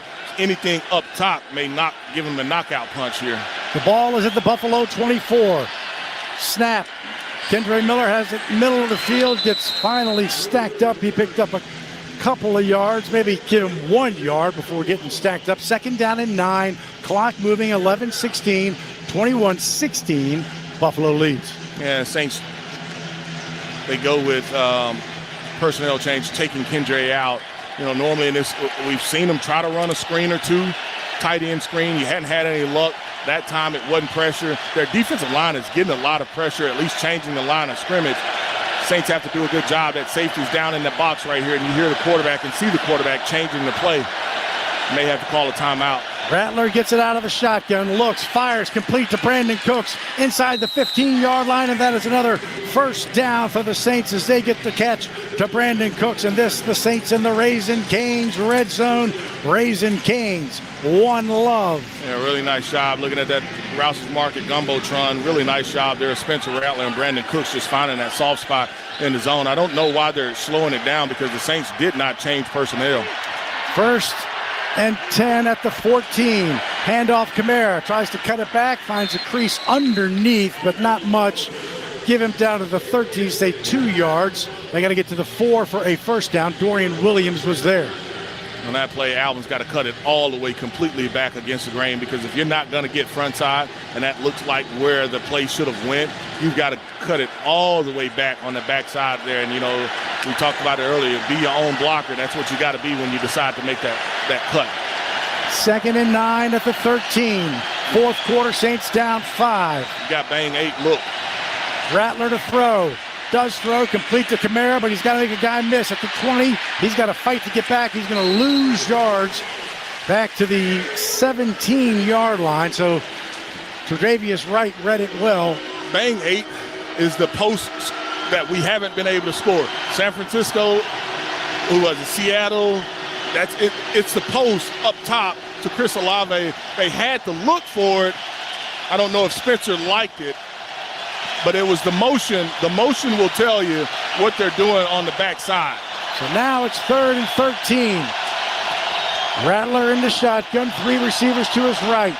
Takes the snap, stands, looks, fires it across the middle, and that is Brandon Cooks. What are they going to say? They haven't made a ruling yet. I think he made the catch. That's a touchdown. You got one official that's saying touchdown. The question is, did he catch it off of the ground? You got one official that called a touchdown. If it is, it's the most amazing catch I've ever seen, left-handed, running against the grain. They called a touchdown. They want to look at it. Of course, all reviews. The question is, did he get his hand up underneath the football? Right on the field is touchdown. The ball is behind. It's a version of Bang 8. But his arm is underneath. It's a touchdown.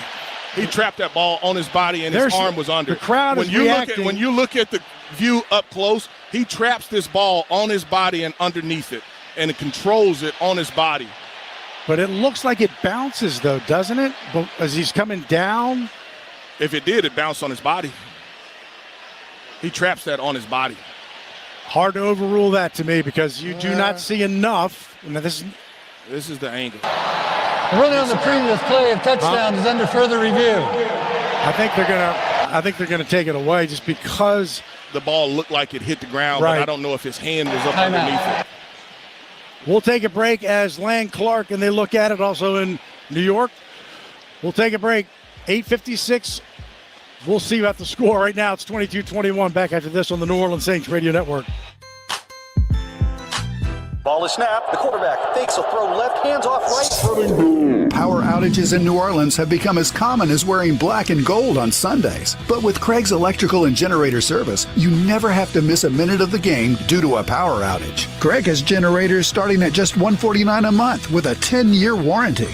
When the power goes, Craig's comes on, so you never miss a minute of your game. More Monday Night Football after these words from our sponsor. Craig's Electrical and Generator Service. Visit CraigsElectrical.com.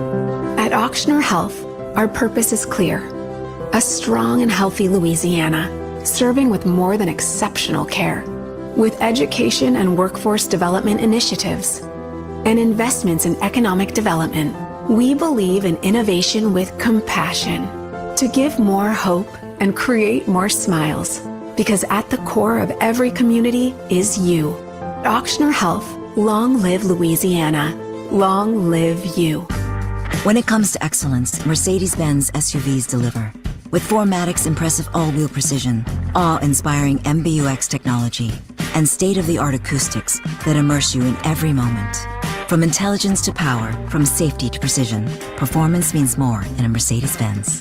Discover the Mercedes-Benz SUV that's right for you at your local Mercedes-Benz dealer or visit MBUSA.com to learn more. Mercedes-Benz, official luxury vehicle of the New Orleans Saints. CCI Productions is an XL printing, design, fabrication and installation, and finishing company known for their accuracy and precision in branding spaces and events. Let their team of graphic solutions specialists provide you with professional consultation, creative conceptualization, high-quality production, and expert execution. Learn more today at ccIproductions.io. CCI, official partner of the New Orleans Saints. Love the Saints? Follow us on Twitter, WWL Radio. So after review, they are saying that no, Brandon Cooks did not have his arm underneath it. They have ruled it an incomplete pass, taking away the touchdown. And so now it's still 21-16, and Blake Grupe is in. I mean, I get it, but you called it a touchdown, and it looks like his arm stays underneath, but... Yeah, the question became, did he control it, particularly when he trapped it against his body? But, Mike, when we talked about it, that was the post throw. I mean, this is a heck of an effort. I don't know if he trapped that against his body and controlled it enough. Man, that is a heck of an effort by Brandon Cooks. When I see the replay that we just saw, that's a touchdown. I get that you can see replays with different angles, but Grupe is in from the left hash mark. This will be a 35-yarder. Kai Kroger stares at Blake. Back to Zach Wood. Snap. Kick is away. And the kick is good by Blake Grupe to make it 21-19. That was a Kick for Kids field goal presented by Keesler Federal Credit Union. So the Saints get points, but still trail. You sure would have loved 7 or 6 there, more so than 3, but you'll take it. You do get the points, and you stopped Buffalo on a 4th and 2 or 4th and 1 and got the ball. Man, they have just lived in Buffalo territory. 8:53 to play in the football game. 21-19. Buffalo scored on their first drive of the third quarter. Saints scored on their second drive and third drive of the third quarter. Fourth quarter on this one. The drive officially 9 plays, 32 yards, 3:59 off the clock, and a 35-yarder for Blake Grupe to go with his 54-yard field goal earlier. He lines it up, sets it on the tee to our right. Curtis Samuel and Ray Davis to our left, back deep. It's a line drive that lands shy again of the landing zone, and they'll get it at the 40. That's the second time that has happened to Blake Grupe. That's a penalty. Kicking team number 19. Ball replaced at the 40-yard line. First down, Buffalo. Well, we were successful in using that kick the previous kickoff, but prior to that, he was kind of sky kicking it up in the air and just letting it hang. And, man, those kickers, you've got to be able to perfect that kick. I mean, it has to be one that you can use, and you want to pin teams inside the 20, 25, but you can't give this offense the ball at the 40. Because now, punts are down across the NFL by 1 punt if you look all the way back to 2018, because now they're just a couple of plays from being in field goal range. And so the Saints defense will have to stand tall. It is the best starting field position for Buffalo. Allen under center. Play action, stands in the middle. Looks, throws, complete to Cook. Cook at the 45, and the Saints are going to be there. Carl Granderson, he's going to pick up 5 yards, but good job by Granderson and the Saints defense to keep it at 5. And you got Cam Jordan, he's punching, he's like a boxer right there. He's punching and punching. He's trying to get that ball out, and nice job out of that offensive line giving the Bills quarterback, Josh Allen, enough time. Saints on the back end, they do a great job of covering everything down the field, and Josh Allen doesn't have a choice but to check that football down. Picked up 5. He's 19 first downs. That's just his 4th pass on a first down. Takes it out of the shotgun, stands. Now he rolls to his right, throws it down the sideline. Oh, tipped away. Jonas Sanker, great defense. You wish he could have come down with it, but good defense as well on Kincaid. Yeah, we saw this play earlier in the game. Same type of situation, different tight end. I think the first time it was Dawson. Sanker does a great job of locating the football, not using that offhand, and being able to make a play on that ball. He didn't try to bring it in like you talked about, Mike. He just tried to tip it away. He just knocked it down, tipped it away, but nice job of covering those tight ends. And Josh Allen probably had a chance to run that football, but he likes his matchups as far as some of the things that he gets down the field with some of those talented tight ends. 3rd down and 6. Buffalo 2 of 6 on 3rd down. Allen steps up in the pocket, and he is going to get the first down, and Moore still on his feet. Saints trying to go after the football, but Josh Allen, Cam Jordan had a really good shot at it, but he takes it all the way down to the 28-yard line, 27-yard run. How do you energize a crowd? We talked about earlier, and with the help of DePaul Smith, the NASCAR package. The Saints are in NASCAR package. They're close to getting the sack. But how do you energize the crowd? Well, let your MVP make a big run like he just did and picks up huge yardage running the football. Saints can't get him down. We talked about the previous play or 2 plays earlier, Cam trying to punch it out. A lot of guys trying to punch the ball out instead of tackle Josh, and they're on the positive side, high red zone area. 27-yard run pass to Kincaid, and that's going to be a touchdown 1 play later. Paul Granderson was on the coverage, but Kincaid down the right sideline. Dalton Kincaid, a 28-yarder, his 3rd touchdown. And well, that's the mismatch. I have Granderson, who is my defensive end / outside linebacker. Now he's trying to cover Kincaid, and they finally were able to exploit it. And there's nothing that he can do. Zero that Granderson can do in that situation. And I mean, you're asking him to cover, but if I don't blitz and I don't get there, it's a win. Dalton Kincaid, and now a very big extra point by Matt Prater. He's been perfect thus far this season on extra points. Missed a field goal last week. Problem with the snap, and they're going to move it back 5 yards. So a 33-yarder becomes a 38-yarder, and the one he pull hooked last week was 39.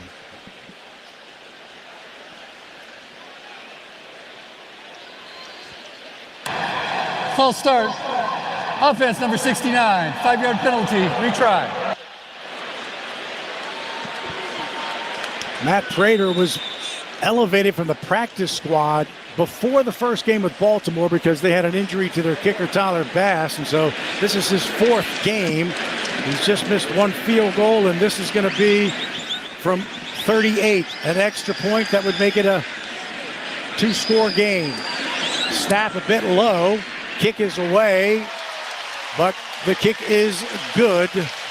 28-19 in favor of Buffalo. Take a break. 7:07 to play in the football game. Back after this on the New Orleans Saints Radio Network.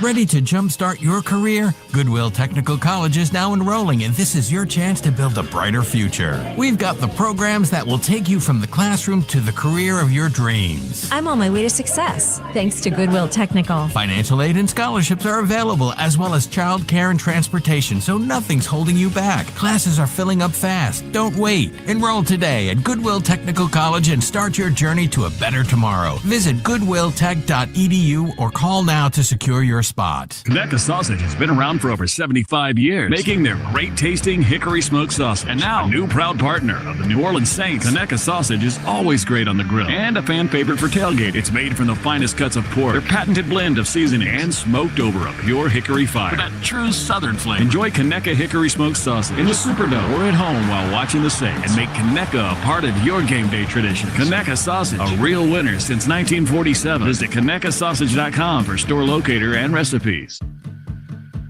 Entergy Louisiana is strengthening our power grid from Lake Charles to Baton Rouge, Metairie to Monroe. Our blueprint covers the state. Nearly 10,000 projects, over 11,000 miles of transmission line. We're reinforcing infrastructure to prepare for stronger storms, reduce outages, and respond quicker when you do need us. We're making stronger connections in every community Because together, we power life. Looking for a new job or career in the transportation business? Do you or your spouse have truck driving experience? John Fayard Moving and Warehousing, the official moving partner of the New Orleans Saints, is looking for experienced team and solo Class A CDL drivers to join their family-oriented team. Benefits with John Fayard include competitive pay structure, major medical, dental, and vision insurance, recruitment and retention bonus, paid vacation, paid holidays, and more. Don't settle for the rest. Drive for the best. Visit johnfayardwarehouse.com. One of America's legendary radio stations, reaching 5 states daytime, 38 at night, WWL. Down to Jeff Nowak for our second half fantasy update, brought to you by Blue Plate Mayo, the official mayo of the Saints. Yeah, guys, you had already mentioned it a couple times, but the wide receiver 9 in fantasy football this year was Malik Neighbors. He went down today. The belief is that he has a torn ACL. He's going to get an MRI tomorrow. But if you're like me and an LSU homer, that's going to seriously impact your fantasy season. It'll also impact next week's matchup with the Giants coming down to the Superdome. Thank you, Jeff. 28-19. Buffalo, back-to-back explosive plays. Josh Allen, the 27-yard run, and then the 28-yard touchdown pass to Dalton Kincaid.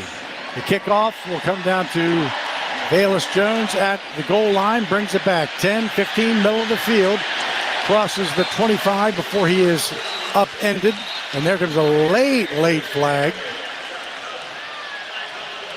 In that position, it looks like a holding from that official. Normally you may get a double team sometimes as well from that official, so I'm not sure.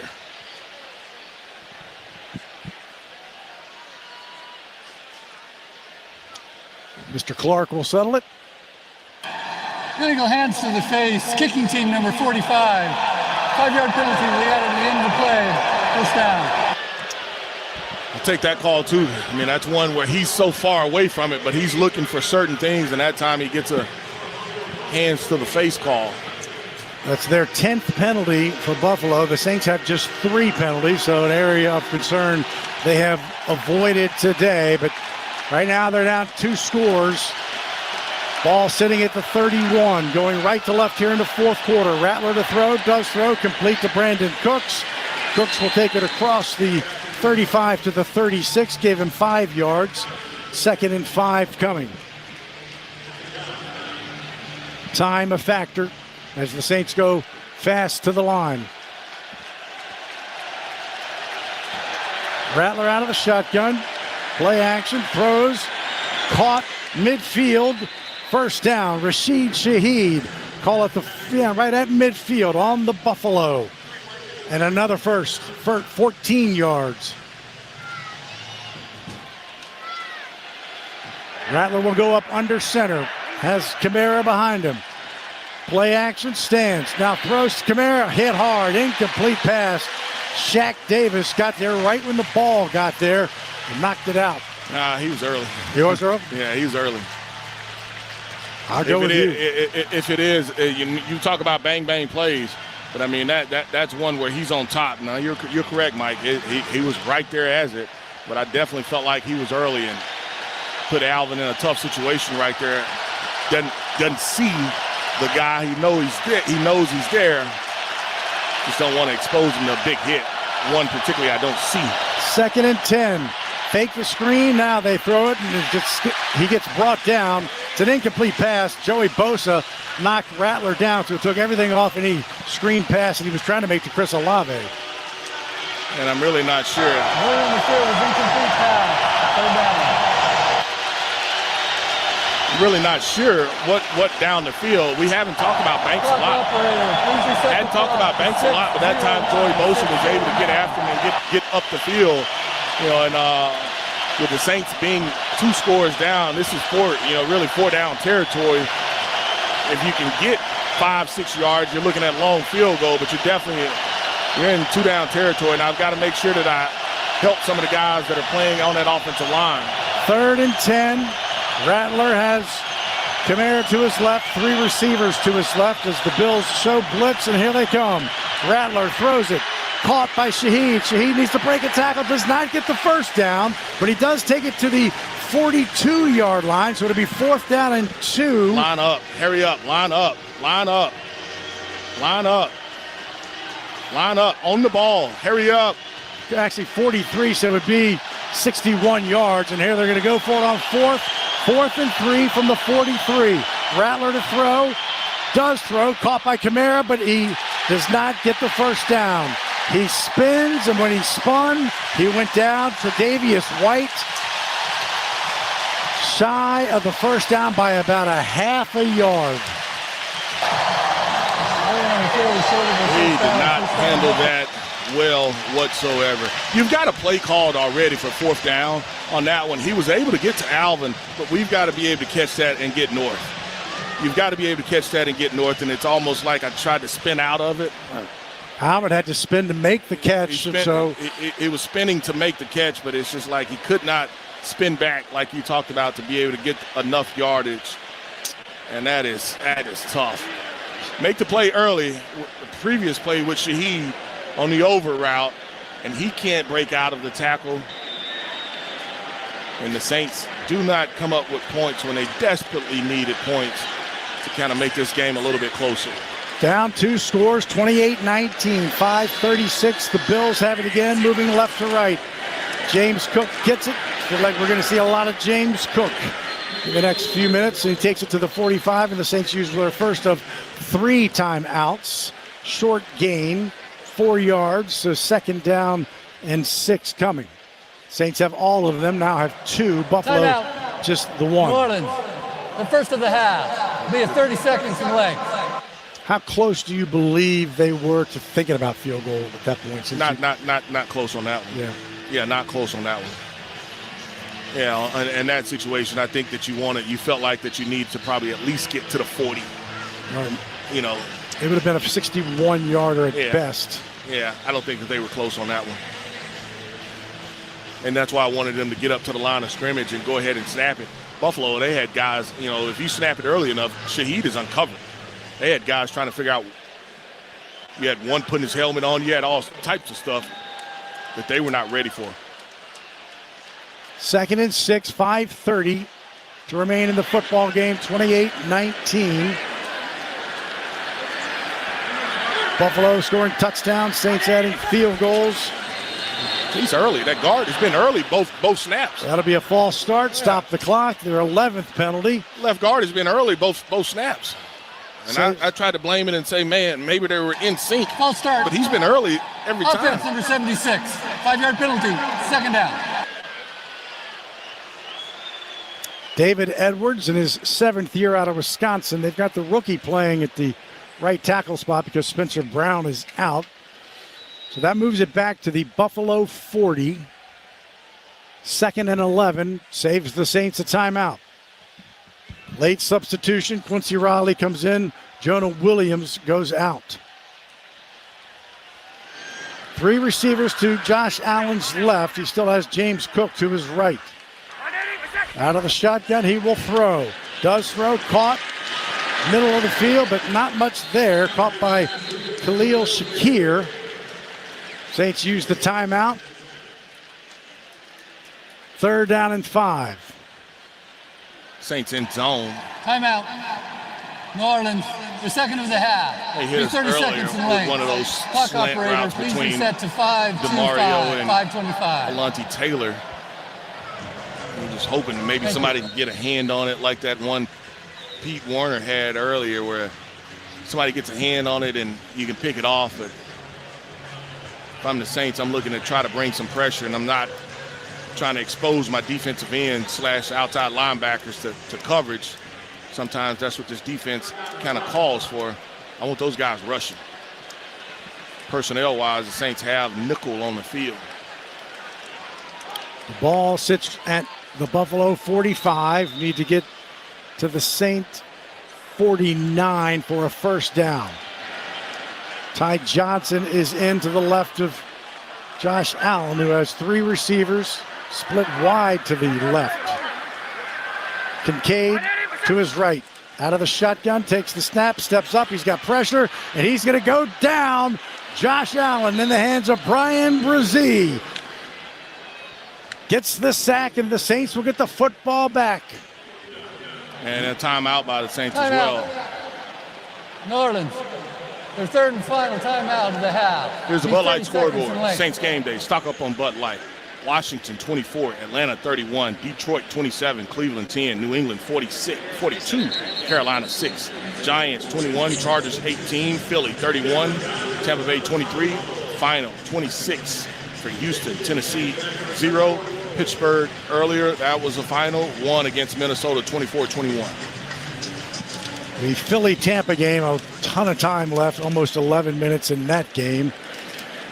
There is 5:18 to play in this one, and after the sack by Brzee, the Bills will be punting. That is his first sack of the year. Had a quarterback hit in each of his last 2 games. Cameron Johnston to our left.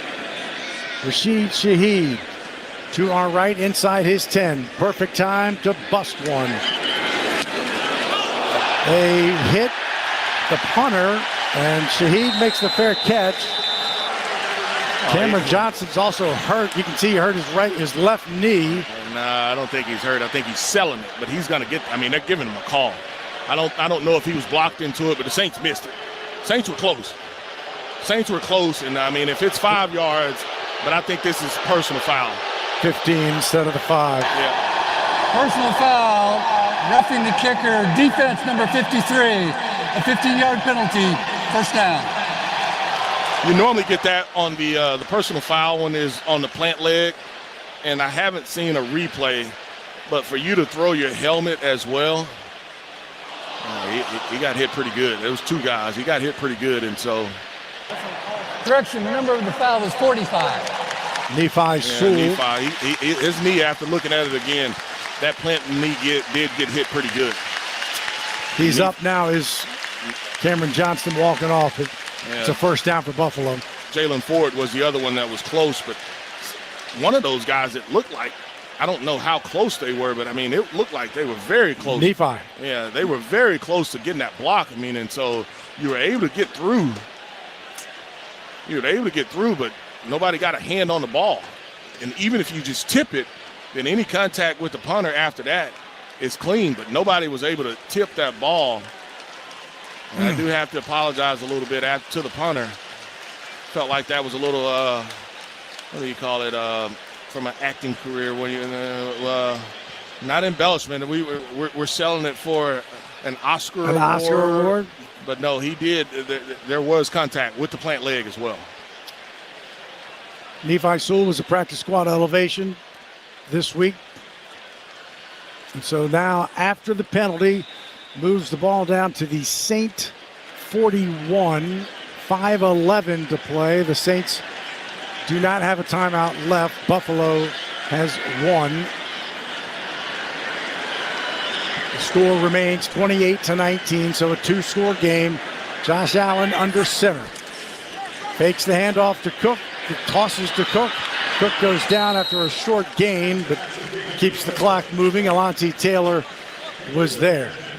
2 yards on that, but under 5 minutes to play in a football game. Yeah, they just want to milk that clock. And, you talk about Cook, how we hadn't been able to tackle him. We've seen him a couple times. Instead of taking an extra hit there, hey, I've got the yards. All I'm going to get, I'm going to get to the next play. 4:43, 2nd and 8, ball at the 39. I formation. Gilliam, the fullback, is in front of Cook.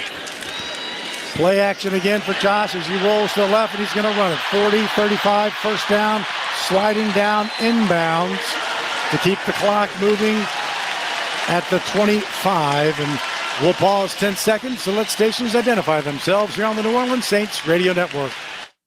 Home of the Saints, LSU, and Pelicans. 870 AM WWL New Orleans, 105.3 WWL FM and HD1 Kenner New Orleans, and Odyssey Station. So Josh Allen picks up the first down, keeps the clock moving. Ball sitting at the 24 of New Orleans for Josh Allen. That was a 15-yarder. Now under center with a new fresh set of downs. Toss to the right side, James Cook. Cook will take it inside the 20 to about at the 19-yard line before being stopped. 5 yards on that one. Did a lot more things better today, Deuce, but, man, opportunities missed. Opportunities. Offense, defense, and special teams. Special teams, you played really, really well. You still had to blunder on special teams, put the ball at the 40. Defensively, you had a chance to come up with an interception. You did not do so. You still probably can tackle a little bit better. And offensively, a chance to put points on the board a couple of times. One in the red zone, you come away with nothing. And then there at the end of the drive, you don't execute like you need to. Handoff, Cook, right side we're under 3 minutes. Picked up a couple. It'll be third down coming. It's basically at the standpoint, if they can get that first down, they can take knee. You have the clock will stop with the 2-minute warning, but if they get that first down, you can take a knee all the way down. Cook has 117 yards running as the Bills make a ton of changes. Play clock is at 10. 3rd and 3 from the 17. Allen will be. Now they use their timeout. Yeah, and McDermott said it's on me. Hey, that's my fault. I got it in a little late. Let's use it here. Buffalo. And I don't know if they love the play that they had called with that personnel group. But it's still stuff that you have to clean up from the Saints. But I like the effort. But it still comes down, all right, can you execute at the high enough level that you needed to do? And from a special team standpoint, you had the bad kick in the block where you hit the punter, where you go after the punt block. Those are negatives. Those end up hurting. Offensively, you get down in the red zone, you go for a trick play, you don't execute at the level that you need to. Same with the 3rd and 4th down plays. You get the plays off, you get to play to some of the playmakers, but they can't convert and pick up first downs. Same thing with defense. Too many plays where guys break tackles. Some of the drives for Buffalo have been just boom, boom, boom, man. And Saints have had to work for every inch they have gotten. 2:16, 3rd down and 3. Josh Allen takes it out of the shotgun, throws it incomplete. So 4th down coming, and it stops the clock at 2:12. Field goal makes it 31-19. And they're still trying to think, and they're going to keep the offense out there. Go for it. They felt like, hey. Nope, now they're going to kick the field goal. The clock doesn't restart. Play clock doesn't restart. So 19 seconds, and they don't have a timeout. And they're looking for a kicker ball, but this is just like the other one. Hey, it's almost like an extra point. If you get pushed back 5 yards, so be it. You can look for Brian Brzee to try to use his ability to jump over the top, but 4 seconds before the clock. By the way, Cameron Johnson. Now they reset it. No. That is cheating. They reset the play clock. You are correct. It was at 2 seconds. And they were not going to probably get it off. No. 35-yarder for Matt Prater. Kick is up, and the kick is good for Matt Prater. How does the clock get to reset? Right. You've had opportunity to reset it from 20 all the way down to 2. You wait till it gets to 2, and then you reset it. That is dirty. 2:09, 31-19. Saints will get it. Neither team has a timeout left.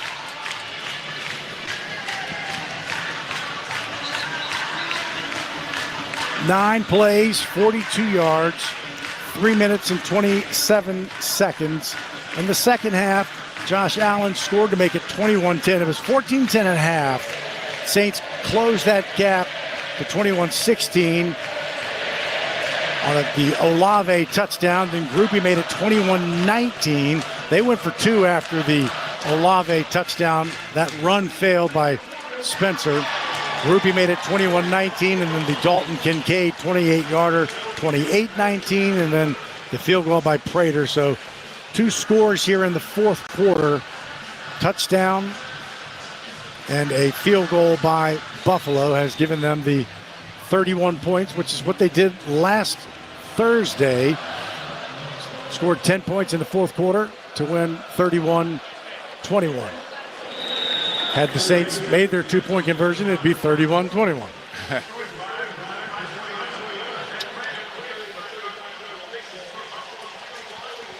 Saints back on the field. The kick was deep out of the end zone, so they'll start at the 35.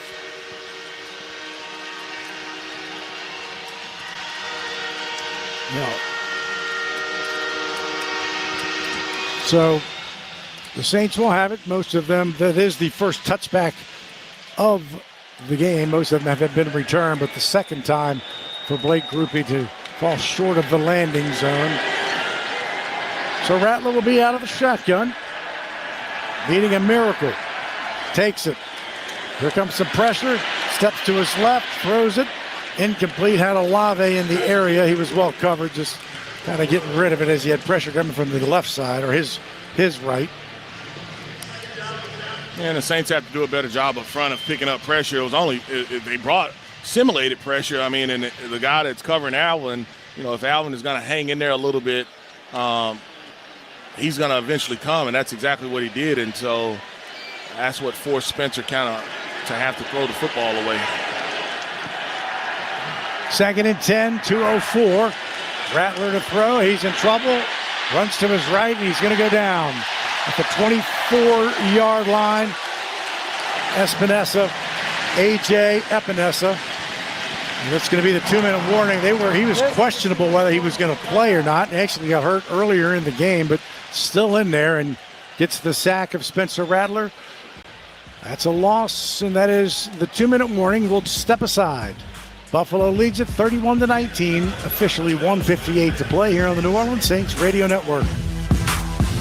Saints fans, let's take a 30-second timeout for a quick mental getaway to Pensacola. Picture sugar white sands, crystal clear waters. Remember, your perfect getaway is just a short drive away. So head east for the ultimate timeout from the hustle and bustle. Fresh seafood, stunning sunsets, and relaxing beaches, all waiting for you in Pensacola. Sundays with the Saints and any day with your toes in the sand, that's the way to beach.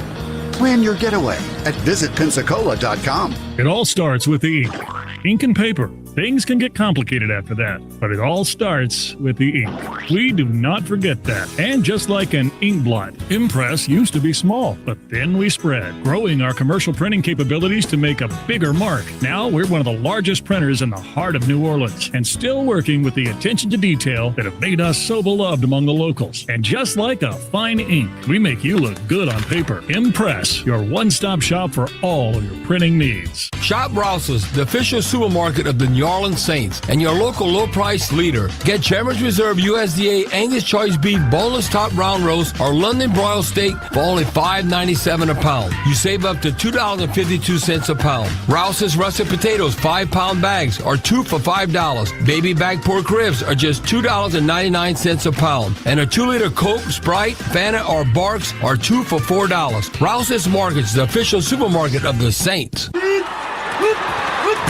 Join the gridiron action in New Orleans with Caesars Sportsbook. Download the app to bet the Saints game or all the game day excitement across the league. Plus, every bet earns with Caesars Rewards, so you can score big at more than 50 destinations. Must be 21, not available in prohibited parishes. Licensed through Horseshoe, Bossier City, and Caesars New Orleans. Gambling problem? Call 1-800-GAMBLER. Caesars Sportsbook is a proud sports betting partner of the New Orleans Saints. It's a good day getting started. Tommy Tucker, weekday mornings 6 to 10 on WWL. 1:58 to play in the football game. From Highmark Stadium, the Saints trail 31-19, have the football, and have had some opportunities. They've had 63 offensive plays. 39 of them have been run past midfield in Buffalo territory. They are not there now from their own 24-yard line. Rattler takes the snap out of the shotgun, has to step up, looks, now fires to the sideline, caught by Shaheed and rolls out of bounds. Shy of the first down because they got to get to the 45 because of the sack. 13 yards on the catch, 4th down and 7. Did stop the clock. Yeah, all you're going to get defensively, they're going to, sit on the sticks net, not let anything get over the top, and that's a good job by Shaheed being able to come back a little bit to the quarterback so he does have an area to throw. Expect him to bring a little bit of pressure. 4th down and 7. Ball sits at the 38 officially. Got to get to the 45. Rattler stands in the middle, needs to step up. The ball comes loose, and the Saints do get on it.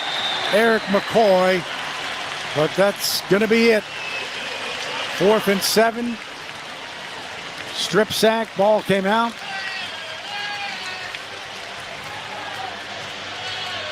Not sure who will get credit for it. Looks like Epinesa. Yeah, Epinesa, and it looked like he was just able to beat Trevor Penning. They're running, no, it was Banks actually who he beat, and they're just running a little pick play. They're running a little pick play where got one defensive lineman go and hit the other one, and for the offensive lineman, you've got to be able to either pass that off or talk, and Banks kind of just loses sight of where his quarterback is, and they end up not being able to change it, and it looks like that they're going to, I don't know what they're doing. I don't know what they're doing either, but the play hadn't started as far as even the play clock, so the official is still standing over the ball. I mean, it's victory formation. Yeah. All you're trying to do is get 11 out there. Yeah, so it's just 11. That's what I'm saying. I don't know what they're subbing. I understand you want guys to come in and get to play a little bit, but you sub 2 guys out. Buffalo will move to 4-0. They will have New England coming in next Sunday night. They're prime time yet again. The Saints will have the Giants coming to town as they play back-to-back home games. Yeah, because we get New England after the Giants, I believe. Yes, we do. We play the Giants and then New England. The Giants are leading right now over the Chargers. They're at the 2-minute warning. And right now Tampa is down 8 to Philly. But they have the football, and see if Mr. Mayfield can pull it off again. Good gosh. Let's hope not, because that would put them at 4-0. Clock moving, 47 seconds. This will be the final knee for Josh Allen. And the first drive of the game and the first drive of that third quarter for Buffalo. Just, it was almost so easy, and just, the Saints just playing behind, not behind the sticks today, but playing behind. Yeah. Closest they got was 2 points, 21-19. Well, it comes down to this team has to be able to execute, and they have to execute at key moments, and you're not doing it. That's basically what it comes down to. I mean, you're having opportunities to win some of these games, but when it comes tough time, you're not able to pull it out. And so that's what they've got to continue to hammer away. You didn't have the false start issues. You didn't have as many, mishaps as that, but you still had, 15-yarder on a punt. You had another, 20-yard, 25-yard, I don't know what you call it when you kick it not in the landing zone, but you had that. Defensively, you had some mishaps there where you had a chance to maybe get off the field and you were not able to bring down the quarterback. We really didn't tackle Cooks and Locke like you needed to. And offensively, your quarterback has to put the ball out front. There's a couple throws on the third down to Shaheed. The touchdown throw to Brandon Cooks. That ball has to be out front. Guys have to be able to catch it and be able to run. Offensively, up front, offensive line-wise, we've got to do a better job of giving him a pocket. You did lose your Cesar Ruiz, but I mean, you've got to be able to prepare it and to be able to overcome some of that. We will have the Energy Power play of the day. Talk about it a little more. Let's take a break. Saints fall 31-19. Back after this on the New Orleans Saints Radio Network.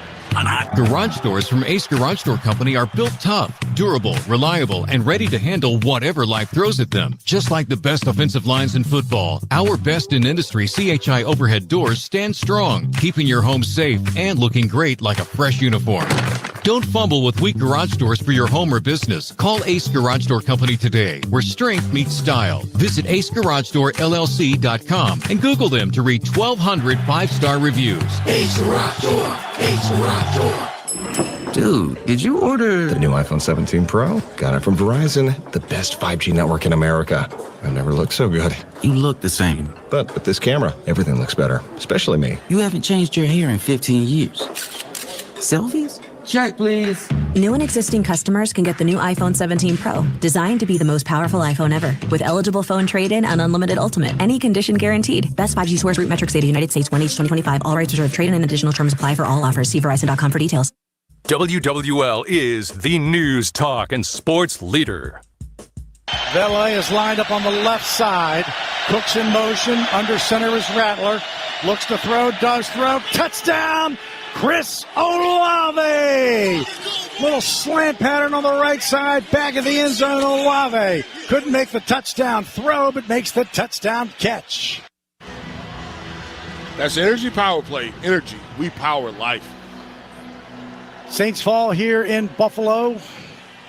They had been playing well in this stadium. They'd won their last 5, but a tough one, 31-19. And so back to the Superdome we go for 2 games against the Giants and New England to get that first victory for Kellen Moore.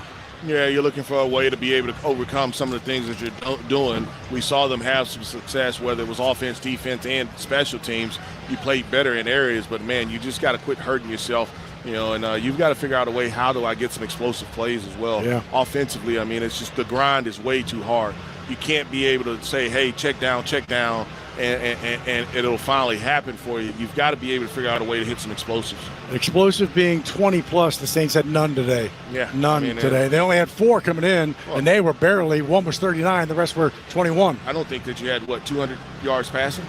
No, way. We had 110. And now tell me, how much did you possess the ball? Almost 30 minutes? Yep, 28-39. Yeah, I mean, until that's the problem. Yeah. That's the problem. It's not that the quarterback doesn't have enough time to throw the ball, maybe in certain situations, but you've got to push the ball down the field. All right, thanks to all those who helped make today's broadcast possible. Charlie Long, Chris Coleman back at the station. DePaul Smith to my left was the spotter, statistician. Dr. Rick Weiner flies all over the country.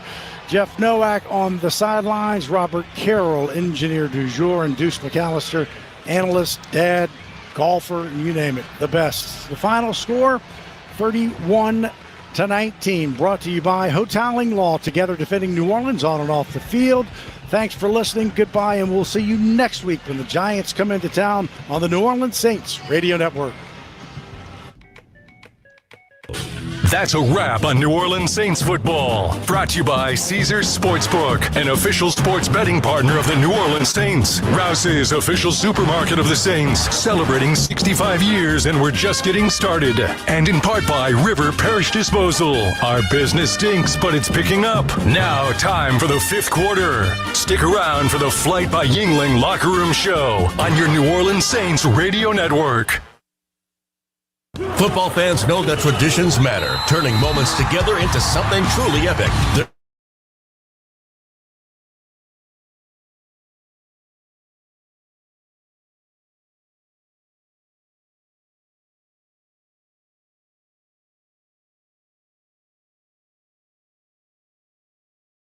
A chance to score an epic experience with the New Orleans Saints. Tostitos, tradition matters. The official chip and dip sponsor of the New Orleans Saints. Are you taking care of a loved one on Medicare? People's Health Medicare Advantage plans offer a respite benefit for members with dementia, including Alzheimer's. With up to 12 sessions a year, as long as 8 hours at a time, your loved one will be in safe hands, while you, the caregiver, have a break to catch up on your busy life. To learn more, call 1-855-821-2666. Plans are insured through United Healthcare Insurance Company or one of its affiliated companies, a Medicare Advantage organization with a Medicare contract. Enrollment in the plan depends on the plan's contract renewal with Medicare. Stream Saints games live on your desktop or laptop at WWL.com. Now, a closer look inside Saints football with game highlights, head coach Kellen Moore, player interviews, and Deuce's Take. Here's the Flight by Yingling Locker Room Show. Flight by Yingling, the next generation of light beer. Now to Steve Geller on the New Orleans.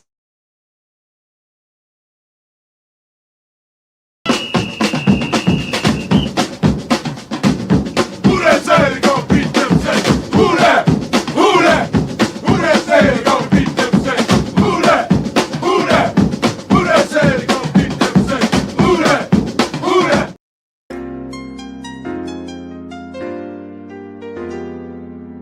Yeah. Huh?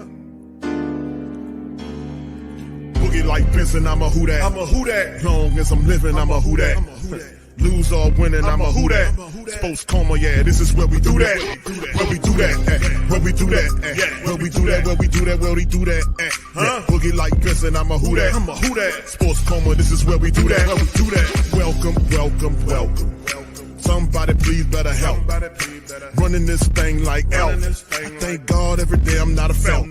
Go to YouTube Live with Big Q and the guys. If you ain't ride or die, the bandwagon get flipped. Been marching in, that was way for the ring. I was yelling out your chain for the championship. Fucking on town, duck down.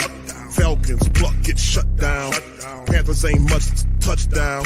The vision really belong to us now. So much hate on the Saints, you could probably tell. Ever since Bounty Gate hit the NFL, when things seem fishy, then you probably smell the crooked referees on Roger Goodell. Yeah, running like this, and I'm a Who Dat. Every day I'm living, I'm a Who Dat. Lose or winning, I'm a Who Dat. It's the sports coma, this is where we do that. Where we do that, where we do that, where we do that, where we do that, where we do that. Boogie like this, and I'm a Who Dat. It's the sports coma, this is where we do that. Do that. Listening to the Sports Coma with Big Q and the guys on the PRO Media Network.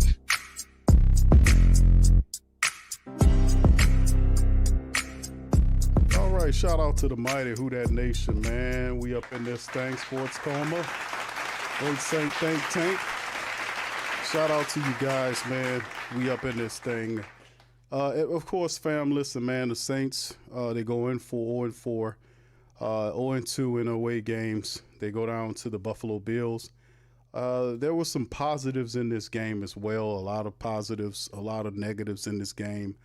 But it's they're approaching, and it's some of the stuff that we've seen that we kind of knew. If we look at it in the microcosm that the Saints, a lot of positive and negatives, a lot of stuff to talk about in this one. Saints go down 31-19. No surpriser here. Against the Buffalo Bills, and we got a lot to talk about. We, of course, for your family members, we're going to obviously, when the time comes, we'll go to Kellen Moore to hear what he has to say about it momentarily. But y'all feel free to hit the like button, hit the subscribe button. Shout out to all of the fam. Appreciate you guys. Put one in the chat if you guys can hear us well. Big Q and Pops Q is in the building. Y'all feel free to hit that like button, man. Listen, man. 31-19, there was a part in this game I thought the Saints would drive, take advantage of it. Shout out to you, Mr. Rose. Thank you, sir.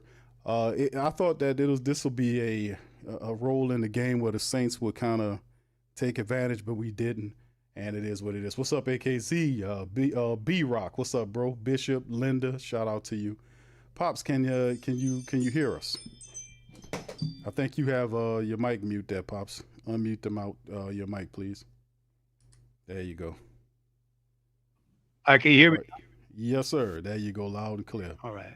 Mm-hmm. All right. How you doing this afternoon, Pops? I'm doing pretty good. I was thinking. I mean, they played a little better. I didn't expect them to beat the Buffalo Bills, but they did play very well. They ran the ball fairly well. The drop touchdown pass that didn't help. But I would put that on Rattler because he underthrew the football. The guy was trying to go down and get it. So he's a young quarterback learning. Like I said, I'm a little bit. They didn't make as many penalties as they don't. As a matter of fact, I don't think they had any holding penalties that I can remember during the game. I might have missed one. So they did clean that part up. But whether or not they got some other things done. They seem like the defense allowed to run, of course. So they didn't get off the field that often. So because one guy I think his name was James Jones or something, but he ran for over 100 yards on him. And he was doing power running football. Cook. This young kid was. James Cook. Yep, James Cook. Yeah. He did power. He was actually running with power. Yeah. Mm-hmm. He kept the drives going for Buffalo. When there was a few times I thought the Saints had stopped him, but he twisted and turned and he was able to get more yardage and picked up some extra first downs for him. So they kept the Saints offense off the field a lot in the game.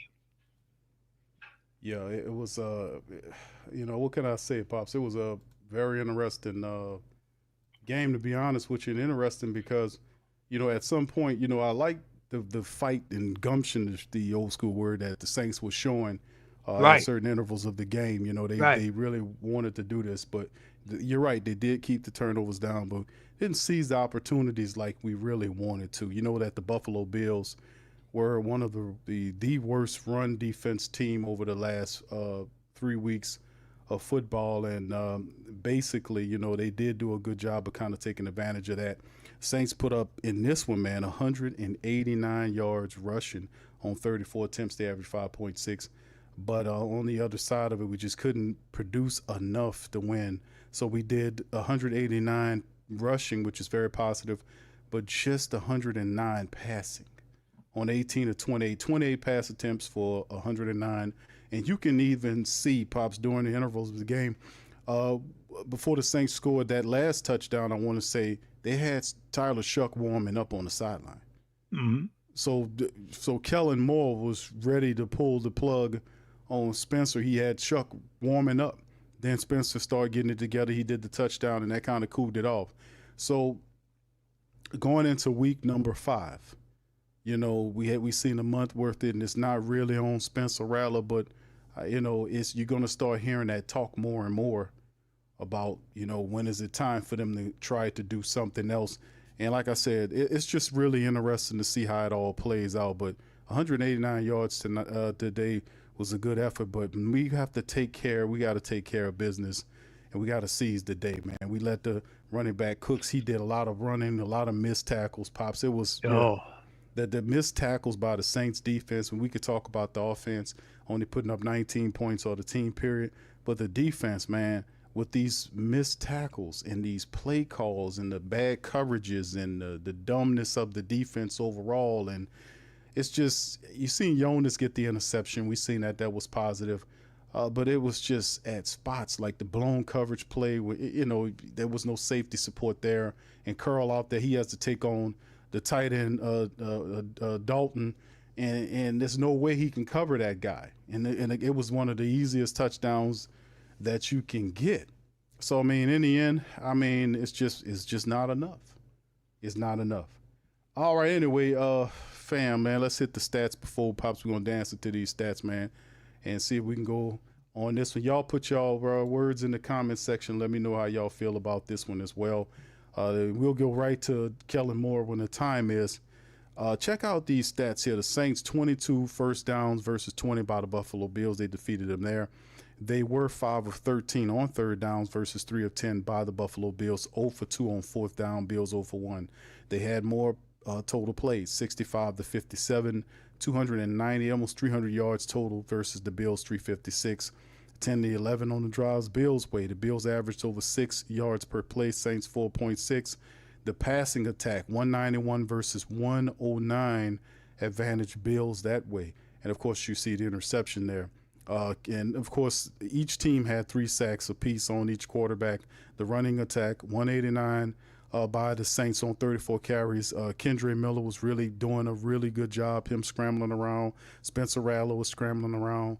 Alvin Kamara was scrambling around. It was a total effort that averaged 34 attempts for 189 and 5.6 yards per attempt. The Buffalo Bills 165 off of 32 for 5.2. So they put up a hefty bunch, but the Saints defense, the run defense, had a tall order with Cook and Josh Allen. Like we knew that in the scouting report. The Saints were in the red zone 4 times.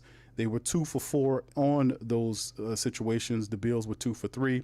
The Saints did keep the penalties down. They only had 4 for 41. The Bills had 11 penalties for 55 yards and a turnover apiece, which was interceptions there. Time of possession was basically even, 31-21 to 28-39. But in the end, we did not take advantage of some of the opportunities that was presented for us, and that's unfortunate. Spencer Rattler was 18 of 27 for 126 yards. He did have a touchdown, 89.4 on the rating for him today, which was a solid game. But like I said, it's just one of those situations we got to get downfield. We have to be a little bit more better in pushing the ball up the field. and we lack the explosive plays upfield. We have to some kind of way generate, the explosive plays to get upfield to blow the game open. We need those. Those are the great equalizers. The rush defense, Alvin Kamara, 15 for 70, almost 5 yards an average. Kendre Miller, 11 carries for 65, 6 yards an average.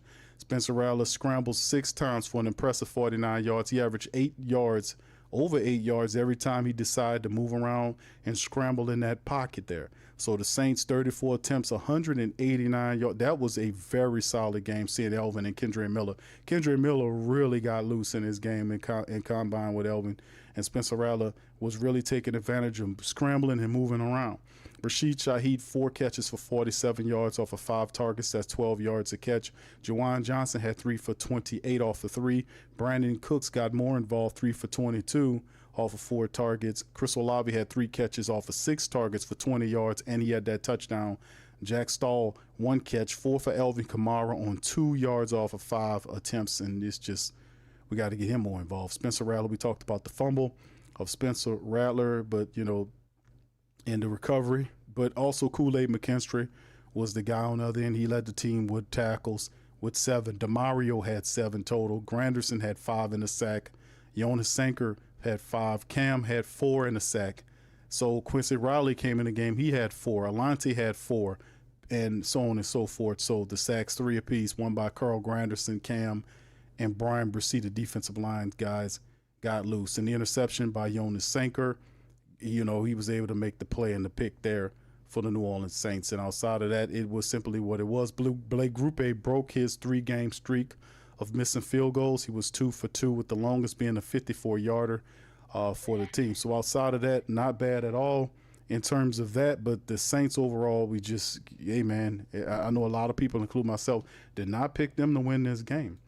But the effort was a lot better than the efforts that we did see from some of these other games against a quality opponent. We just have we need more. We have to have the explosive plays, Pops.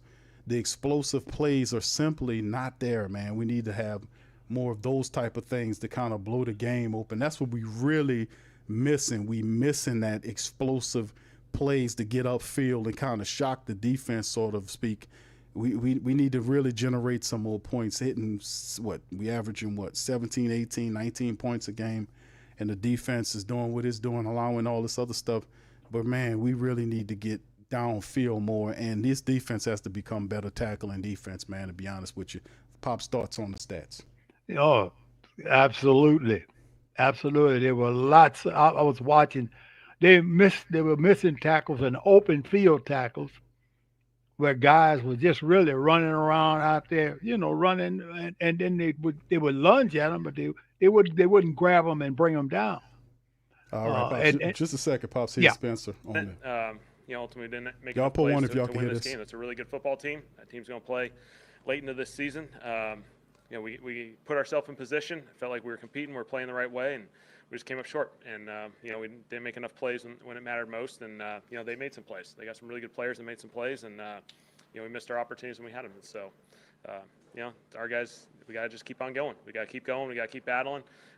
We missed 4 ops, and you're given 13 more of these, and we just got to keep getting better and put ourselves in good position. What was your perspective on the roughing the kicker penalty?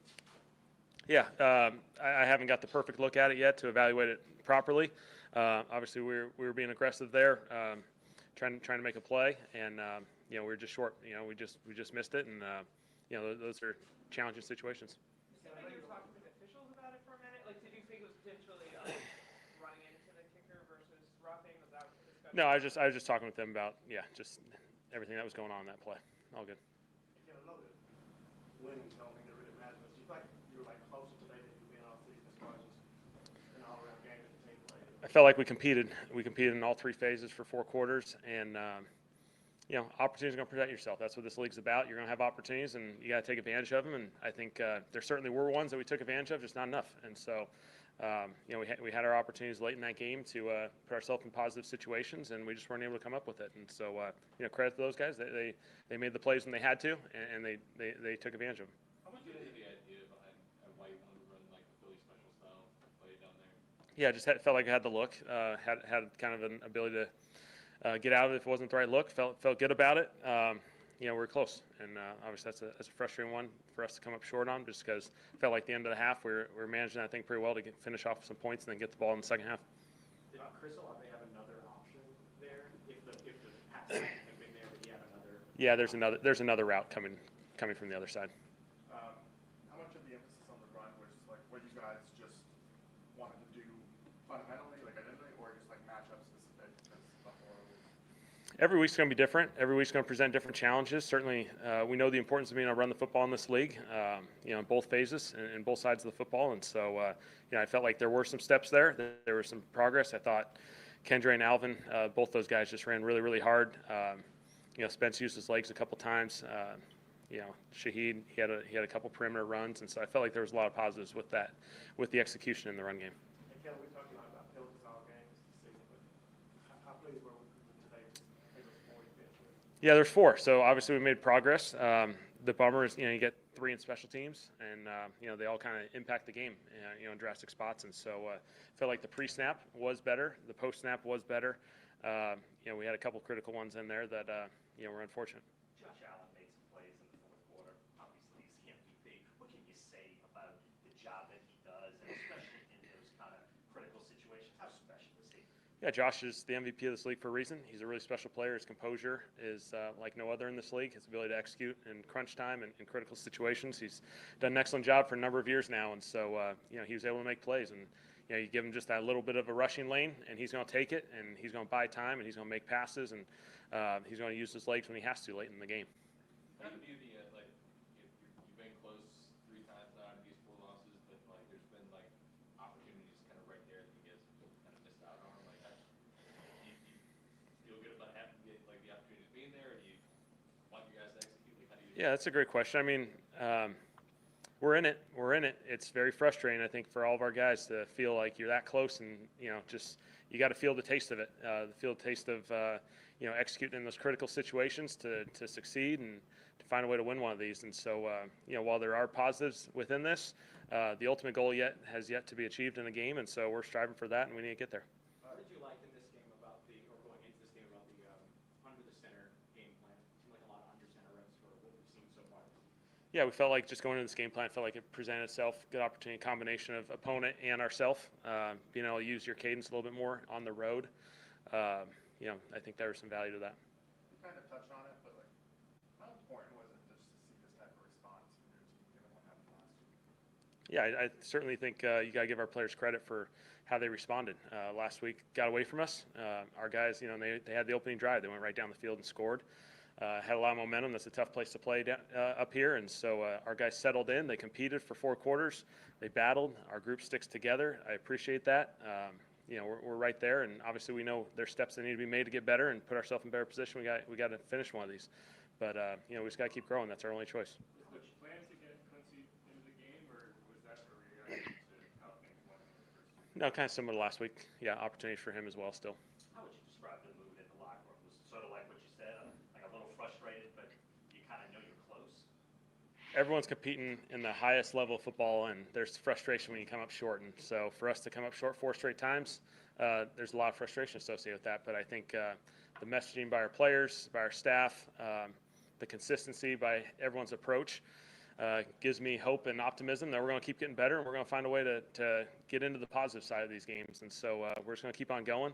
I love these guys, and we're just going to keep competing. We'll be back at home this week and, you know, be ready to roll. How are you dealing with, how are you dealing with, you know, you are on 4, like, you're going through this for the first time as a head coach, just where you kind of at, like, Yeah, I think we're all in the same boat. We're all in the same boat. We go through this journey together. That's what coaches and organizations and players and everyone does the same. And so we're all in this thing together. We all have our frustrations. We all want this really, really bad. We're battling. We're putting a lot of time and effort into this thing, and we got to find a way to get on the right side of this thing. What do you think of some of those plays Jonas made on the ball today? Yeah, I thought it was awesome. You know, Jonas is a player that we think very highly of. You know, I thought he played in some really contested situations, battled, playing against some of the premier players. You know, their tight end group is as good as anyone in this league. Those guys are special players. And so for him to compete the way he did, you know, there's a lot of excitement around him. And then can you get into like, just how beneficial it was for y'all today to have Spencer and the ability of using his legs to create plays? Yeah, I thought his legs came alive. I thought he did some really good stuff with that by design and also in the scramble phase. And I think that's a critical aspect of this thing. Is that's a really good defense. They play just with incredible effort, and they give you a lot of different looks, and they're going to challenge you schematically. And so for him, when the opportunity presented itself to recognize the rushing lanes, I thought was really good. It put us in some really positive situations, and so something he can continue to utilize. Do you have an update on season? I don't. Potentially, we'll see how this thing goes. I'll get a little bit of clarity, give you a better answer probably tomorrow once we go through the medical exams. Was Bailey kind of a similar thing to Penning last week, like up but not like kind of an emergency? He had some opportunities, obviously, as the week kind of went, and so just the way the way the game played, we ended up playing in some tempo. And when you play in the tempo situations, when you're behind a little bit, the guys are going to tend to stay on the field, and we're not going to get as many personnel packages, so he'll be fine. What about this matchup opened the door for Christian Boyd to get? It seemed like a pretty healthy amount. Yeah, it was good to see him out there. Obviously, he had a phenomenal preseason. I thought he was really productive. Coming off the injury, had to navigate some of that, and so there was patience with that from his standpoint. I thought he went out there and battled, and I'm excited to see the film and see how it all went down. How much of having your starting offensive line, at least in the first half of the game, like kind of unlocked that running game?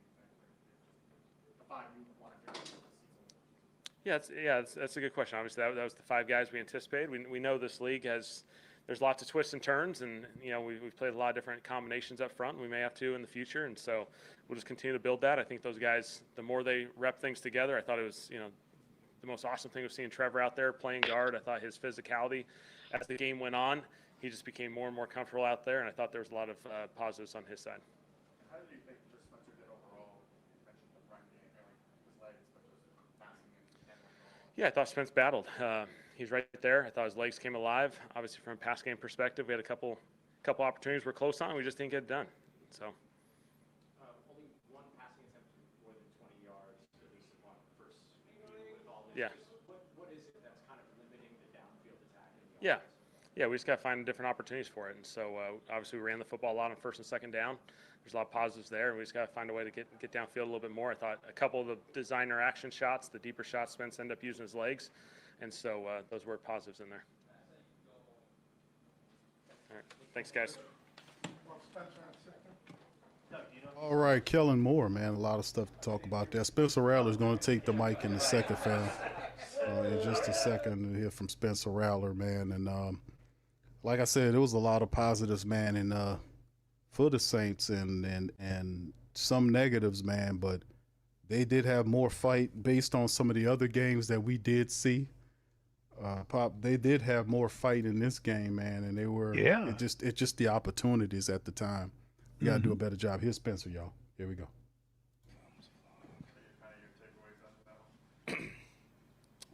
We had opportunities. Thought we played much better than last week. Obviously, it's a really good team, and credit to them. They took advantage of their opportunities, and we just fell a little short. We ran the ball really, really well. We're moving it up and down the field. Kind of stalled out in the red zone that last drive, second half, and there was a few moments in that game where we could have taken it over, and just doesn't always go your way. So credit to them, they played well. What kind of response did you notice from Kellen this week after a loss like that one? And was there anything he did that you feel like, I don't know if inspired is the right word for professionals, but like got the guys together to lock in? Yeah, I mean, we just knew we had to get better. We knew we had a big test this week and couldn't play like we did last week. So, penalties were way down. Ran the ball really well, best that we have all year, and that was our game plan, and we moved the ball well. That's a good team that's going to be playing, late on in the year, in January, February. So a lot of bright spots, but still, moments to clean up, and, everybody. So. Do you feel like you're close, and is that more encouraging or frustrating? It's frustrating, because these teams, we're in these games, and, just got to close them out. It's frustrating. But, we know who we are. We know what we can be. And there's, 13 more games left to show that. So whatever happens going forward, we're just going to keep working, keep building, and keep progressing. That's it. Could you take us through your perspective on the Philly special play and maybe what went wrong there? Yeah, I mean, it was what it was. I mean, you guys saw it. it was a tough play. You know, Chris isn't a quarterback, and I don't put the blame on him. Is that the kind of play to where, I'm not trying to drum up anything here, but I'm just curious, just for you from like a competitive standpoint, is that the kind of play to where it's like you'd almost rather the ball in your hands as a quarterback in that moment? Yeah, you know, I trust Kellen to call the right play. You know, had the right look, and the play looked great for the last 2 weeks we've repped it, and, you know, I was ready to catch it in the end zone, but, you know,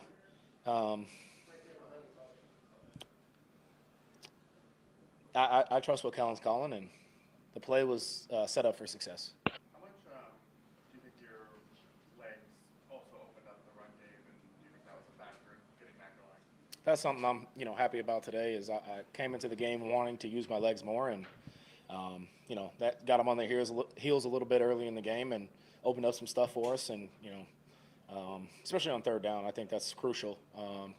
You know, you see extended drives that way, and sometimes you got to do that. And was happy about that. You know, obviously wish there was more, you know, to build on, but thought we moved the ball well.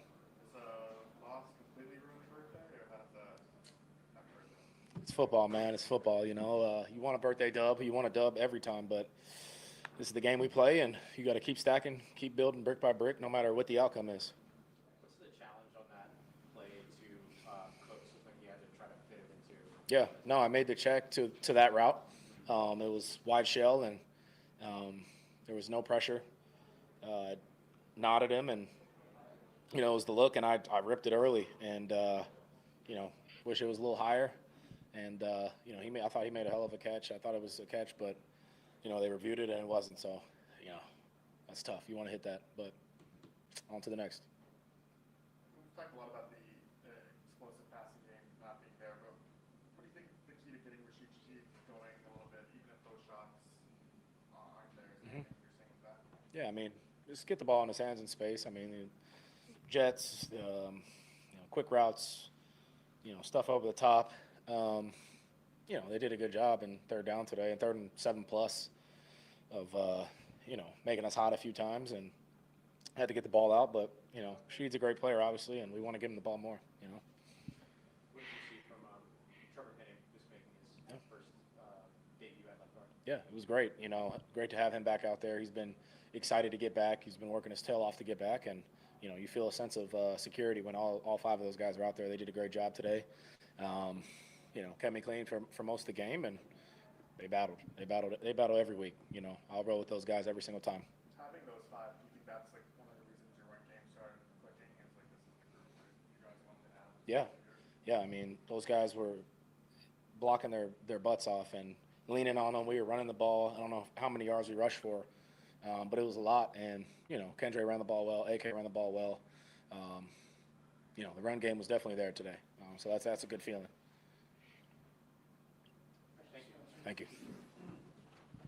I would recommend going in that way. All right, there it is. Spencer Rattler and both Kellen Moore, to basically letting us know, you know, that it's still a lot of work to be done here in the building. Man, oh man, and they're not kidding here.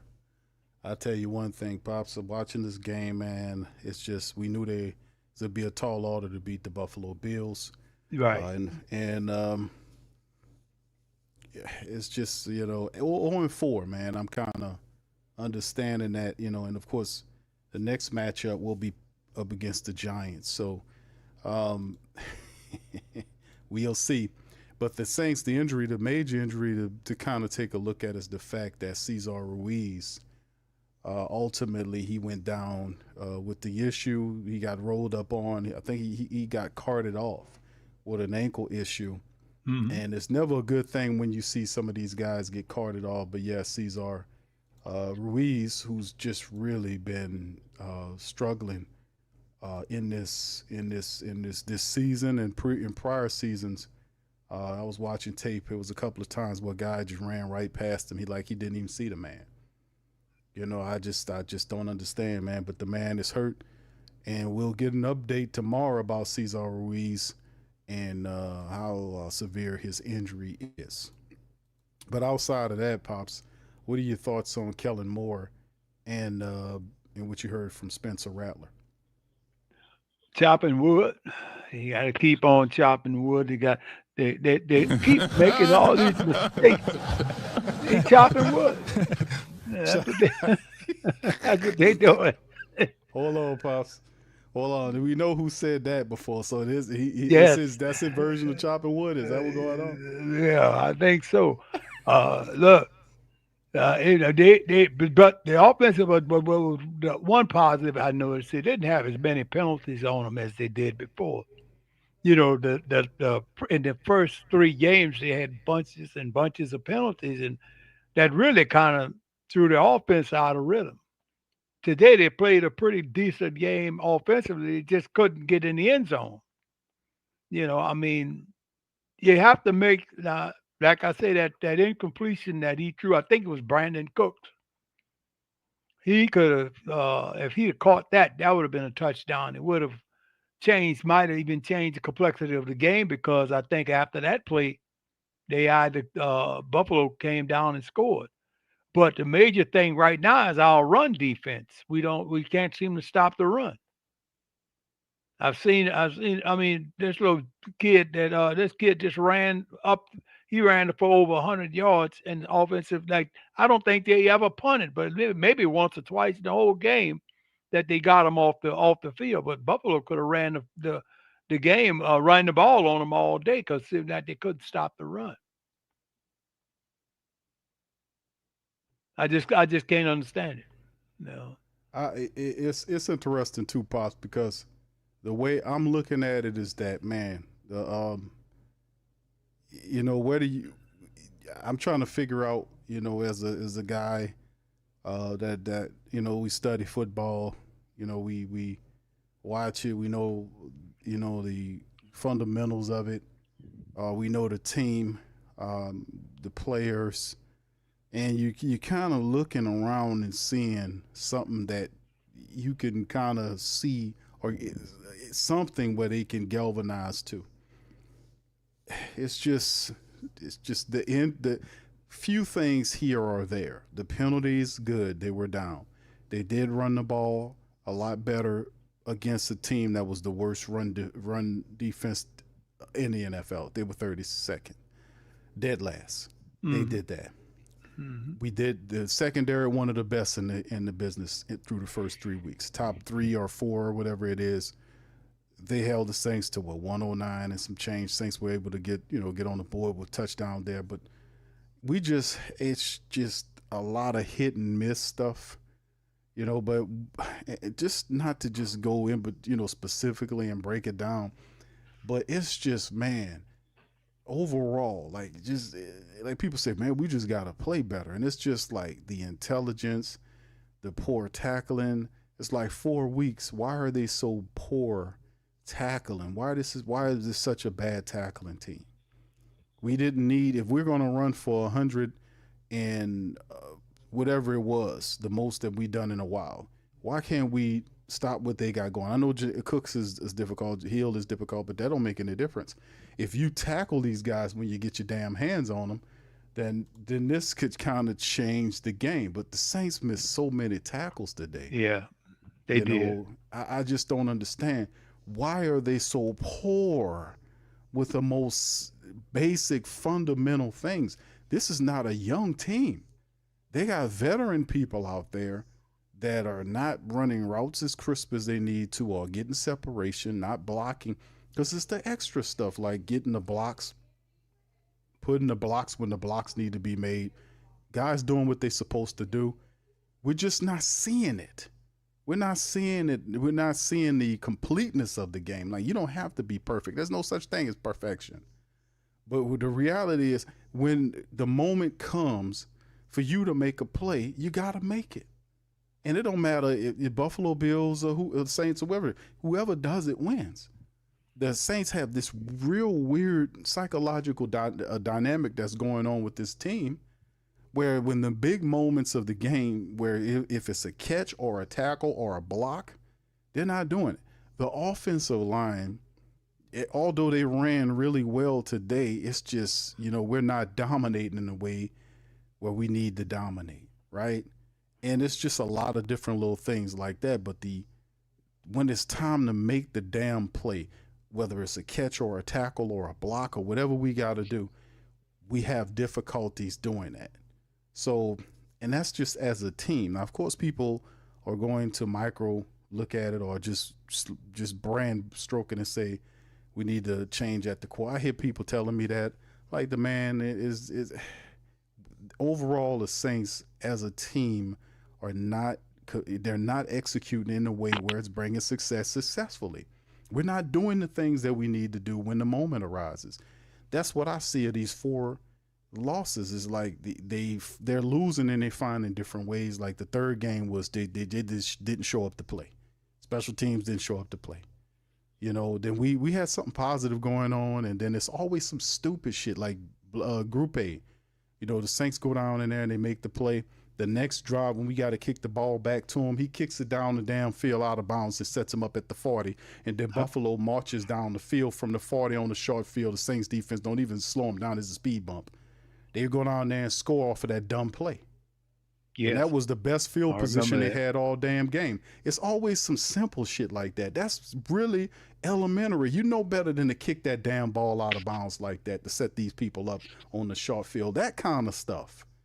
You know, it's like we're going to make every mistake we can before we start learning to do some shit the right way. That kind of stuff. This old Rodney Dangerfield ass brand of Saints football.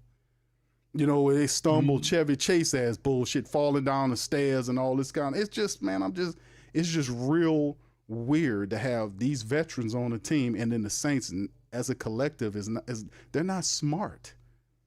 The moment comes, they don't make the play, and it's like, I don't know, they expect something wrong to happen. It's just weird, man, watching these people go out there. It's 4 weeks in. They supposed to have most of this stuff figured out. It's 4 weeks in, it's a month worth of football already. That's true. It sure is. Definitely. So it's not the fact that I expect them to win the game. I picked them to lose the game. I picked them to lose the damn game. But at the same time, man, this is one of those situations where it's a measuring game for the Saints that really want to know, okay, listen, this is an elite team in the NFL. Let's go out there and give them what for.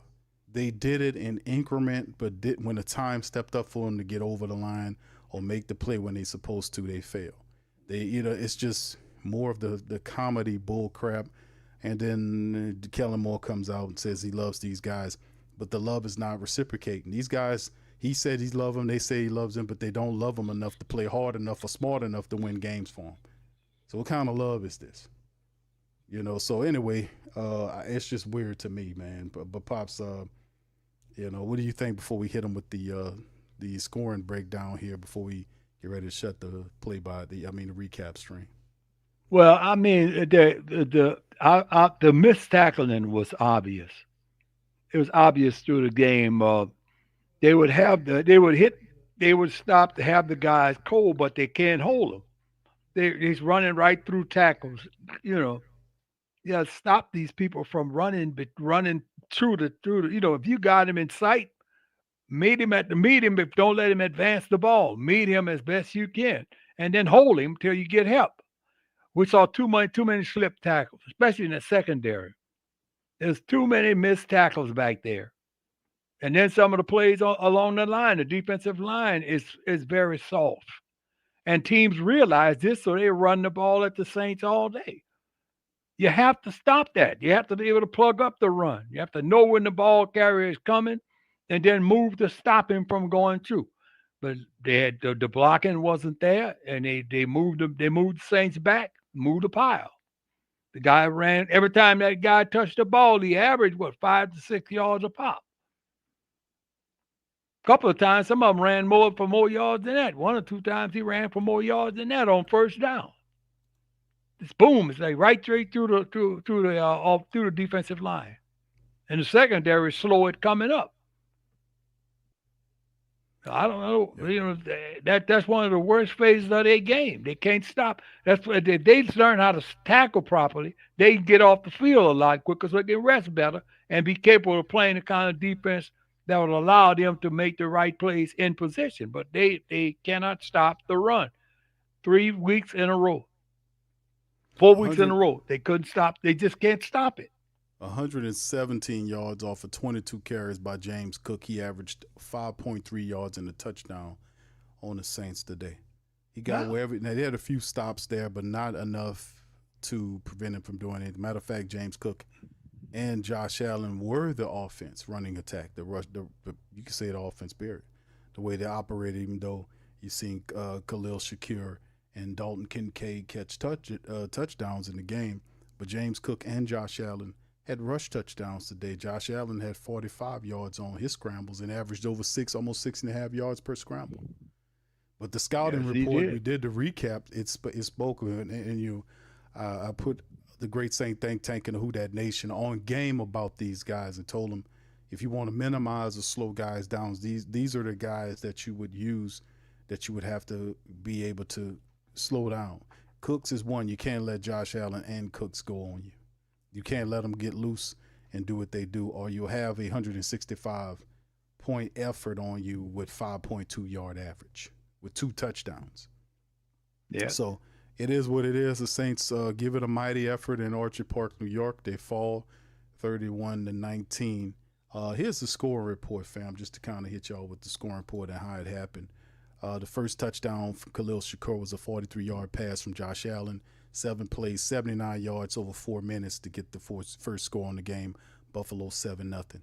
The Kendre Miller 18-yard rush for the Saints at 6:46 mark. 7 plays, 69 yards, 4-3 ties the game at 7-all. The touchdown next by Cook, which was a 1-yard rush off 7 plays, 66 yards, 4:17 on the time of possession, made the Bills go up 14-7. Second quarter, Blake Groupe hit a 54-yard field goal to make it 14-10 off of 7 play, 13 yards, 3:12 time of possession. Then it moved to third quarter. A touchdown by Josh Allen, which was a 5-yard run off 9 plays, 80 yards, 6:09 on time of possession, put the Bills up 21-10. The Saints responded with a 3-yard pass from Spencer Rattler on a 2-point conversion that failed on a 11-play, 65-yard drive that ended with 6:28 in time of possession, put the Saints in striking distance 26-19. Then it looked like the Saints was trying to mount something special. The fourth quarter started. The Saints had a 9-play, 32-yard drive for almost 4 minutes. Blake Groupe did get in field goal position and hit his second of the game, 35-yarder. That made it 21-19. Saints was in striking distance. And then after that, they wasn't. Then right after he hit that 35-yard field goal, he kicked that ball out of bounds and set them up on a short field in Buffalo. Had 4 plays, 60 yards, a $146 on a Dalton Kincaid 28-yard pass from Josh Allen to blow the game open 28-19. And from there, the Saints would not get any closer. Another field goal later on in the game, 9 plays, 42 yards, 3:27. Time of possession made it 31-19. And that is your final. So the Saints, like we said, we talked about the fact that the Saints did get within 2 points. They actually got within 2 points of catching the Bills in this game. And the reason why we kind of bring that up is that lets you know that if, they talk about, the Bills being dramatically a better team, but the reality was the Saints were within striking distance, and then stupid bonehead plays. Like the dumb kick that went out of bounds to set the Bills up at the 40-yard line. Okay, that's bad, right? Can the defense force them to take a field goal so the offense, which had a little momentum or whatever was going on, could kind of feed off of that and try to get closer? No, sir. The offense for the Buffalo Bills came out and they marched down the field 60 yards with a touchdown. Blew the game open. Just after that, demoralized the Saints, and that's pretty much how it ended. But that's what I'm saying. Stuff like that. That's when you make a stand. If the dumb kicker kicks it out of bounds and sets the guys up there, the defense got to say, okay, guys, let's go out here and kind of stop these guys. We have several plays or drives where we're able to stop them and force them to, move on. We need a strong drive right here. This is that moment of the game where we're within 2. We need to stop them, force them to punt, get a turnover. We can't allow them to get down here, and least of all, we can't allow them to score a touchdown. If we're gonna force them to take a field goal, that's one thing. What happens? They go down there and get a touchdown, blow the game open. Yeah. That's what I'm talking about. Making the play when we need you to make it for the winning of the game, so you can you stick your flag in that moment, and then you go from there. Like, okay, this is the moment, and recognizing it and seizing the opportunity. Right. That's how that game blew open. Mm-hmm. Go ahead, Pops. Your thoughts on that? Yeah. It was obviously guys weren't prepared back there. But you're always supposed to spy the quarterback, because the quarterback is the head of the offense. You always got to remember, you got to know where he is at all times. If you got his people covered and you leave a gap in the secondary, he's gone. He's gone, and that's what happened. He's gone. He got loose from him, because that's the touchdown that beat him. He moved the football down the field easily. No pressure. And I don't understand why they don't do too much blitzing. I guess because the kid is so good, it probably would burn him to blitz him, because we don't have any coverage, outstanding corners out there in the secondary as free safeties. So we gotta keep on getting these guys lined up. Come on, we gotta keep doing it. Say this, they didn't seem like they don't seem like they play with any intensity. They had some up tempo in the first half, and then all of a sudden they went back to the same old. They got to have you got to have if you're gonna play up tempo, you got to snap. Let's go. Catch them on, catch them, try to get them offside to do something like that. But just nonchalantly going through the plays in that second half, and Buffalo kept stopping them. Except for one or two times, but Buffalo stopped them for the most part. Yeah, and this wasn't a crisp Buffalo effort too. That's what a lot of the people was talking about. Even the national commentators were mentioning the fact that Buffalo was really kind of struggling to do stuff, but still managed to put 31 on the board. Well, that's because you got a team that I don't know what's up with the Saints, man. I don't know what's up. Even if there was a perceived talent gap, what is the response for the urgency? Not being able to be urgent in the urgent moments. It's a time when you're supposed to have a sense of urgency to be able to turn it on and say, hey man, we got to get this. The game is within reach. Like we just showed on the scoring drive there. The Saints got as close as 2 points in the game. Yeah, 2 points in the game. They could have taken a game. The Bills wasn't playing they wasn't playing super crisp Bill ball. They was making a lot of mistakes and all this kind of stuff. The game was in their reach. It wasn't like the Saints came in and got manhandled and decimated like what happened in Seattle. It's just, where is the sense of urgency? The team is like, it needs what's the thing you put on the guys? The shock treatment you put on a guy's chest to wake him up, or the smelling salts you give a guy after he got knocked out. Whatever the case is, they don't know when to turn on the urgency. That's usually something the captain's supposed to give. I was like, hey man, wake the F up.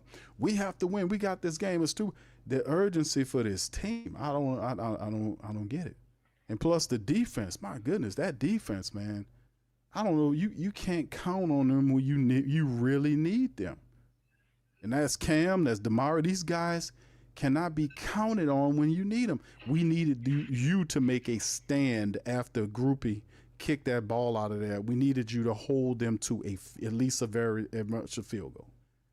We needed you to hold them there so we can get the ball back and do something with it. We needed at that period of time, we needed the defense to earn its money so we could flip the game over. Right. Couldn't even get that shit. So it's what it is, Pops. We got another matchup coming up next week, and it is a quick look at them. The New York Giants. The Saints come home 0-4. They lost 2 at home. They lost 2 away. They're a winless team, 0-2 in the Dome.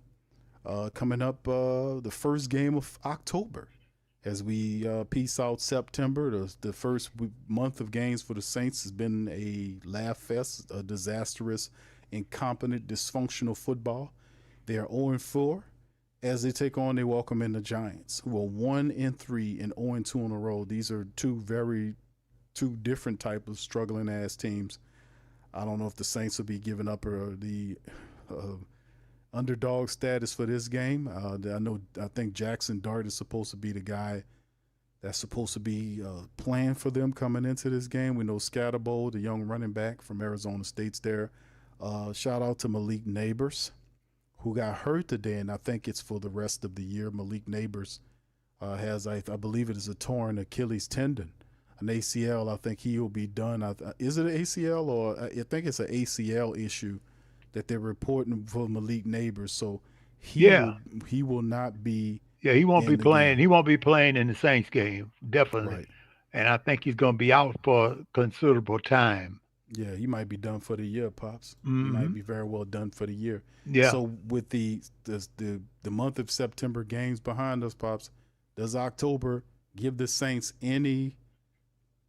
I don't want to say the H word, but do they give them any prospects of getting the win, the first win of the season? Is the Giants the medicine the Saints need? It could possibly be, but they're going to have to execute to perfection. They're going to have to stop the running backs, tackle these guys with the ball. You can't have all this shoddy tackling that they're doing. They have absolutely ridiculous tackling. They can't tackle. And as long as you're allowing teams to run like they're doing, and then you got Russell Wilson. Russell Wilson, that you could possibly sack him. He's not a bad quarterback either. I think Russell is. They bench Russell, Pops.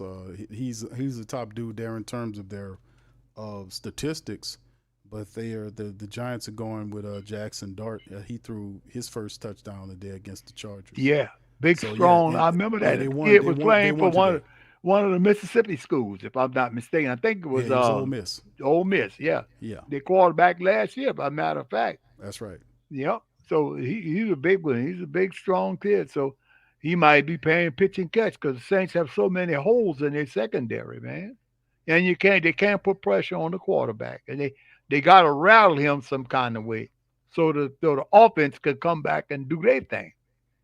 That they got to rattle, get the young quarterback off his game. Because if you don't, it's going to be 0-5. We definitely don't want to lose to an 0-3 team, 0-4 team, and we 0-4 already. Perfect opportunity for them to get their first win. Will they get it? I'm not sure. Well, Pops, the Giants are with Russell Simmons. God damn it, Russell Wilson. Yeah, Russell Simmons. If Russell Simmons running the team, y'all in trouble. His scary ass. But Jackson Dart running the team, Pops, and they look a little bit different, man. They had a little bit more juice. They barely beat the Chargers, but they beat a very good Charger team and gave the Chargers their first loss, and they beat them 21-18 today. Jackson Dart was 13-20 for 111 yards. Nothing spectacular. He did have a passing touchdown. He was sacked 5 times. His rating was 96% flat. Cam Scatterbo, the running back from Arizona State that they picked up, had 25 carries for 79 yards, but Jackson Dart also had 10 scrambles for 54 yards and a touchdown. So he hits you in two ways. He can throw the ball, and he's very good in terms of his ability use his legs. Yes, he's very athletic. So Scatterbo and Dart together were a good combination. Singletary had 28 yards to throw, and they had 161 yards on the ground and a touchdown there. So the Saints defense scrambling and hurting, and they're facing another athletic quarterback and a team with some gumption. And you want to look at it, and I look at it, and I want to say this could be possibly the first win against the Saints. But the Saints defense, man, I don't know. Kellen Moore might need to start bringing guys in. I said it last week. We're not where we're supposed to be. We need to start moving guys in and out of the lineup. Jackson. I know that Yidam did get moved out of the way for Quincy Riley. That's a positive. Finally, we needed that move. We know that Cesar Ruiz got ruled up on. He got carted out of there. We don't know how bad it is. So that'll bring some more help there. We know Xavier Truss is there. But whoever is on that line, we need them to play better. We really need we need these guys to sync up and play better. Because if the Saints right now, after a month worth of games, it's hard to anchor something in particular they can do well. We still are lacking the explosive plays. We're still struggling with a lot of stuff we shouldn't be struggling with a month into the NFL season. Right. Giants coming in. I don't know. I'm gonna have to think about it, man, because Jackson Dart hurts the Saints in ways. That defense, man, have problems with containment. They don't get pressure enough.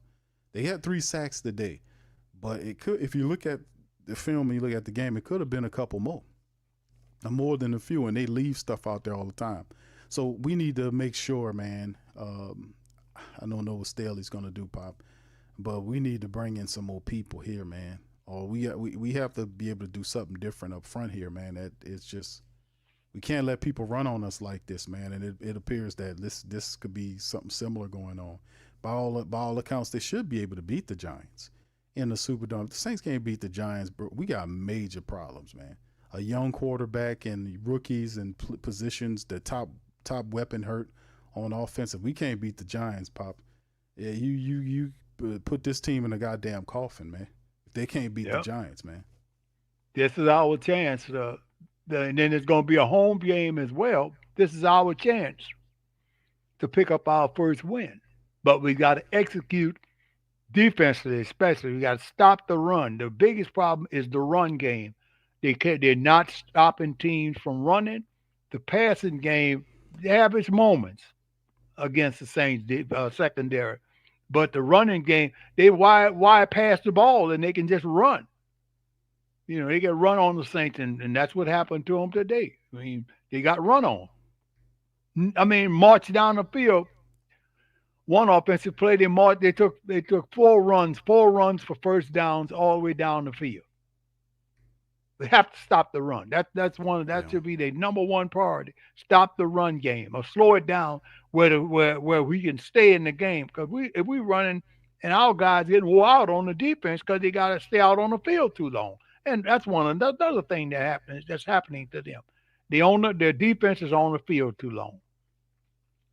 Yeah, that's it. Like I said, it's we have plenty of film here. It's a month worth of games that unpassed, and the Saints could just very well just like, okay, man, we're in a hole. We're in an 0-4 hole. The Giants. I'm not saying we need to underestimate people because the Saints are not playing well enough.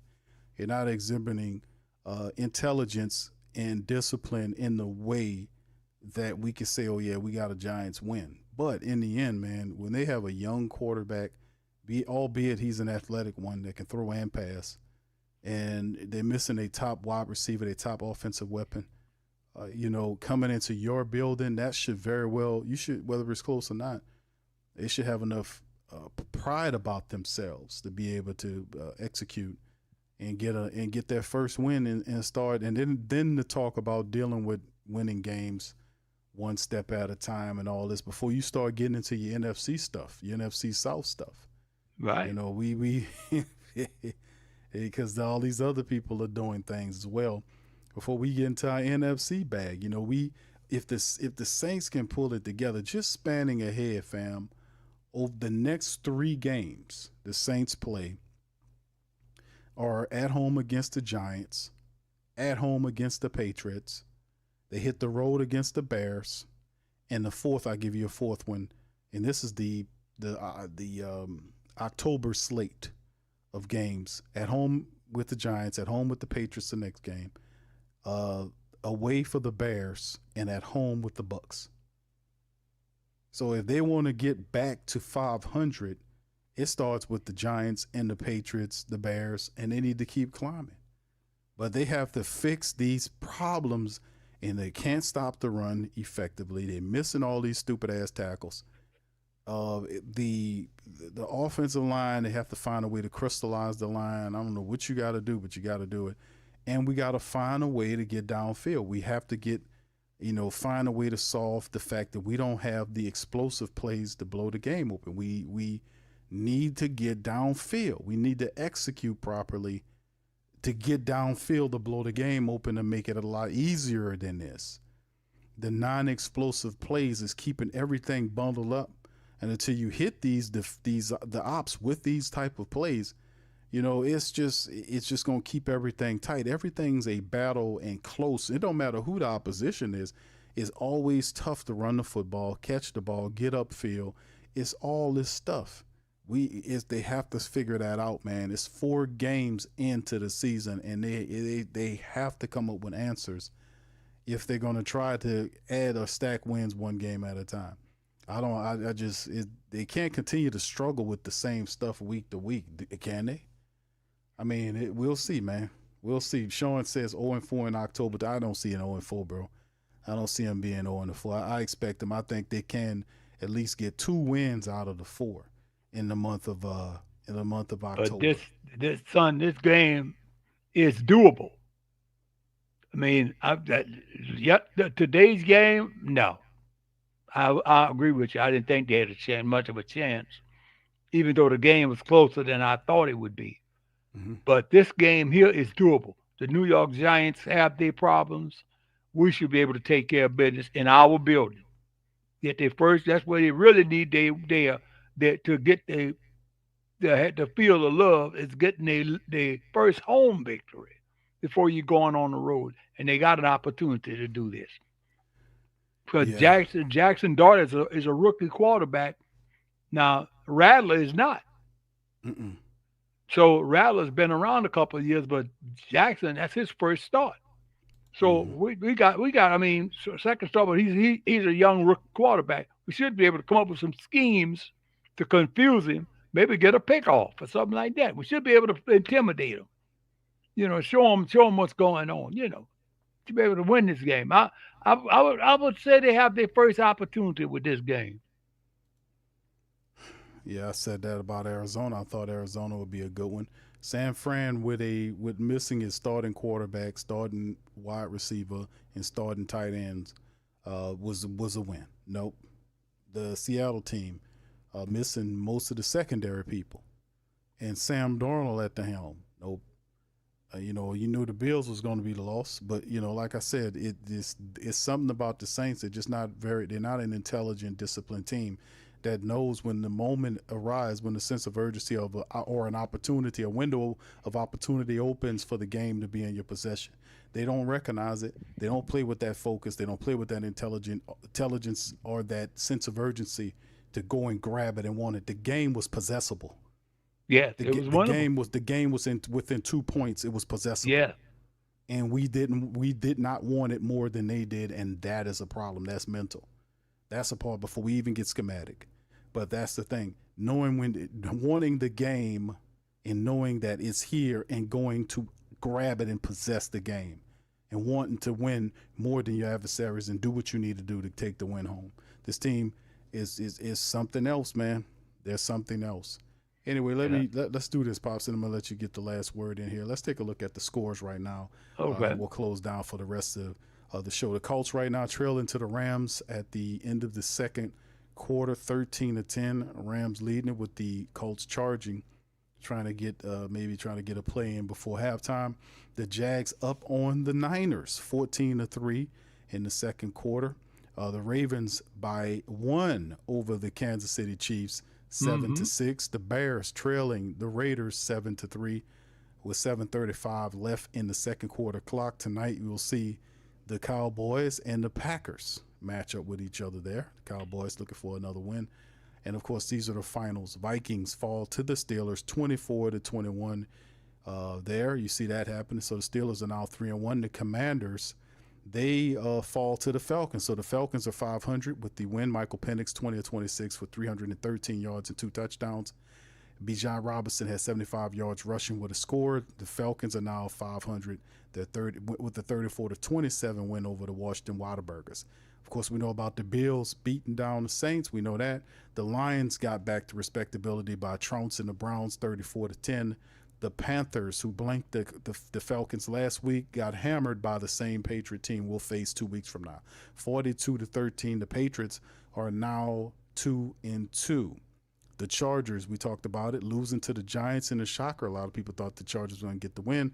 The Giants got their first win of the season, beating them 28-18 to surprise the Chargers. The Eagles over the Bucks 31-25. The Bucks get their first loss of the year, and the Texans blowing out and blanking the Titans 26-0. The Titans are 0-4 and 0-2, just like the New Orleans Saints. So there you go on that, Pops. That's us, the scoreboard right there as our team.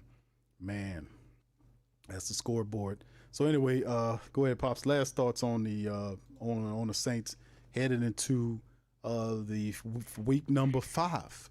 Preparing for the Giants. Winnable game. I mean, we got the Giants. They only got 1 win. We don't have any. This is perfect for us. We have an opportunity to at least get on the winning side of the scoreboard. I'm hoping that we can put pressure on him early enough, like Duke is saying, and put pressure on him early, get him off his game, and then we have a chance. But then, it's up to us to execute, avoid mistakes, tackle well, and then we have a chance. That tackling well is very, very important because you could stop potential first downs. You could possibly cause fumbles. So that's something we have to really work on. Find out what it would take to motivate these guys to step up and tackle these guys and try to hold them. I know you can't tackle them all the time, but at least slow them down. I see our guys make a one-arm grab. Come on, dude. You're not gonna slow anybody down with a one-arm grab. And I saw a lot of that today. But anyway, I'm hoping that we can pull this one out.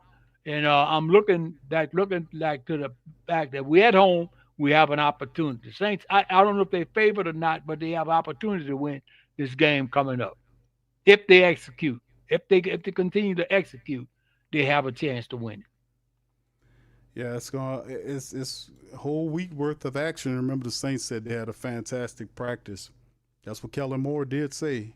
Put one in the chat if you guys heard that this past week, that he said they had a better practice. The whole thing is when it gets to the moments of these games, Saints have to find a way to complete the game and close the game, take possession of the game to get the victory. Because some of them be out there. The Saints worked and fought their ways back, back into the game by 2, and then and allow it to be blown open. That's when you have to level up. When those opportunities or those moments present themselves, you have to level up to them and possess them. And the Saints had several. Even Kellen Moore did say that. He said it in the presser we played earlier in the stream, that they just didn't take advantage of the opportunities. They had missed opportunities, and that's the two words that he talk about, Pops, every damn week is missed opportunities. When are the Saints going to stop missing these opportunities? It's 4 games in now. It's time for you to just recognize if you're missing opportunities, simply you don't know what opportunity look like if you're missing it. Yeah. They don't know how we miss an opportunity. Well, the reality is why they missing opportunities, because they don't know what they look like. You don't miss something, you know what it looks like. You recognize, hey, that's a moment in the game right there. That's an opportunity for us to get the game. We got it close to 2. Then the dumbass kicker kicks it out of bounds. But the defense supposed to level up. So at the end of the day, it's just one of these things, man, where, they have to, I don't know what they have to do, man. It's a lot of stuff they have to do. But number one, they have to get smarter, a lot more smarter and disciplined. I know that. This ain't gonna cut it. And Sean, you're right. I didn't see 0-4, brother. You could be right. The Saints could be 0-8. We don't know. These guys are missing on a lot of stuff that they shouldn't be missing on. This is not a young team outside of us having a couple of guys on the secondary. Sinker stepped in after Blackman got hurt. We know we got Quincy Riley because Yidam ain't playing like shit. He playing like shit. So if Yidam playing bad, if he was playing worse something, Riley wouldn't be in there unless injuries hit. Lante Taylor ain't playing as well as we would like him to play either, and Kool-Aid McKinstry is struggling. Well, he ain't Kool-Aid, he Crystal Light. Crystal Light McKinstry is struggling. He's struggling right now. So, I mean, it's just a lot of stuff. DeMario Davis and all these other guys, Cam Jordan, he got a sack today. But that's 2 games since the last time Cam had a sack or wasn't even a factor in a game. So like I said, man, another miss. Chase Young saying he coming back. He going to be close. Hopefully you get Chase Young back. We'll see what's up with Ruiz. We still need to get better on the offensive line. The interior of the defensive line needs to be shifted up because of the reality. The Saints are not they're not stopping the run either, fam. They're not getting to the quarterback enough, and they're not stopping the run enough. They're not stopping the run enough. They're not. So, we traded away Bink. I said we should have got rid of Nate Shepard. We should have got his ass out of here. He ain't doing nothing in there, man. So, I mean, in the end, and then Kellen Moore has to keep it real. He has to look at that film, and he has to be able to sit players down as we in week 5. If you're trying to win a game, Kellen Moore, you're going to have to remove some of these guys that's not helping, bro. Some of these guys don't know what they're doing. They're just a little late to the party. They're not studying and hustling and working hard enough. And it's time. It's time. It's time for them to get this together. It's 4 weeks in. This is not gonna cut it. You're right. Yeah, you're right, Sean. It could be 0-8, bro. Yeah, it's just too much going on for these people to be this rickety and this incompetent 4 weeks in. They're supposed to be doing some type of shit. But anyway, Pop's last words before we close it down, man. All I can say is go Saints. I've got a feeling about this one, but I'm not going to bank on it. I've got a feeling that this might be the perfect opportunity for them to get their first win of the season. But it's only I'm not predicting that. I just got a feeling that it possibly could happen coming up in the Superdome next Sunday. Yeah, it is. This is an opportunity, Pops, to defend field against a team that the Giants, even though they're 1-3 and the Saints 0-4 coming into the building. This is a game this is a medicine game for the Saints. Yes. They if they could put together several weeks of solid football play, they can climb out that 0-4 hole before they get into that NFC South schedule. But they have to handle the business, and this is where it starts, man. So once again tonight, man, listen, man, the Saints go down, and this is not a shocker. They go down to the Bills. It's just how these people keep losing, man, and the fact that it wasn't a blowout. The Saints were there. They were within 2 points of actually turning the game and taking it away from the Buffalo Bills. The Bills were not crisp in this matchup. They just did more. They wanted it more, and the Saints did not. Anyway, With that being said, we're done. And I'm going to holler at y'all tomorrow, man, on the Monday stream, and we'll get the injury report and all of the latest on the Black and Gold. So thank y'all, and we'll holler at you tomorrow. Much love. Who Dat? Peace. We out.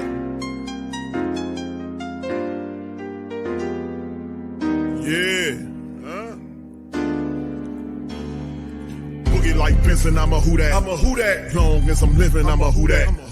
Lose or winning, I'm a Who Dat. Sports coma, yeah, this is where we do that. Where we do that, where we do that, where we do that, where we do that, where we do that. Boogie like Benson, I'm a Who Dat. I'm a Who Dat. Sports coma, this is where we do that. Where we do that. Welcome, welcome, welcome. Somebody please better help. Running this thing like Elf. I thank God every day I'm not a felt. Go to YouTube Live with Big Q and the guys. If you ain't ride or die, the bandwagon get flipped. Been marching in, that was way for the ring. I was yelling out your shame for the championship. Fucking on Tampa, duck down. Falcons, pluck, get shut down.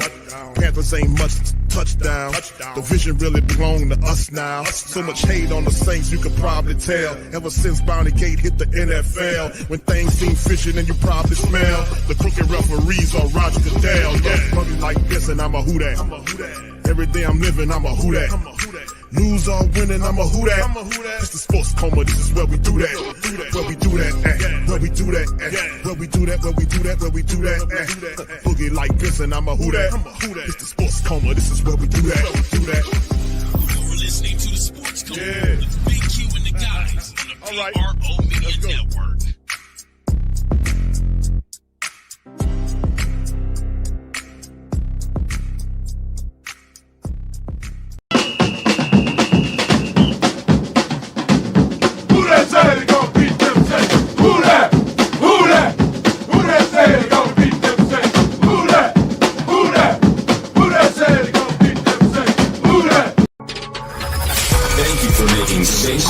Your black and gold home for the New Orleans Saints.